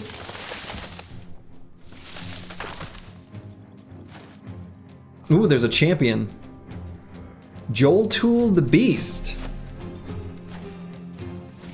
Chosen occupying a high ground hex on the bottom. That's pretty questionable. Pretty questionable.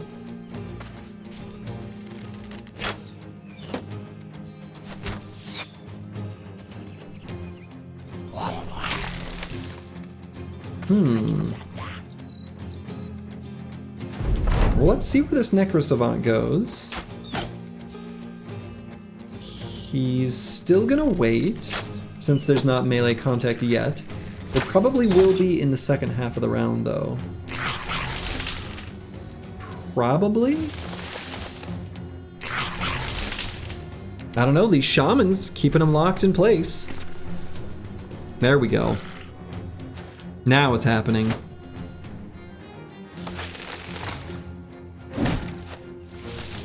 The shield push. It's always funny when the AI chooses to do that. The Necro Savant walks? Why not use your teleport skill, sir?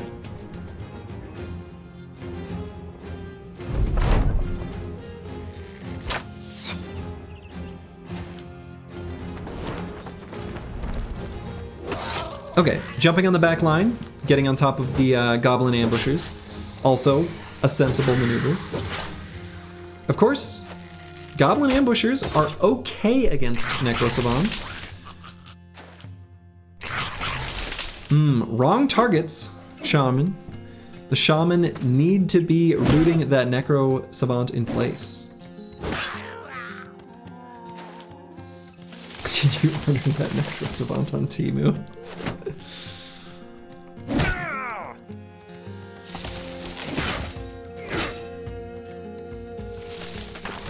The possessed fallen hero doing some good work as well. 9 lives procced on the Necro Savant. Ooh. Ambusher's going for the big snipe play. Trying to take out that necromancer. If they do, that'll be huge.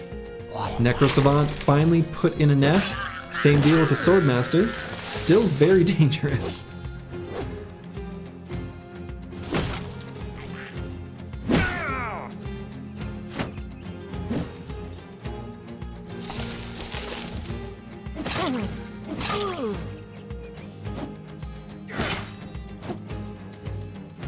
Possessed Fallen Hero kind of hasn't done too much yet.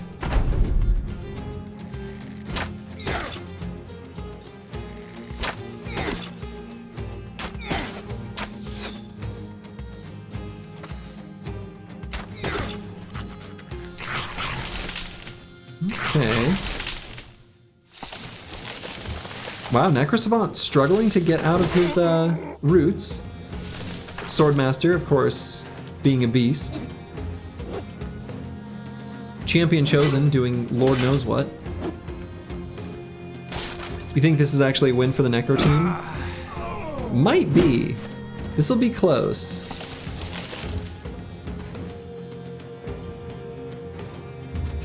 I mean, it looks like that champion is trying to flank the Necro Savant, or excuse me, the Necromancer, which is not the play.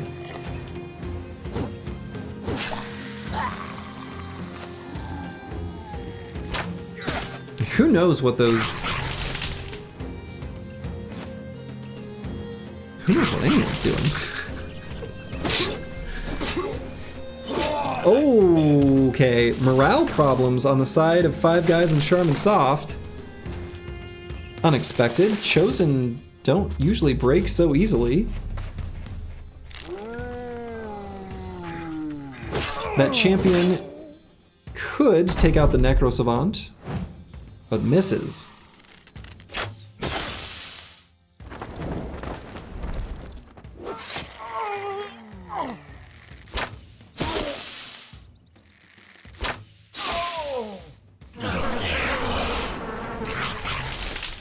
Huge root, but the Swordmaster is going to do work there. Can Raise Dead use all their skills? No.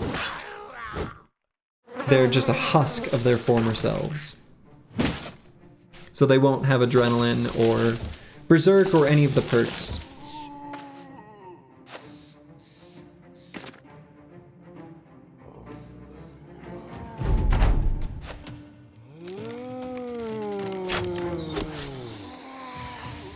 Sniping the Necro Savant? Maybe.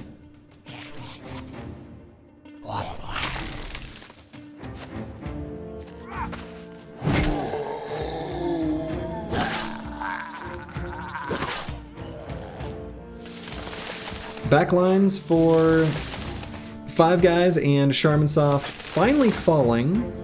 This is pretty over. I think so too. Most likely anyway.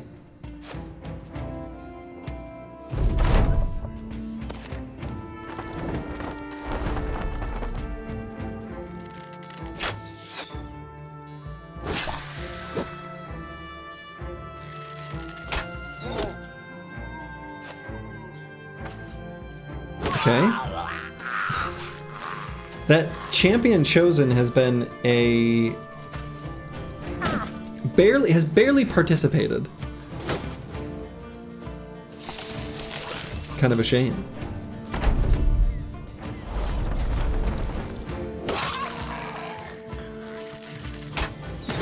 Necro Savant managing to kind of keep themselves somewhat healthy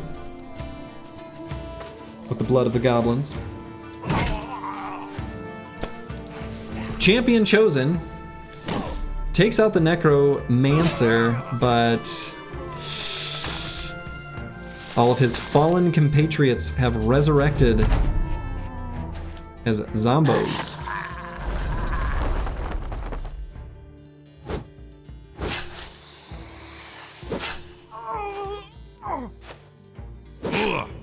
Will the champion barbarian chosen be able to do it? I don't have high hopes. They're going to be against a Swordmaster after all. And then a full health Necro Savant. They do have Round Swing, but I don't think it'll be enough. They'll have Round Swing and Berserk if they get a kill.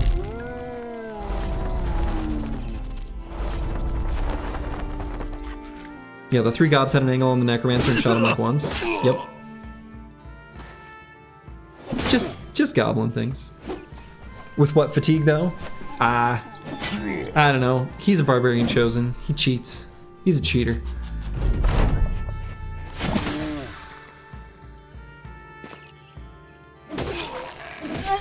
Ooh.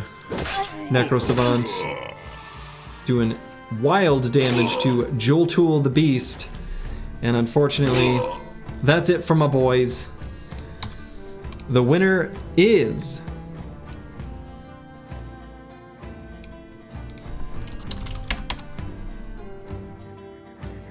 Death Dealers and Wraithwalkers. So we move on down now to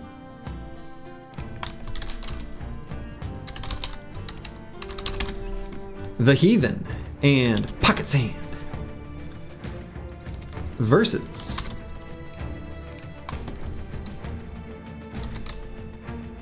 Stylish Quality and the Sandy Dead. We've got a sand on sand mirror. We've got sand on sand violence. 40k to 124 points. Yikes. Yikes, Rock sent it to me.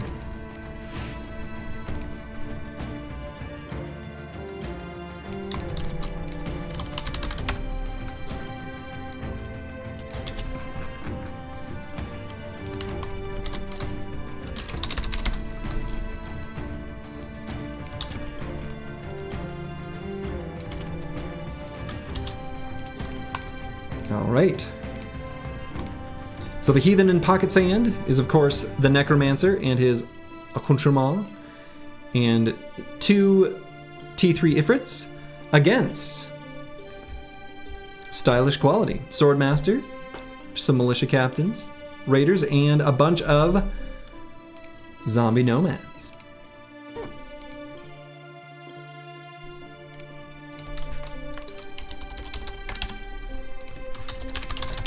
So we'll get the poll up and running.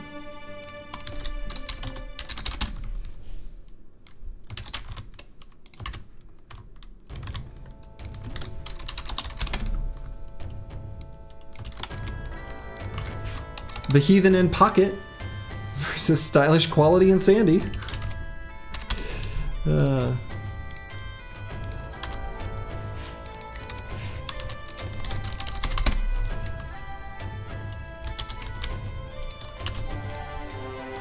Prediction is up. The match before was Ifrits. This match is Ifrits, and guess what?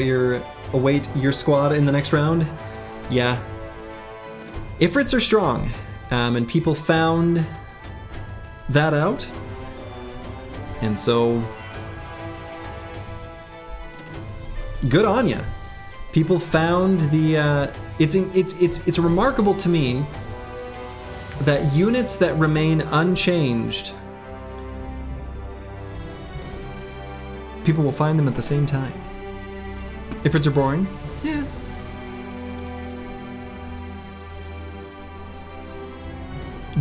Any unit is fun until there's too much of it.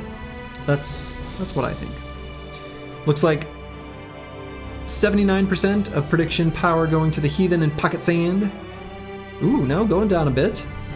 Ending at 63%. Interesting. Let's see how this goes.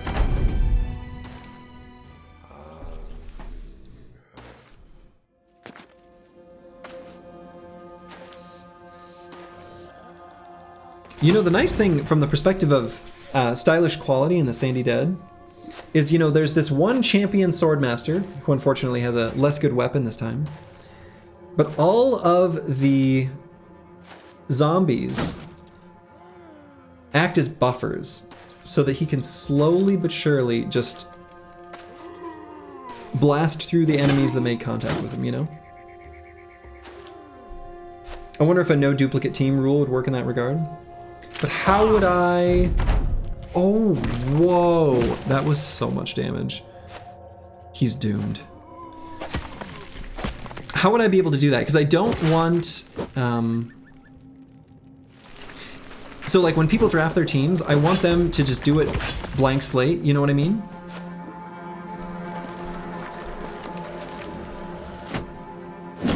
I don't know. Yeah, broken arm, that's rough.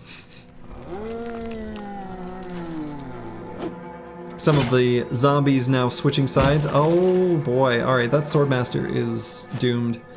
Stylish quality and the Sandy Dead, this is not looking good for them at all.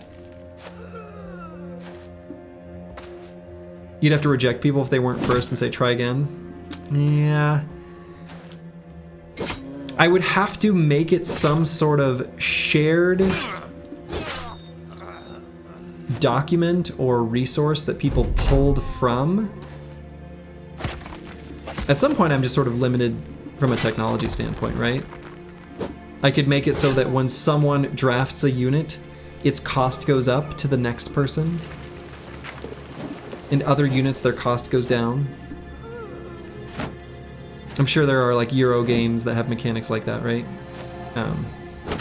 It would be cool if I could do that easily without, you know, substantial investment, you know, programming time investment of some sort, but yeah. Don't make me spend a weekend building you a website for this. I mean, you know, it would be a cool idea to do something like that. I just, at some point, there's a time limitation. Or you make it faction-based. Well, that's what I did with this one, Crackalack, actually. So, each person could only pick from one of 4 factions, and then duos were brought together.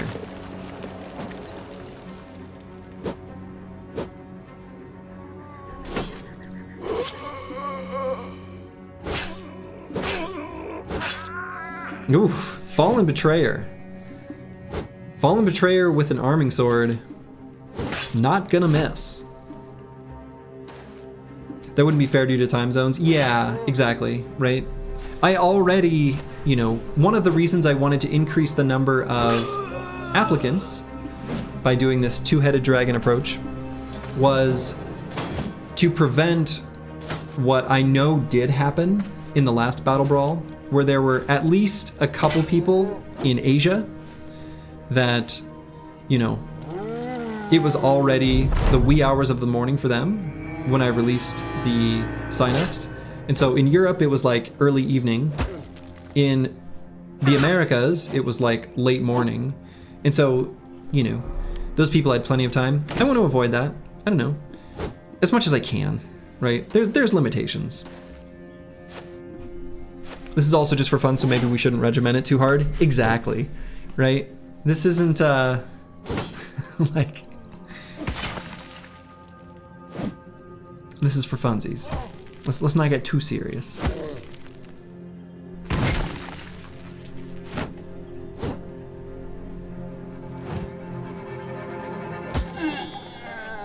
Excuse me, this is serious business.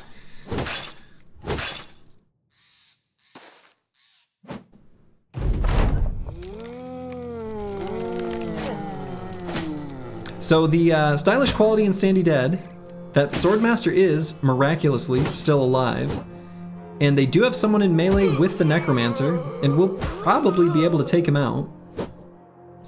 So they're doing better than I thought they would from how it started, but I still don't have high hopes for them. There's no Nike sponsorships on the line here, not yet. But Nike, if you're listening, my socks have holes in them, so I could use some new socks.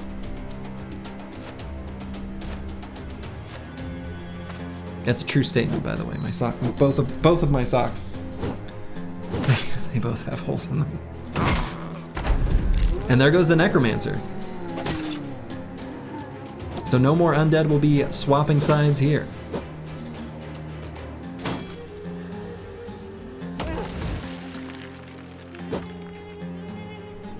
New perk, Nike lives? Oh my god.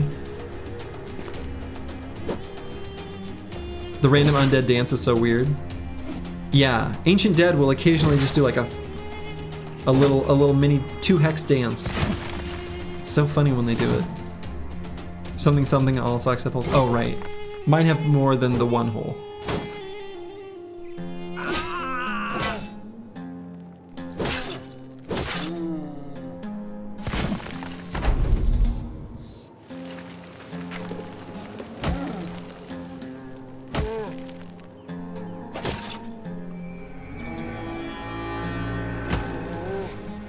Even though the nomad zombies have pretty good weapons to deal with the ifrits, I think at this point too much damage has been done. And I think the heathen and pocket sand are going to overpower.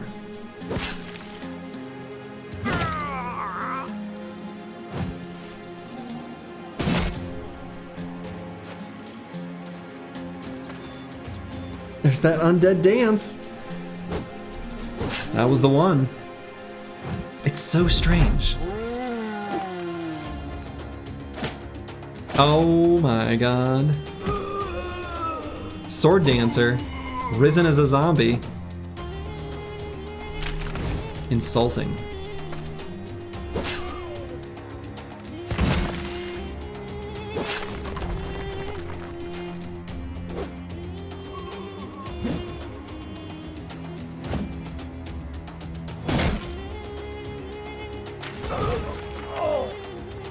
Goodbye, militia captain.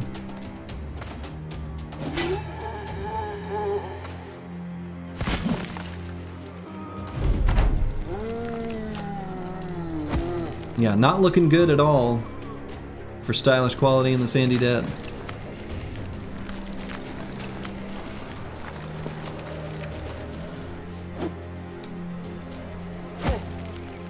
They're not long for this world.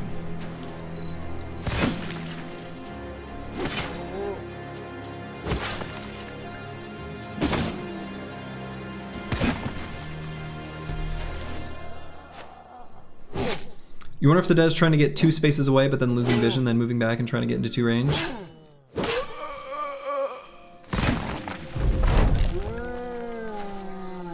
Maybe? I don't know. It's insane if you just have a necromancer, and even if he's dead, there's a chance your dead ally could resurrect. Necromancers are strong. Still vulnerable to people making it to the back line. And from a cost perspective, they are somewhat expensive. But yeah, the necromancer is a strong unit. I feel like it's in a good spot though. Like, I want the necromancer to be a valid unit to put on your roster. I think it's good when that is reasonably powerful. You gotta see him a free swordmaster. Yeah, it's not a real swordmaster though. Even though it is a, so look, it had a 60% chance to attack. It's just a normal zombie, actually.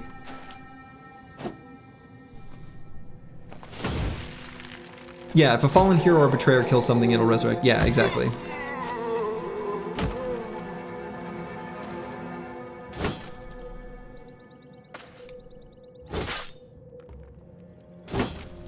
But yeah, it's looking to me like this is gonna go the way of the Heathen and Pocket Sand. Not too many matches remain. You thought it converted? I mean, it does. It just doesn't gain this. It doesn't gain special stats. No, it's just a regular zombie. But it gets the weapon of whatever, you know, it used to be. So that's why zombie chosen are still scary, because, you know, a zombie with a heavy rusty axe. Guess what? That's a zombie with a heavy rusty axe.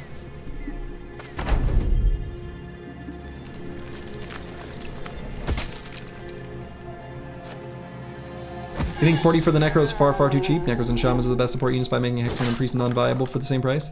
Well, previously everyone kept only choosing Hexen. So I had to slowly nerf them over and over and over again. Okay, the Heathen and Pocket Sand has won. So we will move on now to our last handful of matches. Only 6 remain. So we're gonna move up to the semifinals.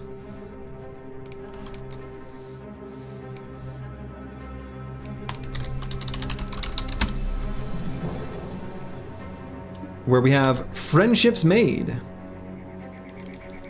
and Chads and Cowards up against Pincushion and Buff Conqueror.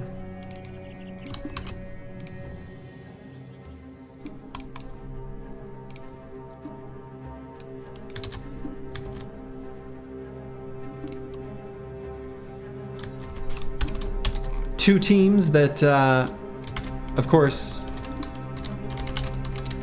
are undefeated, since these are the remaining ones in the winner's bracket.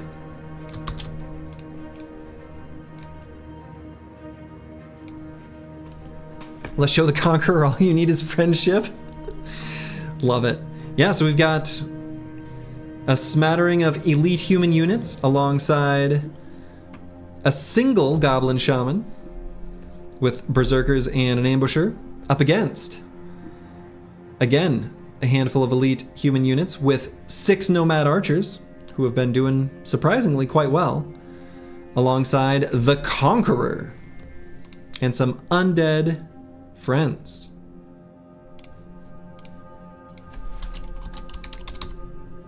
You don't see the bet for this? Not yet. I am still getting it up, if you know what I mean.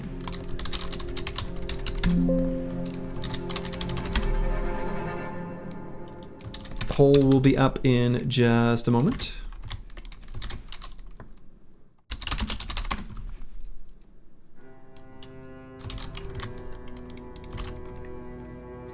Okay, poll is going.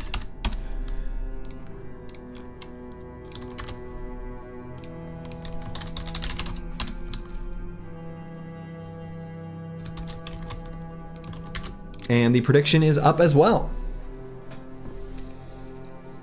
Letting it ride, all in on your boys again. Love it. Love it. Got Zweihander zombies. Yes, please. Pretty strong. Pretty strong. Of course, you know, previously the team that faced Friendships Made and Chads and Cowards, they clumped all into one little group for the shaman to place the absolute most debilitating roots I've ever seen repeatedly. Chaucer, you were insane. Oh my god, some huge predictions here. Oh my glob. Whoa. Whoa. Okay. Yowza. Huge. Oh my god. 77% of channel points are going towards Pincushion and Buff Conqueror. Wow. Let's see how this goes.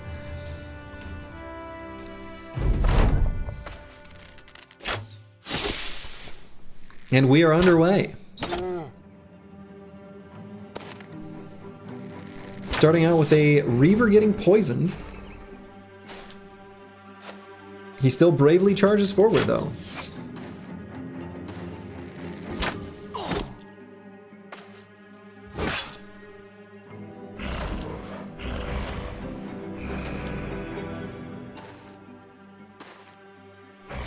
Glad with a helm. It's almost a disadvantage for them to have that kind of helm, though, because they have nimble, and it's a pretty heavy helmet. The Conqueror charging forward bravely onto that Gladiator.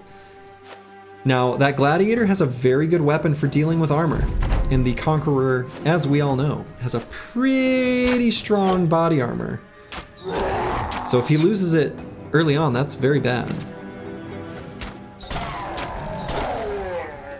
Nomad Archer is doing pretty good work to these Berserkers. Well, they started out doing that.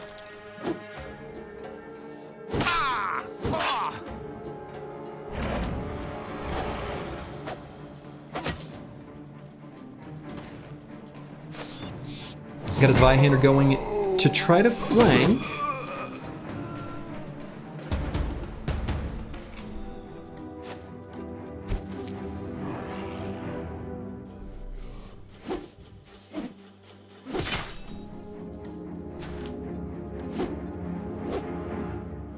The Conqueror can't hit that Gladiator, though. Interesting.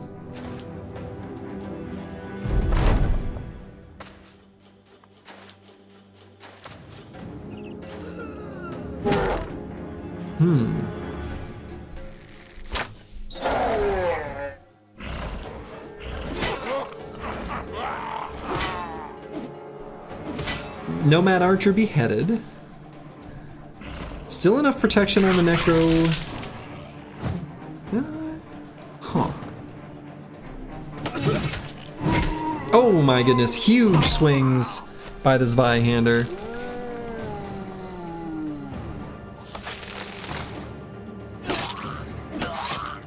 Okay.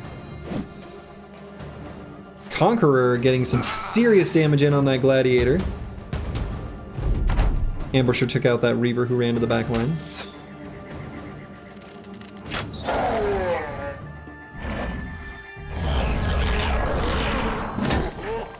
Now these Berserkers, if they're able to attack those Nomad Archers, are going to get some serious, serious rage.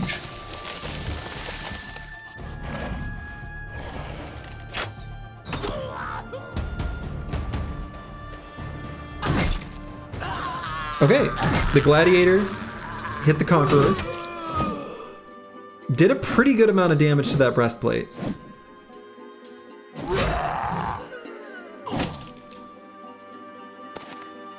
Wish you could get a drummer in your squad. That would be cool. In Legends, I'm sure it exists.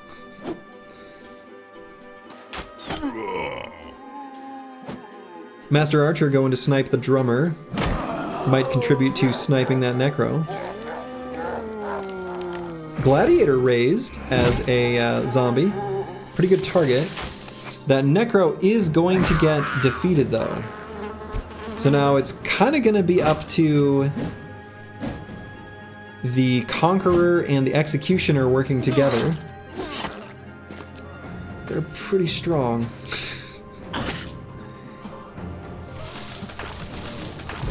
Are they strong enough though? Okay, Master Archer. Taking out enemy Archer.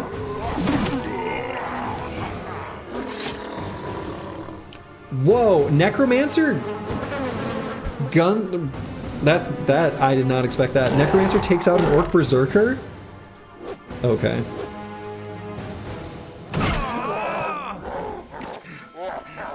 Incredible.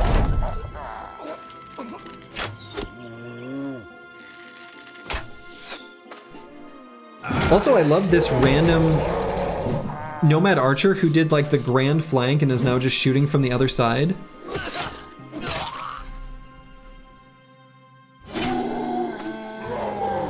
Alright, so they are going to be able to take out the Necromancer. The Master Archer has a good high ground hex to get some damage in.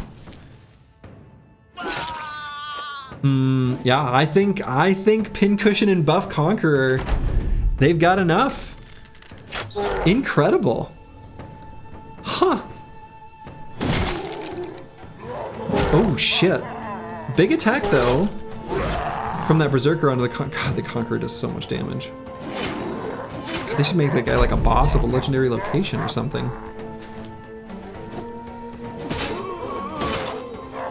Well, you're not out yet, Squigs. This is, you just get knocked down to the loser's bracket.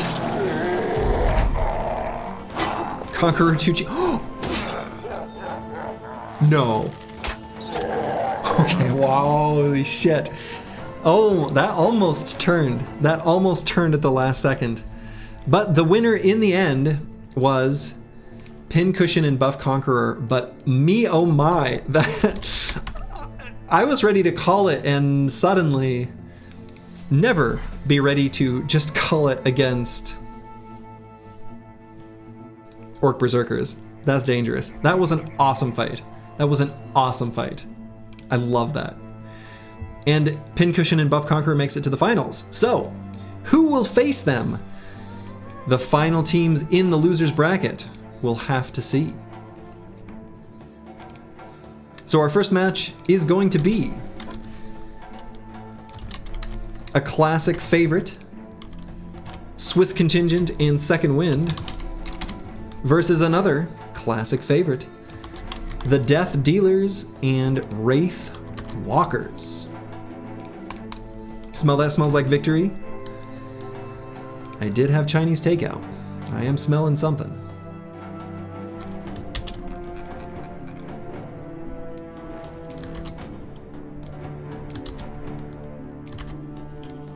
They don't call it Mongolian beef for nothing, you know? All right, so the Swiss contingent, of course, being the Greatswords and Billmen with their undead partners, and a similar sort of thing on Death Dealers and Wraithwalkers, except they've got like a Sword Master and an Executioner, and this sneaky, sneaky Necro Savant. So we'll go ahead and get our poll running.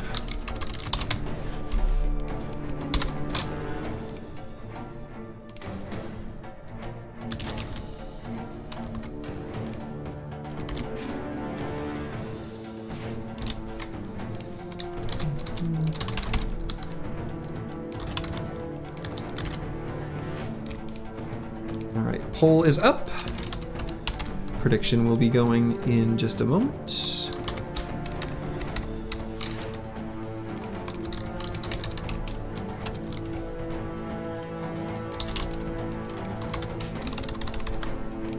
And it is up. Do we think the Necro Savant is going to throw or not? I mean, honestly, that is the big question, right? Will the Necro Savant take out the Necromancers so that his side can have the Necromancer advantage? Or will the Necro Savant be like, yes, I'd like to attack a Zweihander here on the side because he felt lonely. You'll never know. A lot is going to be riding on the decisions made by the Necrosavant. You're betting on the Necrosavant being dumb? Honestly, not a bad choice. So far, proven to be shockingly unreliable. It's looking like most folks concur, as we've got a pretty good majority, 79%, betting on Swiss contingent and second wind. The lone Zweihanders might have lone wolf. True. Zweihanders do have lone wolf, so if they go out on their lonesome, like this guy, you'll see he's got lone wolf active, buffing all of his stats.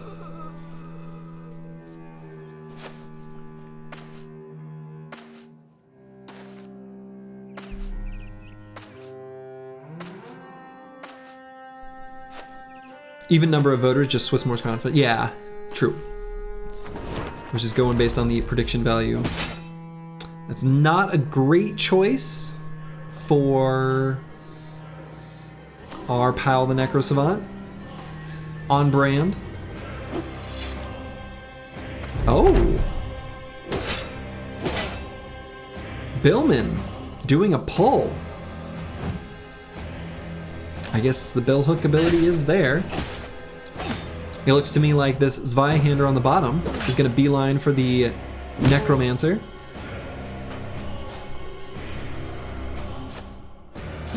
So if things continue as they are, if this Necrosavant doesn't jump the back line, it's looking like the Swiss contingent in second wind is gonna have this one. But we'll see.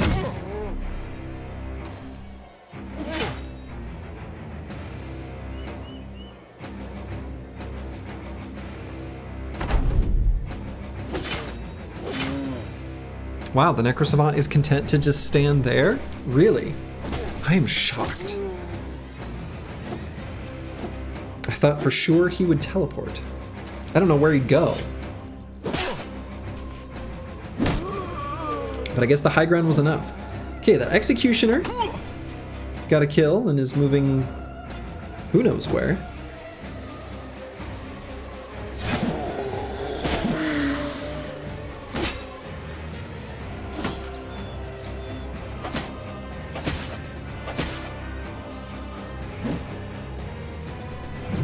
He's going for a big flank. Probably. It's just what they do.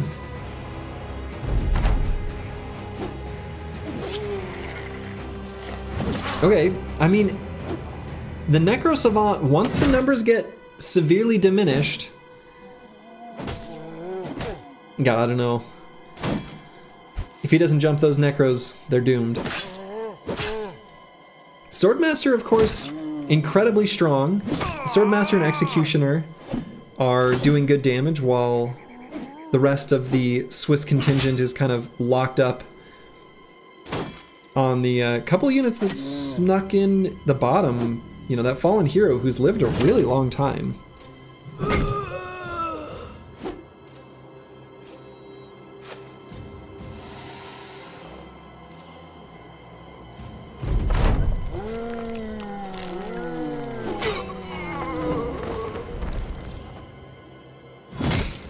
Necrosavant hates fleeing enemies. The Swordmaster got hit by its Zweihander, doing a ton of damage.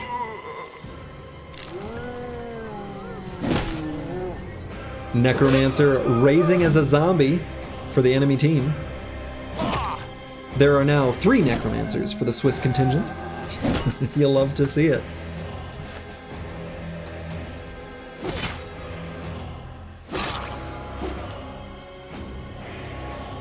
Necrosavant unable to finish off that fleeing enemy. Will probably chase it down if I were to guess. Yep.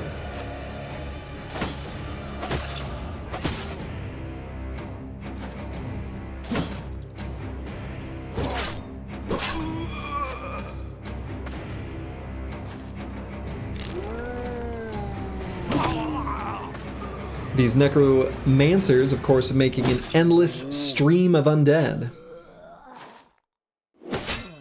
Yeah, nice distraction, exactly. That is indeed what happened.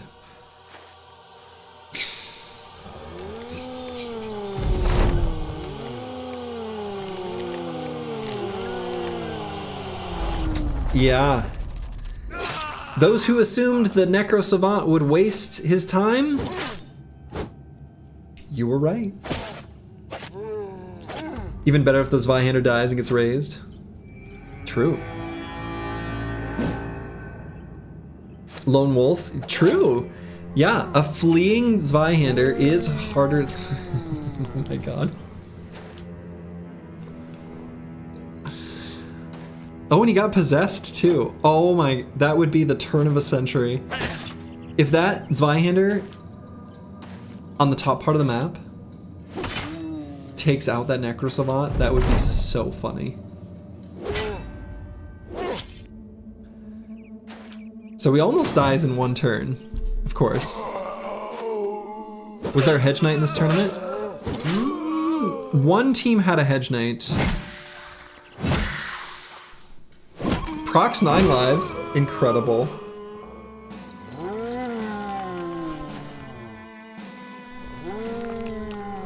More bros than at start? Right.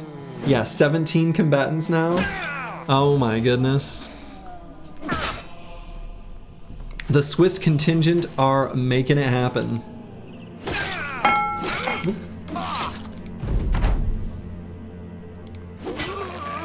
Okay. The Necro Savant did eventually beat that fleeing Zweihander, but at what cost? The entire rest of their allied team is dead. With the exception of this one very brave, but soon to be very dead Swordmaster, who's going to get very surrounded.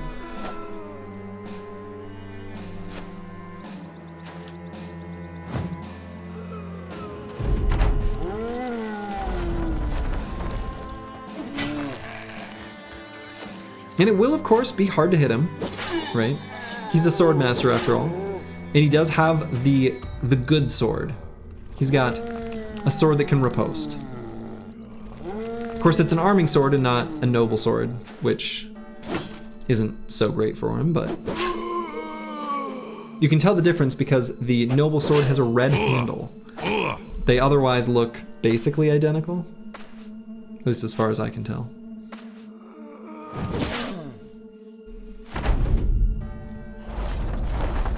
Second wind doing the heavy lifting here. I mean, I don't know. Most of the Swiss contingent is still alive, actually. Very little of the Swiss contingent turned into meat, actually. And some of them are making the transformation.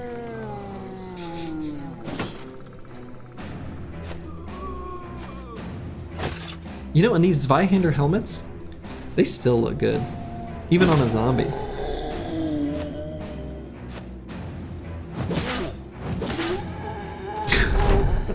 Swordmasters, though. I mean, these are the two units that remain on the side of Death Dealers and Wraithwalkers are seriously elite units.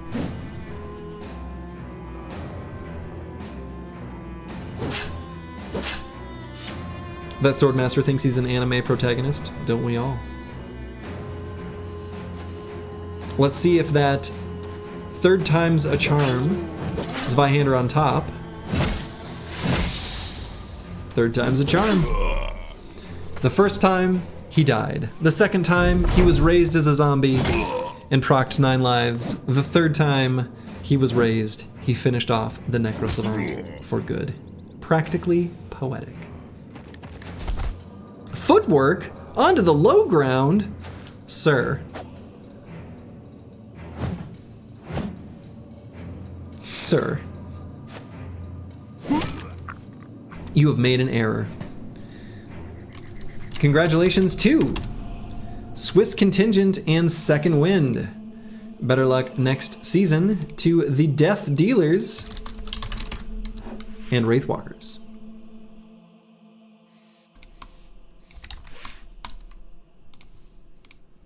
Oops. Brackets. All right. So we are now to the lower part of the losers bracket round 4, where we will have the Distorted Maniacs and Slurgy's Big Balls versus the Heathen and Pocket Sand. This is now finally where we have entered our sand on sand violence.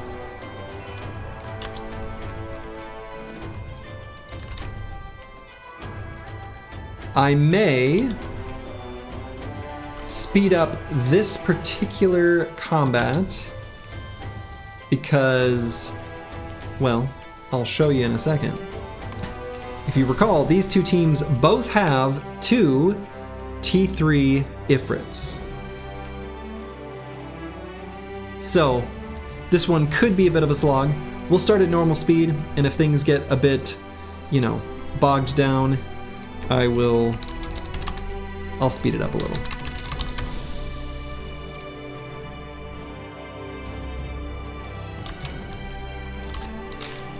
So we'll get the pole rolling.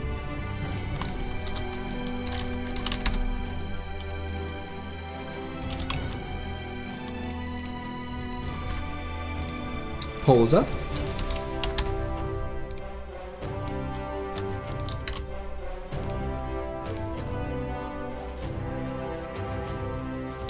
And prediction is up as well. Please speed it up, we've had enough sand for one day. Fair. Yeah, I'm gonna start it at normal until they engage, and I'll speed it up.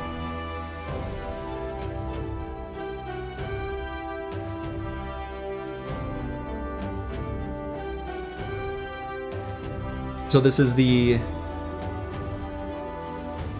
final match of the losers bracket round 4, where then they've got to make it through just a couple more matches before we see who faces Pincushion and Buff Conqueror in the finals.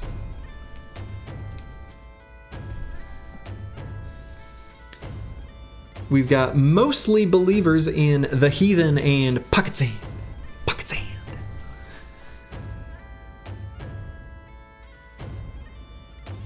Probably a good call.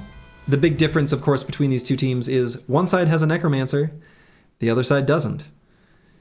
And there's just enough extra power in that it should make the difference.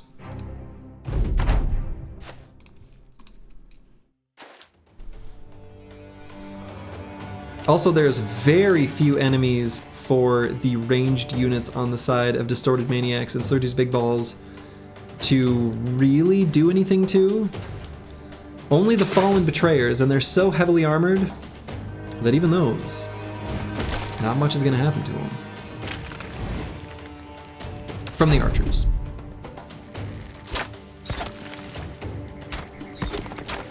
So yeah, I think I will go ahead. I am going to speed this one up.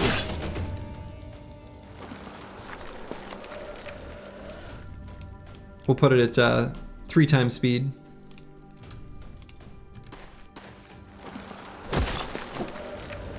We'll still be able to more or less follow along.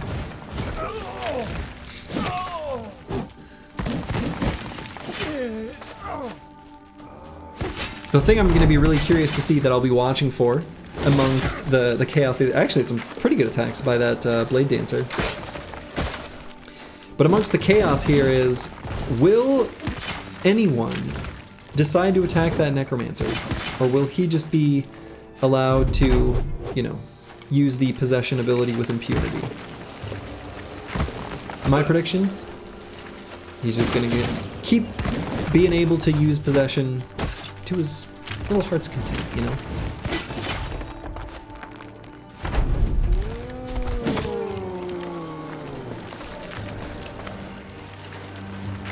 Looks like the human forces on the side of Distorted Maniacs and Slurgy's Big Balls are already fleeing? No, okay. I thought maybe they were.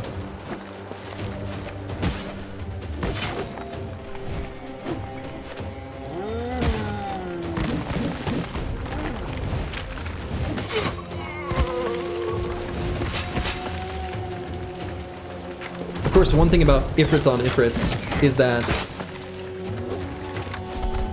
when ifrits hit an ifrit with a ranged attack, it does 0 damage. They're immune to that type of damage. So you'll notice like when they hit each other, it does nothing.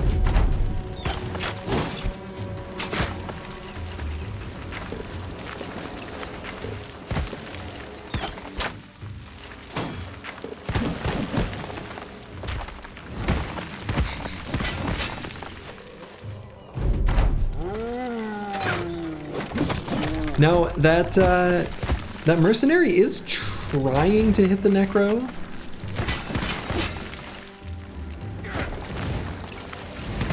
And the blade dancer is a pretty effective unit against the ifrits.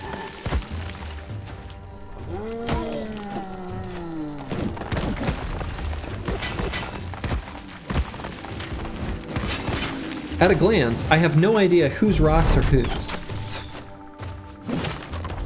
So as for who's winning, I don't know. I have no idea.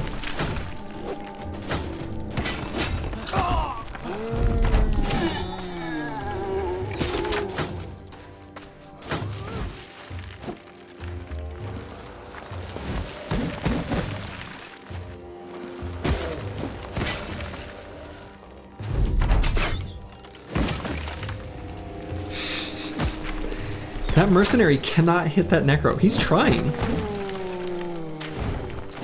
He's doing his best. He's giving it the old college try. He missed with a 75, now an 85. Incredible. Sand Purgatory. It's a good thing we sped this one up. Actually, I think Distorted Maniacs and Slurgy's Big Balls must be winning this, huh? The numbers kind of don't tell the full story though, because who knows whose ifrits are whose? Oh wait, all of the ifrits on the side of... What? Oh wow. Really? Huh. Could have fooled me. Looks to me like Distorted Maniacs and Slurgy's Big Balls.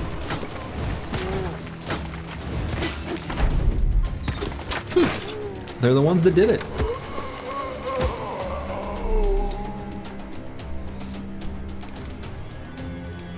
Well, well, well.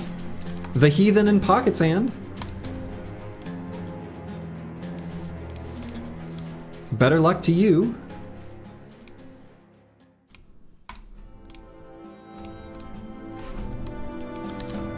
Next season. You wonder if ifrits are able to suck up enemy ifrits to combine? Oh my god. That might be right. Okay, so now, the Distorted Maniacs and Slurgy's Big Balls continues on through.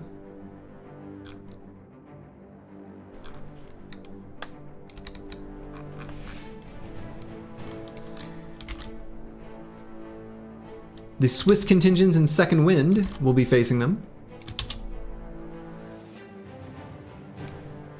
Oh, I need to get the up next up, don't I? Swiss contingent in Second Wind versus Distorted Maniacs and Slurgy's Big Balls.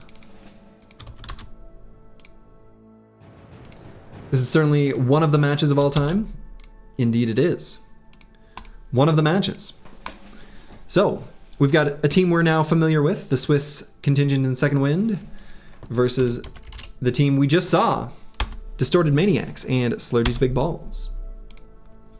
Oh, I need to choose the previous outcome. There we go.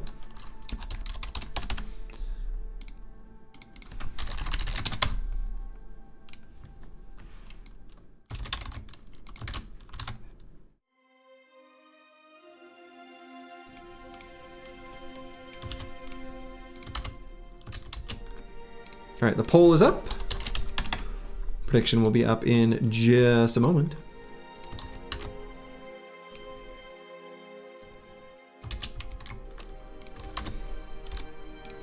And now the prediction is rolling. There are only 3 matchups remaining in this BattleBrawl tournament. Thanks to y'all for staying up with me and enjoying this AI versus AI madness. Looks like we've only got believers in the Swiss contingent in second wind so far. With 2 necromancers, they should be pretty resilient, even though this will of course also be a bit of a slugfest, with units coming back alive on the side of Swiss contingent in second wind, and reforming on the side of distorted maniacs and slurgies big balls.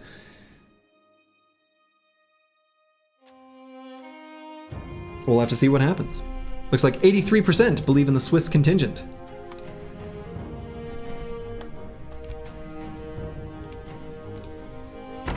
You check the VOD, 21 ifrits, so definitely some side conversions going on. Oh, crazy.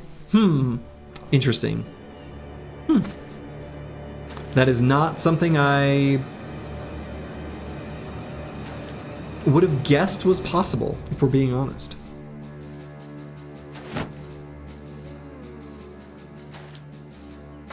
All right, the Swiss contingent pushing forward is, of course, very good for them. They just want to make sure that their necromancers remain untouched.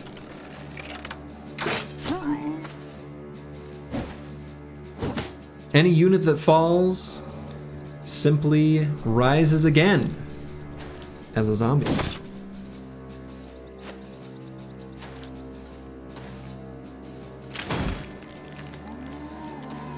That ifrit would have hit his ally if it weren't blocked. Now, there is this mercenary with a warbow up there. If he gets cheeky and decides to shoot a necromancer, I don't know if he's in range or not. Okay. 1, 2, 3, 4, 5, 6, 7, 8, just in range. I think because he's got bow mastery. I think his range goes from 7 to 8 with that warbow. I think. I haven't paid that much attention to the range of a bow in a while to know.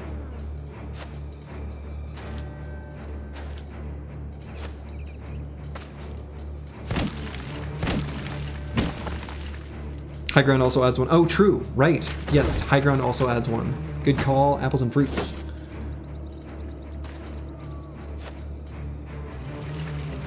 Regardless, he is being engaged in melee, and probably will be from this point on. I can't imagine... Oh, I guess he has rotation. Never mind. I was about to say, I can't imagine any situation where that would change, literally as it was changing. So, whoops. Now, the Zweihanders are pretty good at dealing with the Ifrits. It's a pretty good weapon for it. Does good damage, and has high accuracy. What is dead may never die, but rises again harder and stronger. Giggity.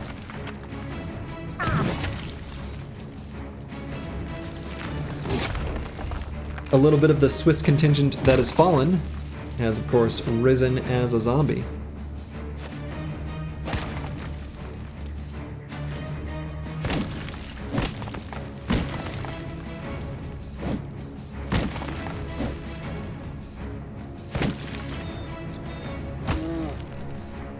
Also, just so that I get ahead of this when the time comes, the very final finals is a best of 3.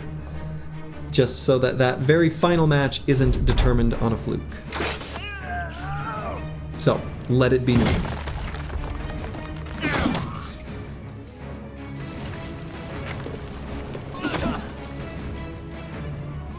You won't need 3? I love it. No, be careful with that, because that could be true, but not in your favor. But we'll see. I mean, Pincushion and Buff Conqueror has won every single match so far.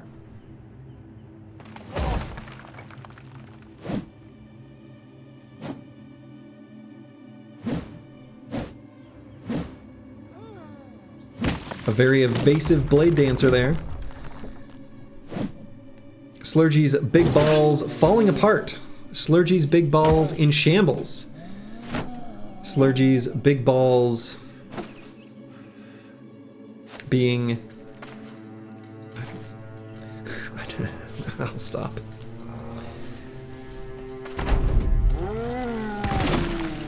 Can we get one fight where the victors fight their other faction? You mean like, of the four, the two that they weren't? Or what do you mean by that, apples and fruits? Yeah, not so big. Little balls. Little tiny things.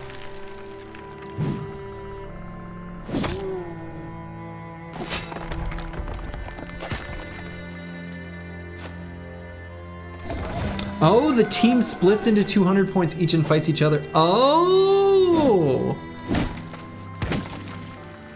Okay. Sure. We can do that. We can do it for funsies at the very end. Although, the winner is the collective team.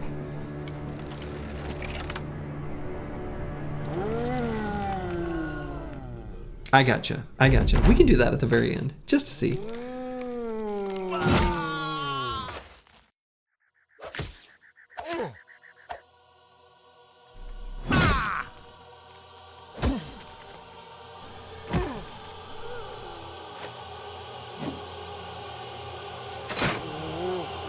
I'm sorry to report this, Slurgy, but the big balls is a tumor. We'll have to operate.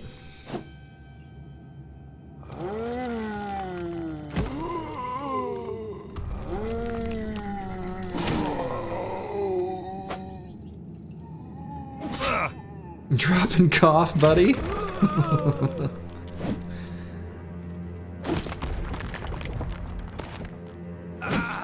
Zombie Billman doing work. Of course, that Blade Dancer is still standing strong. You know, whenever he's not knocked back.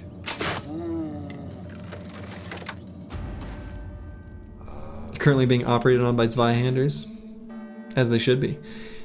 One of the necromancers has lost his gumption, and he's fleeing. He'll be back. Somehow, these two mercs up here have remained alive, which is kind of incredible.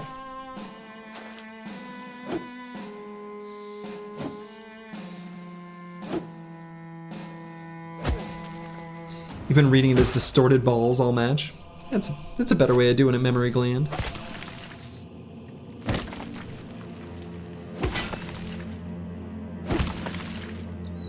They're very durable little balls.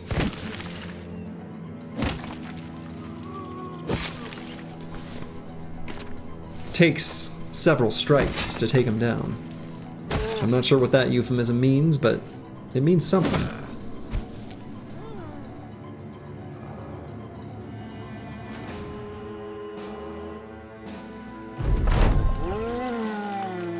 Now, if that mercenary decides to snipe a necro, it might be too little too late, but they could maybe get something done.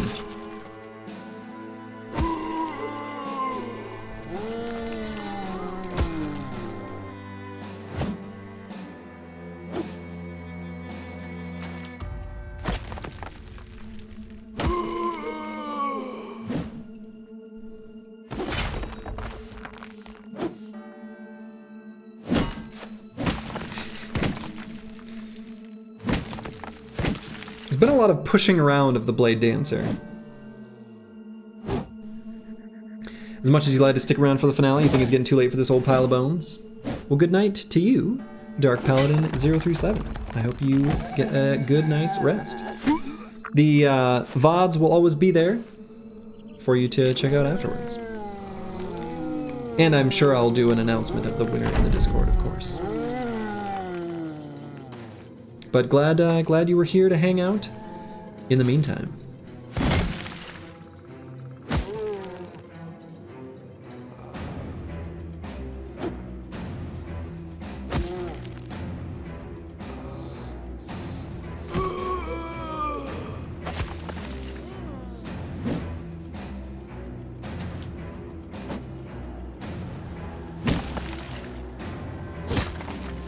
Mercs see the writing on the proverbial wall. Yeah, they are fleeing. Of course, the Blade Dancer, who could flee because he has footwork, gets a high ground hex and he's like, nah, I got this.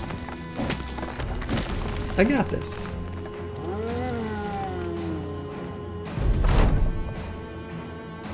And there they go. The Mercs have seen enough.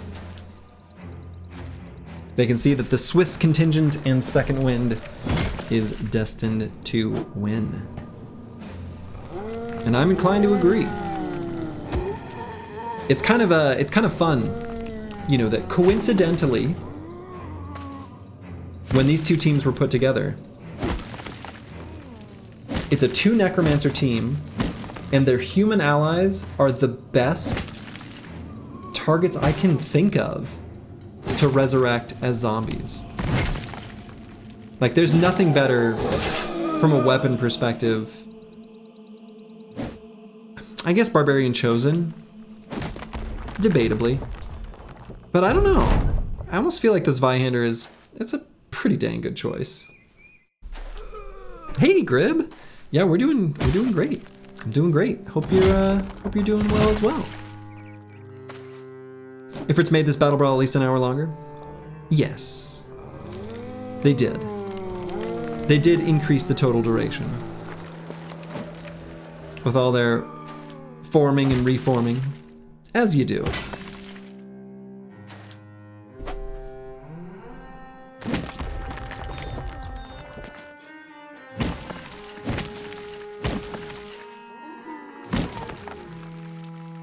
They also, you know, performed well, which, just the Blade Dancer. See, this is where I'd love to see a damage graph. I want to see how much damage this Blade Dancer did by the end of the combat.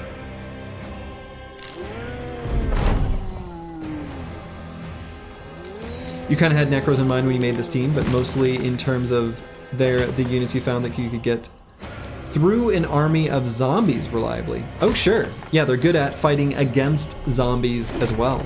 Very true. Yeah. Zombies with the necro. I got what you mean.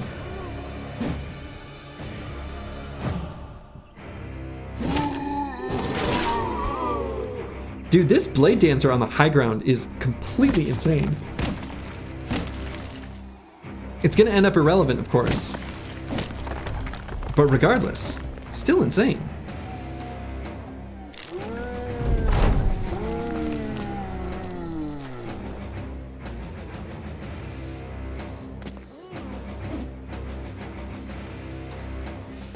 Nobody can hit him, and he's just reaping through everyone.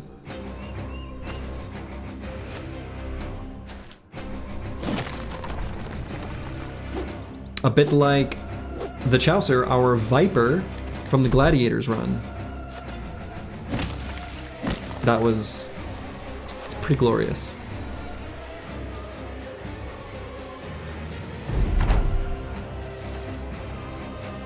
Zweihander grabbing that high ground.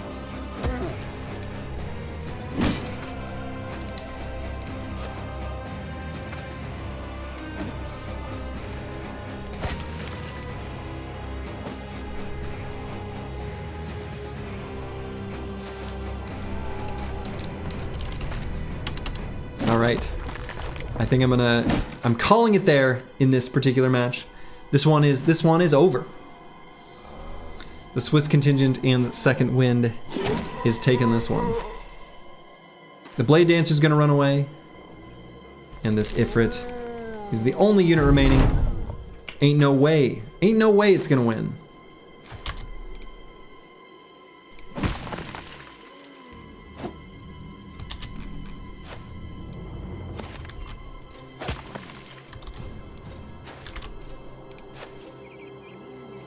Ain't no way.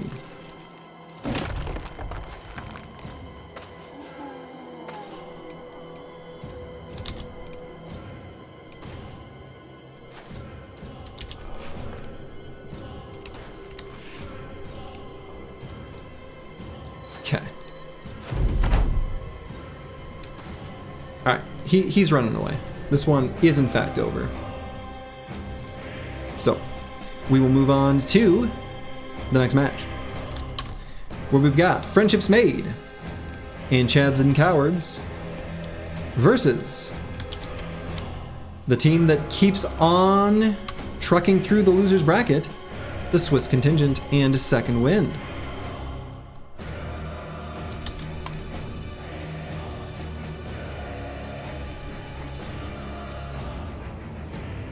Power of Friendship activate. Power of Friendship activate. This team, did they face each other already? Yes. Yes, they faced in the winner's bracket, and the Power of Friendship knocked out the Swiss Contingent.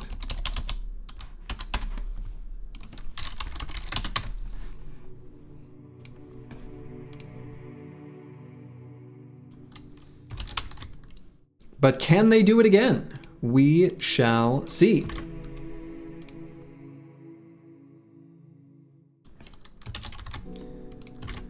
All right, the poll is up. We will now get the prediction rolling as well.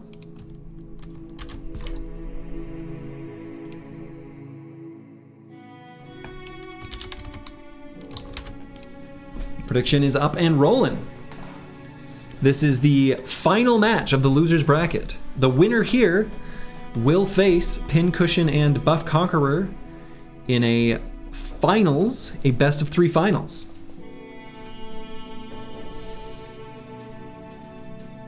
So we've got a little bit of a necromancer stuff on one side versus shaman stuff on the other.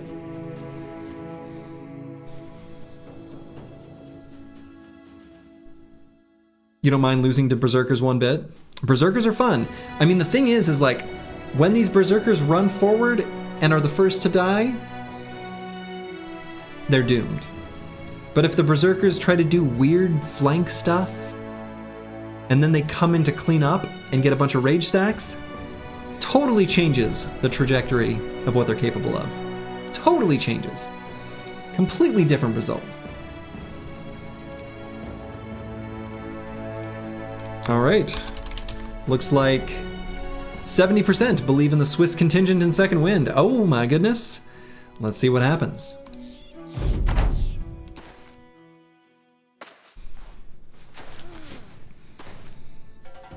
Our gladiator friend coming in with the Southern Mace, not quite as great a weapon.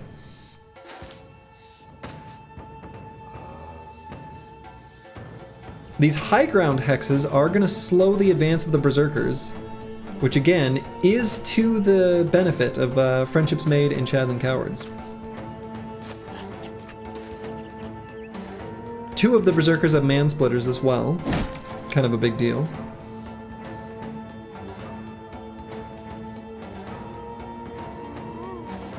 Does the team on the loser side of the grand finals have to win 2 best of 3s? No, it's just going to be a single best of 3. Since the act of making it through the loser's bracket is necessarily twice as many rounds, I decided to do it that way. Sometimes it's, you know,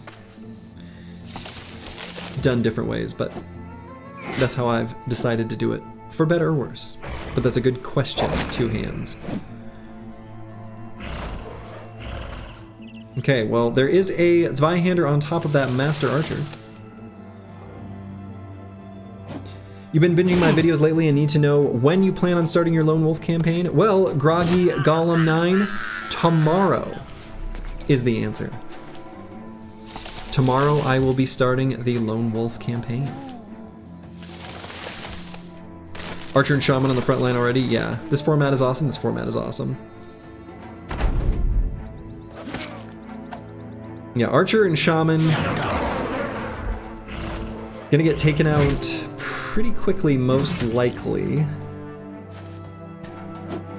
The Shaman's the big worry. The Master Archer is actually still pretty durable. That Shaman is not. Shaman is going to fall. It's your first time watching a tourney like this and it's so good? Wonderful. Yeah, it's a pretty fun event. For the future, 2 hands. After each one of the runs in my win streak series, I am doing these. And if you'd like to draft a team and participate, join the Discord and I will put out an announcement when that time comes. It'll be several weeks from now. What time are you starting your stream? The stream tomorrow should start around... It's gonna be nice weather, so we'll probably take the dogs on a walk. So my guess is close to 6 p.m. Central US time. Could be a little bit earlier though. I'm anxious to get started, but again, weather will be nice. So I'll probably take the dogs on a walk with my lovely wife.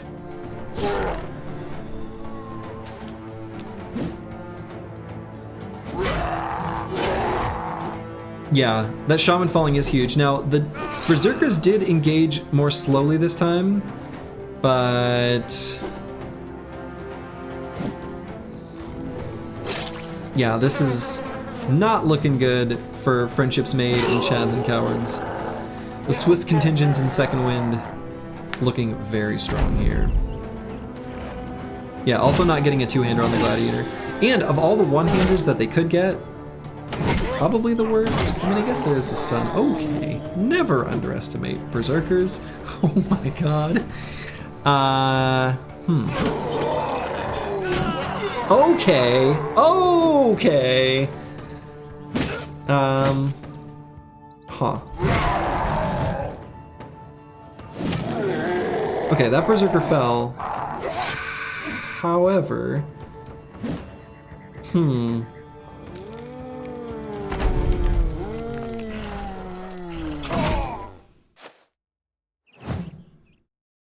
I guess this could still go either way, huh?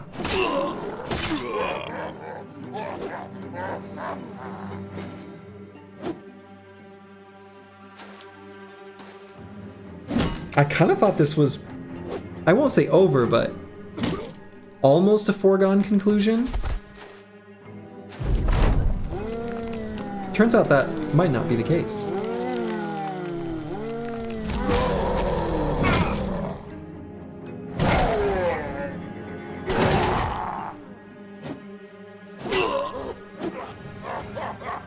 Orc Berserker on the low ground hits the 27%.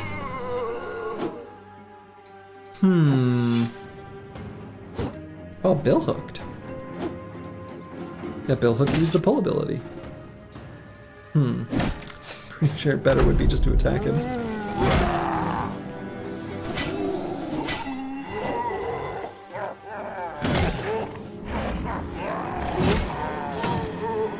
I think this is really close. Some of these zombies that are rising up actually kind of benefit the other team, because then they get to proc Berserk.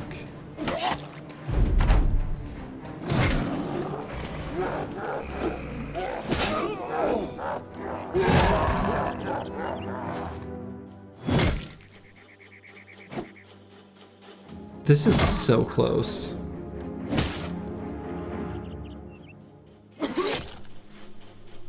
Yeah, rage stacked man splitters, exactly. I can't believe it, but I'm pretty sure friendships made in Chads and Cowards is gonna take this? No way.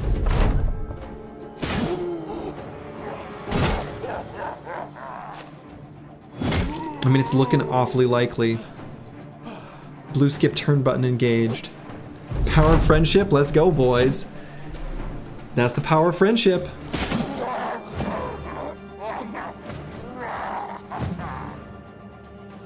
Yeah, they've got the high ground. It's over, Anakin. I can't believe it.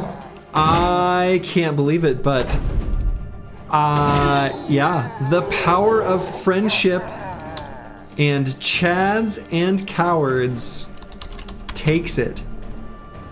Wow. Wow. Incredible. So we make it to the very finals, which, as stated, is a best of 3.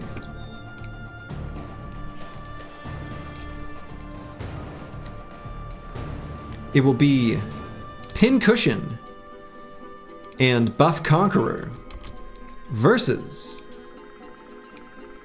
Friendships Made and Chads and Cowards.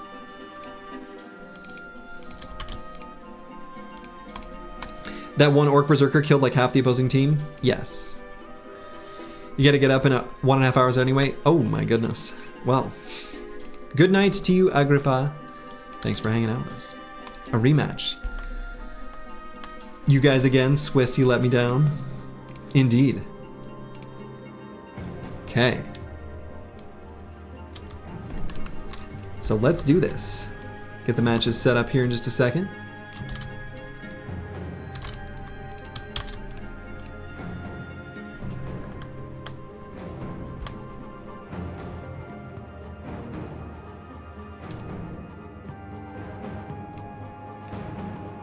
Okay. So things are set up. We're gonna do one poll and one prediction that will be for the whole thing. So we will immediately go into each of the matches. So whatever bets you'd like to place them at the onset. Berserker weapons will decide the battles.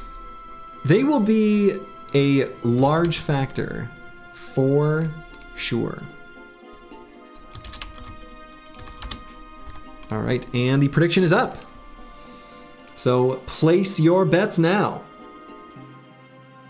and we'll see what happens.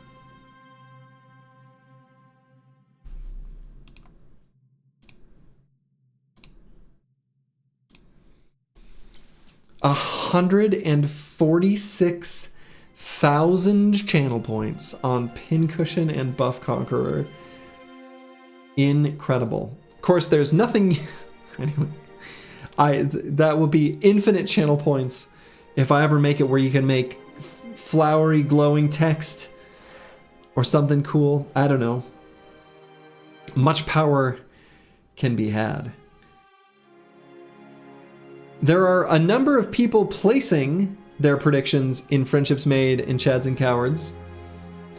11 people, 12 people. I mean, more people. However, 88% going the way of Pincushion and Buff Conqueror as far as points are concerned. 130. Oh my goodness. All right. Very exciting. Let's do this. And enter combat we go. The Conqueror looking good. Now in this case, there are good targets for the Nomad Archers to hit. Fleshy ones, you know? Unarmored Berserkers.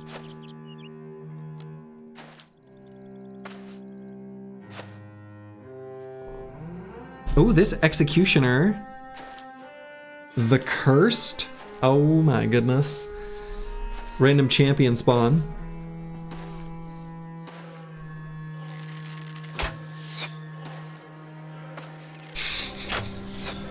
Oh, come on. That's bad luck for Friendships Made and Chads and Cowards. Not what they wanted to see. Sergey, a hot question in your last background. Lone Wolf, will you run the 1.5.0 or 1.5.1 version? I will be running the latest version, which actually I think is now 1.5.4.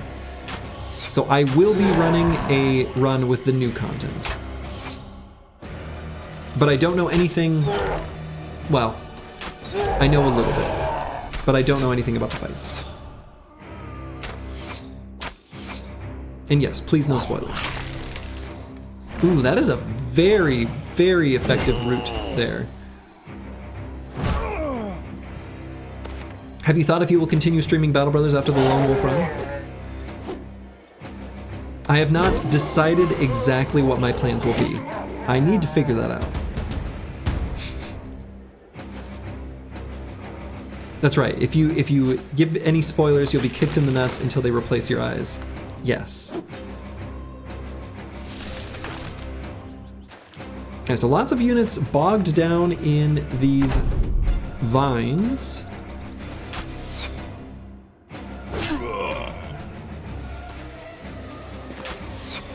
That might give these berserkers the time they need to flank on the sides. A couple more battle brawls would be nice after Lone Wolf. They are fun. They are. It's a lot of work to set them up though. So I will probably leave them as sort of a special event. Archers flanking to hit the necro, maybe. I don't know what.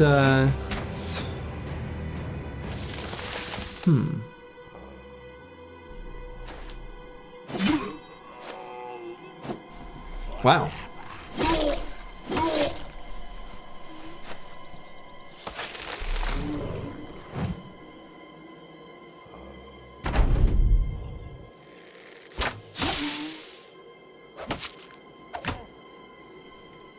Master Archer being engaged in melee is kind of no good. He really wants to be using that bow.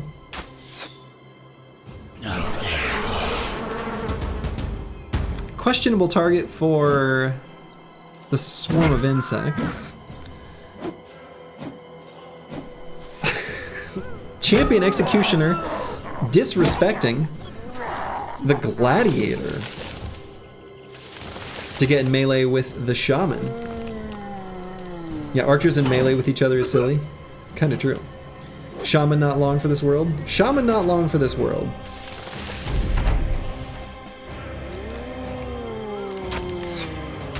Zweihander rising up as a zombie. But these berserkers are moving along the flank. However, being bogged down by the conqueror. Not going to get rage stacks there. They're not killing the conqueror.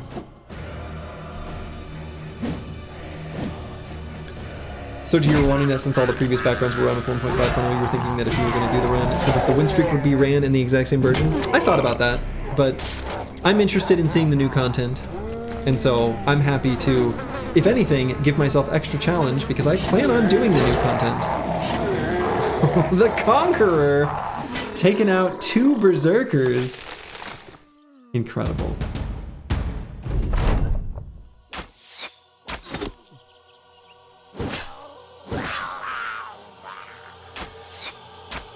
Master Archer getting shot at. It's looking to me like Pincushion and Buff Conqueror are gonna take the first match, unless this Gladiator can pull off some sort of completely impossible miracle.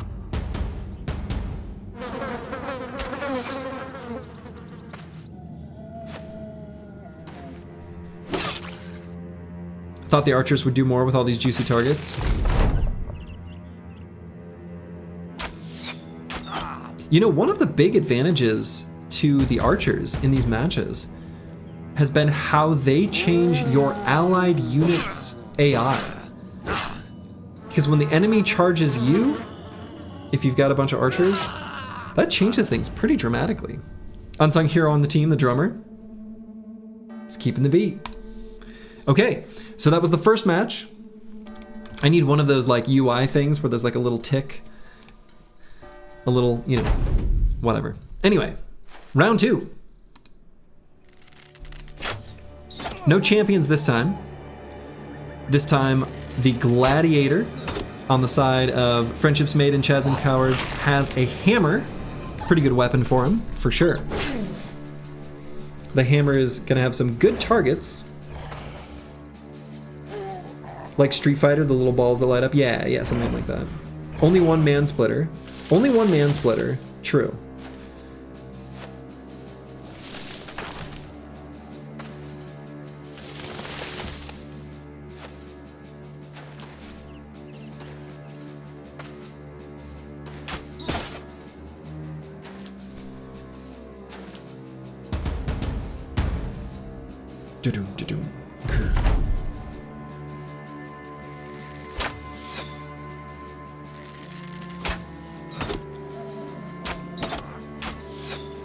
Nomad Archer getting some pretty good chip damage on the Glad.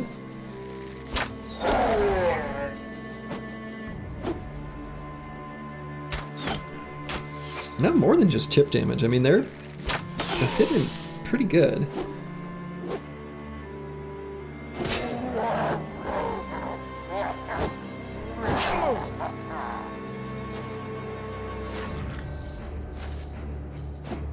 Units going for a Giga Flank on the side of Friendships Made in Buff Conqueror. Excuse me, Friendships Made in Chats and Cowards.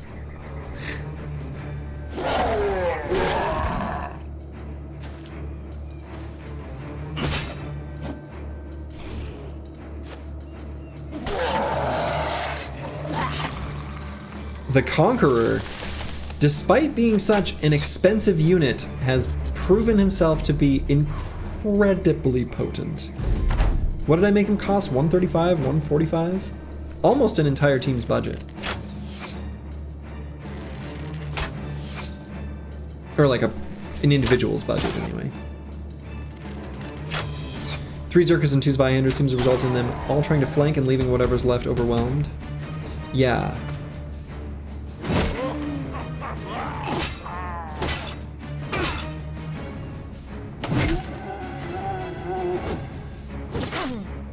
But there's still a pretty powerful chunk of units there on the top part of the map. That was a very good route. That Berserker gaining rage stacks and then leaving the shaman? Oh, okay. Alright, that zombie decided to go on a little expedition anyway.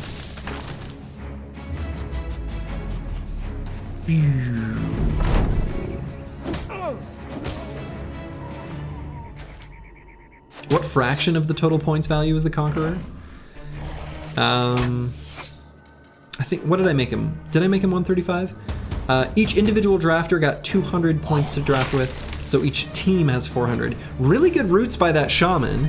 I mean, he's locking that whole middle group in place. I'm a little worried for the shaman, like he's totally unprotected. Mansplitter doing some mansplit things. The Conqueror is for sure going to kill that fleeing enemy. And then move towards the Goblin Shaman. The Conqueror's 120? Okay.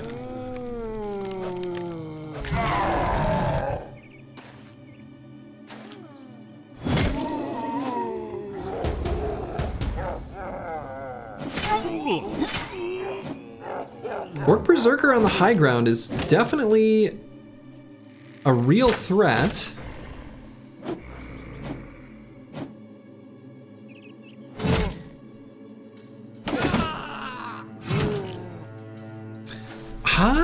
This is close. I mean, so the necromancer is engaged in melee.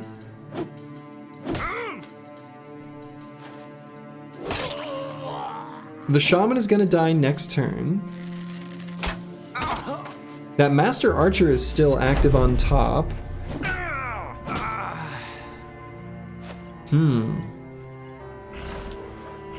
knows where that berserker's going?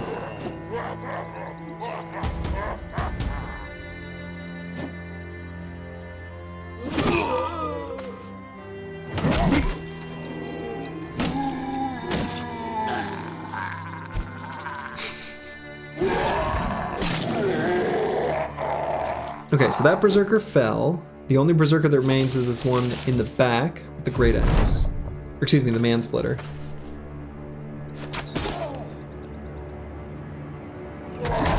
The team's basically switched sides. The survivors here are the ones that went to flank.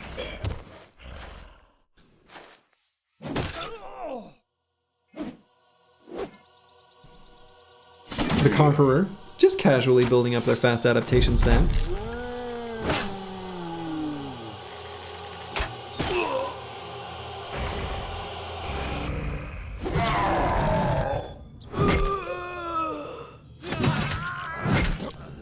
Oh my god, huge attacks by the Zweihander there. It's up to the remaining powerhouses. The Conqueror and the Executioner.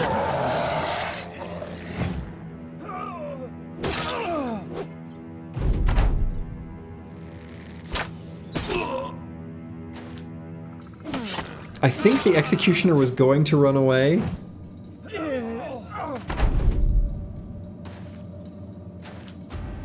And it looks to me like the winner here is our final champions are Pincushion and Buff Conqueror. Congratulations to the winner. I will be giving you, of course, your own special title in the Discord. The Undisputed Champs, yeah. Kind of incredible. You know, they did it.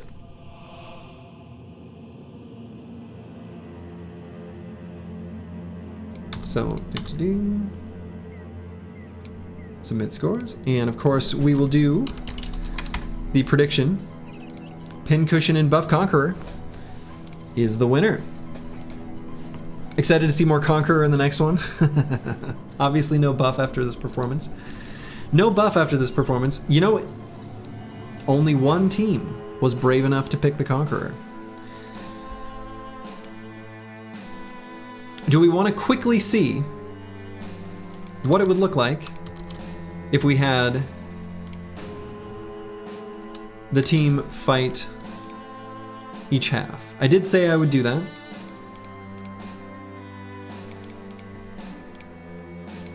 Not gonna place any bets or anything. Not gonna futz with it too much. We'll just see what happens, because I am curious. It's a cute little bonus round, you know? It's a cute little bonus round. We're just gonna see what happens.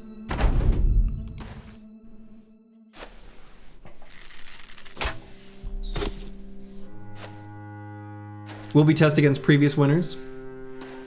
I suppose we have done that as well. Well, I don't know. In this case, I increased the total point value pretty substantially. So I would think so. They're just a bigger team.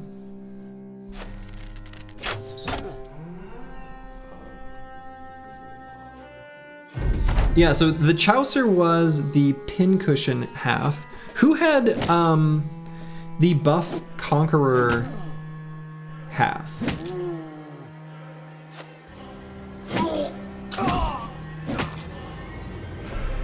Antiwian? Nice.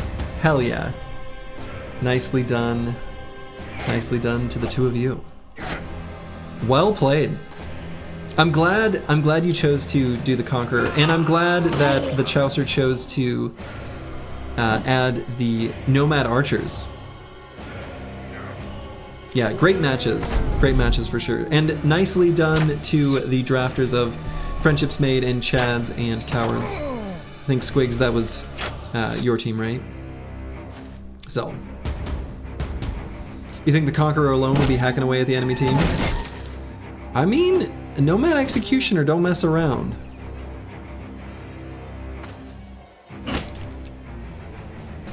Actually, I'm curious in this little, for fun matchup here, if we might see a Conqueror Resurrection.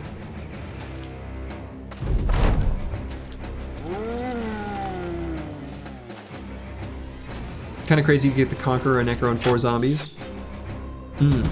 Indeed. It was available to all, but only one team drafted it.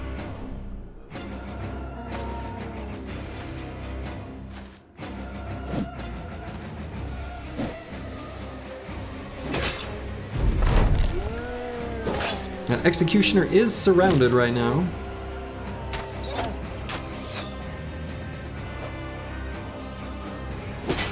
Skellies can be possessed, right? No. Ancient Dead cannot be possessed.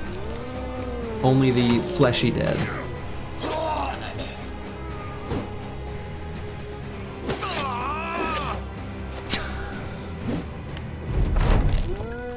But can be raised? Yes, can be raised. I think with that Executioner gone, the Conqueror, yeah, he's taking this one. Drummer's getting beat up on the back line. Off with his head.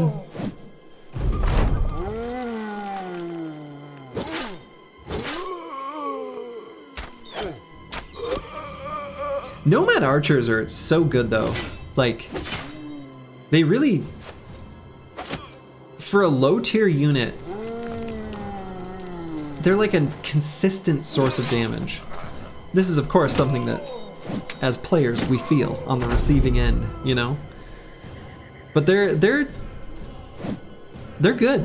Like, they're pretty strong. They get it done. You thought so? You were going to go for other archers, but for one more point, you thought they were much better? Yeah.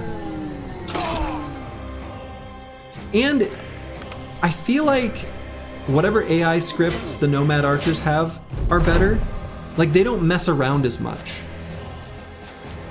They mess around some. But the other types of archers are like, I'd like to reposition. Way too much. Because most of the time, you just want your units to attack. So. Alright. Well, that was, yeah, Undead finishing the battle with more troops than they started with, for sure. The Lone Wolf run will begin tomorrow. So, slightly later time than this stream began today, but, you know, we'll play it by ear. I don't know exactly what time. Congratulations again to the winners, the Chaucer and Antioian. Great stream, if I say so myself. I agree. Great stream. I had a good time. So, I'm gonna go get some shut-eye. I'll probably eat just a little more Chinese leftovers, and then, yeah, we'll get cracking tomorrow. Looking forward to Lone Wolf? Me too. And I'm looking forward to Lone Wolf. I'm looking forward to, you know, the final entry in the series of the listed origins, and I'm looking forward to seeing the new content in the patch. So, to all of you, wherever you are in the world, make it a good one. Ta-ta.